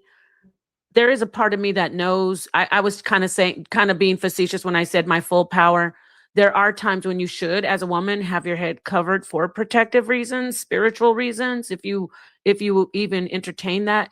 And I wear wigs, and wigs are head covers. And guess who else does that? The women over there in the Jewish community. Yeah, they all wear wigs. Like 90% of those women, 100% that are married are wearing wigs when they're out. You just don't know they're wearing wigs because they are they're Caucasian women. So nobody looks at Caucasian women and think they have on wigs. but they spend hundreds. Example today, right? So I was going to a Botanica, and then there was a store next to Botanica, and I was trying to. It was closed, right? I was trying to get some candles, or whatever I like to do, because the new moon's about to happen, right? So I just was walking up, and based on how I looked, just even how I wore my hair and everything, the guy that was inside it was like a daiquiri shop, and it was a bunch of kids having a birthday. He could see me all the way outside the door, like he knew that, oh, okay, she must be trying to go to the Botanica. So he came outside and was like, oh, he's not here. Right. So it's almost like, and it was a certain level of respect. And I live in a mostly like Hispanic place. A lot of Hispanic people practice Ifa. So they knew. Thank you. I hear you. Let me address to Black. More Black women should love their natural hair. They do love their natural hair. Black women who wear wigs, that, like I said, don't equate a woman's clothing to her sexual activity. If a woman wears a wig, it has nothing to do with her loving her natural hair or not. It's like saying more women should love their skin. They should walk around naked. If a woman wants to cover her hair or wear a wig for a style instead of damage her hair, my friend, there's nothing wrong with that. And it doesn't mean she doesn't love her natural hair. And then I want to get into this person says, white women wear wigs. Wow. I think I'm going to just interpret that as they're like, I think they're saying, duh. Yeah, of course. Everybody wears wigs. And in fact, I will say this. This is for Black men, because I guess you love us so much. You focus on us only when it comes to our hair and our bodies, and you critique us. That's great. I'm not even mad at you. So guess what? White girls are always wearing weaves now. You just don't, you're too busy worrying about what we're doing with our hair. A lot of Black women do have real long hair. So when you see a Black woman with long hair, you just think, oh, it's a weave. But when you see a white girl with long hair, you're like, oh, look at that gorgeous long-haired snow bunny. So white girls wear weaves. Black women wear weaves. Hispanic women wear weaves. They all are doing it now. Everybody's doing it because everybody follows the trend, and the trendsetters are Black people, men and women. And there's nothing wrong with being the trendsetters. We are the trendsetters. Everybody's doing everything. And with that said, it's all love, peace to everybody. Let me just go through my anecdote real quick. Yeah, about the fact that even in a place like Texas, right? It's interesting because there's a lot of people in Texas that practice under the scenes Ifa. So when they see me, I get a different level of respect, open doors. Like it's almost like a secret society of people that know when they see me walk in, oh, okay. Right. A priest walking in the door. So they open the door for me. It's a different, so people don't even realize that, just based on me covering that, right. I know that, okay, they know. Everybody that makes sense. It's your community. Yeah. Yeah. So yeah. That's awesome. So shout out to the people who respect the African spiritualist and practitioners. That's right. That's Dallas. I think I noticed that too. There were a few people who were like, I do African spirituality. Let's see. This last person says, this brother's Tom says, the issue is not wearing wigs. The issue is wearing another demographic type. Well, no, there's no such thing as another demographics hair type. This is 2026. There's not one group of people who has one type of hairstyle. I got to stop right there. But let me finish reading it. He said, wearing one demographics type of hair. Why is it an issue? I don't know. You're plain dumb. Well, see, you must be in your 80s or maybe you're in your 70s, or I'm going to say the youngest you are is 50, because somebody having straight hair or red hair or blonde hair or blue hair isn't a one person's demographic anymore. It really isn't. I know you want it to be, but if we're going to do that, Tom, then we're going to say when white girls have big booties, that they shouldn't have big booties, right? We can't do that. And I would be foolish. Real quick. But I want to say this. I would be a fool to say because she has a big booty, she wants to be a Black woman. If she has a big booty, it's because she has a big booty and she likes looking good with her BBL. Because all these white girls that you Black men are showing on on the internet saying, look at this white girl with this big booty, duh, I'm going to go out on a limb and say about 50% of them have had a BBL. And I'm not mad at them. I kiss them to the sky. Let me drop a bomb for my white sisters who are enhancing their black features, so-called, according to Tom. And shout out to my black sisters who are enhancing their blonde white features. Go ahead.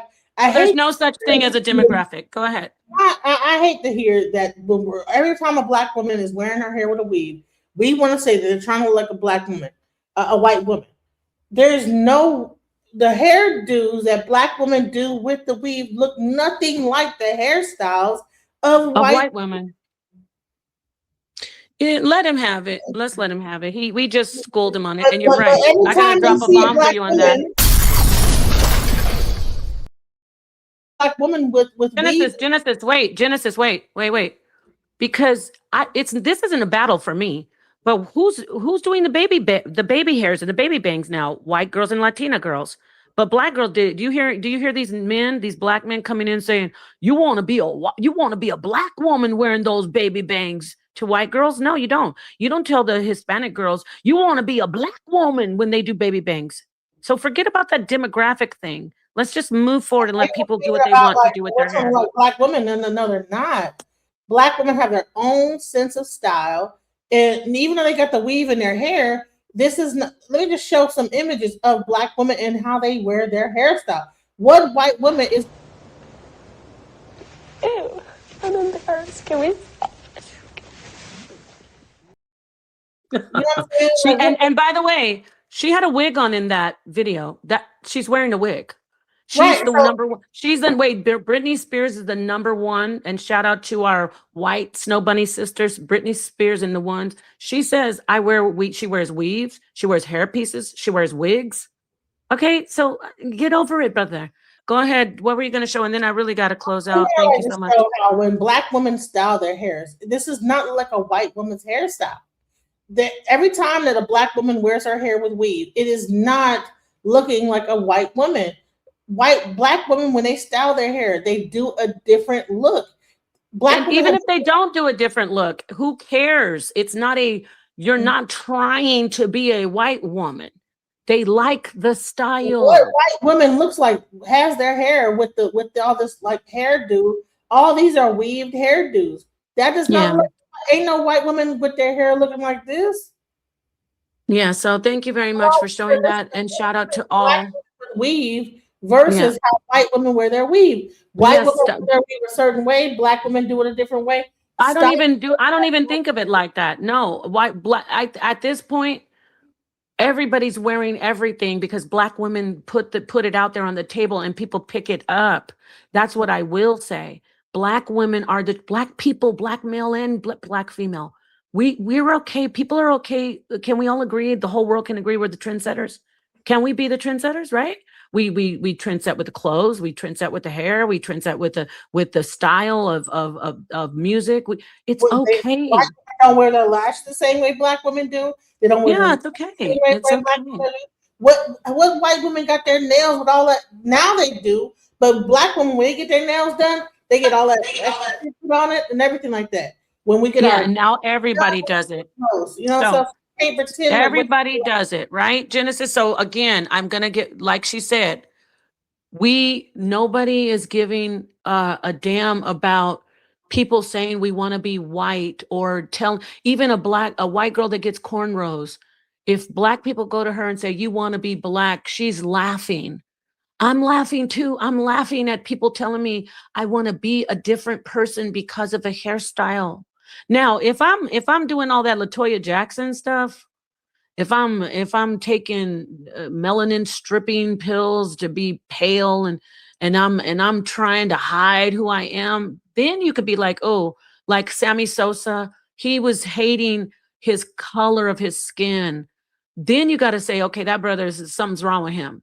But when somebody's doing a hairstyle and it happens to be blonde, or they decide to put on some blue contacts, or they want to put cornrows in their hair, or a white girl wants to lock her hair up, can we stop telling? But you only do it to black women. But I did for being diplomatic. I put white women in there. will you stop telling people that they want to be a different race because of their hairstyle and how they style their hair? Can you please? I'm asking you, brothers, for 2026. Please stop. I love you all. One with like no like split down the middle and baby hairs down the front. Come on now, stop. Okay, with that said, we got to do we got to do some more smoke sessions. I didn't want to end our brother Minister Jap's show on that note, because he is somebody who says, listen, you know, take the weave out, take the wigs off, and grow your own hair. And I actually agree with him in a way where we can meet in a middle ground. I say, take care of your hair, love yourself. There's a lot of times I will wear my natural hair, by the way, but it's so fun for me, especially as someone who's always on the camera, to just be able to put on a wig, get it done, and turn up and hit the live button. You know what I'm saying? So, anyway, peace and love. Listen, I'm gonna let you have the last word, and then I'm play the music. Listen. If I want to throw this on right quick and do a show. Hold on. It's the comb is showing. But if I want to throw my dang on wig on instead of doing, if I want to throw my wig on, show. There. Oh shoot, you look cute. You know what? It's giving like Sherry Shepherd. Chuck, huh? You know, somebody used to call me Sherry Shepherd all the time and thought it was a diss. I love Sherry Shepherd. She's so beautiful and funny. Chuck, huh? You're giving Sherry Shepherd, though. We got to work it out, get you a little, style it up. I will say this, though. I'm going to jump on the brother's side for a second, and the women who know. Please stop putting your wig, not you, Genesis. You knew it. Please stop putting your wig on like it's a helmet, walking around looking like a complete fool. Your wig is all the way to your eyebrows.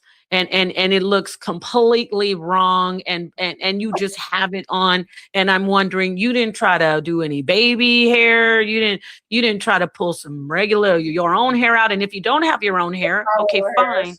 But please have somebody fix your unit before. Please, this is mostly for my African sisters.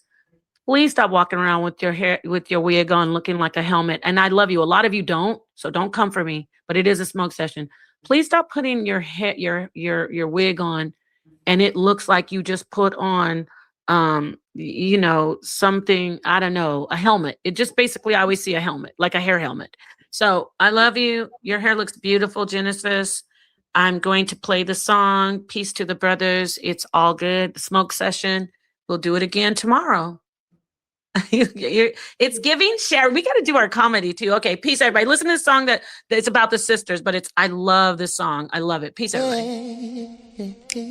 Yeah.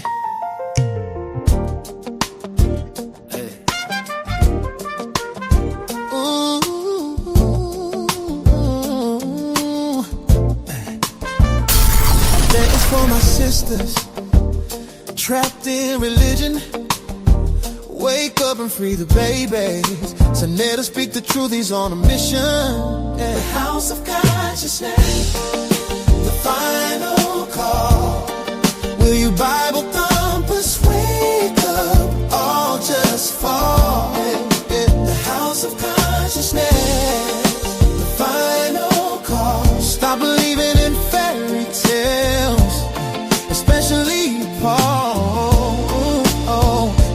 Bible like a lantern in the night, trying to wake up my sister. True light, the house is closing in, it's a total mess. You ignore my wisdom, the ultimate test. Step inside the HOK, it's the toughest terrain, where the truth hits hard, the cuts bring pain. I try to wake you with the word in my hand, to get you to the truth, to help you understand. I gave you the scriptures, chapters and verse. I gave you the keys to break the curse. I gave you Torah to unlock with keys. Break the mental chains and be free.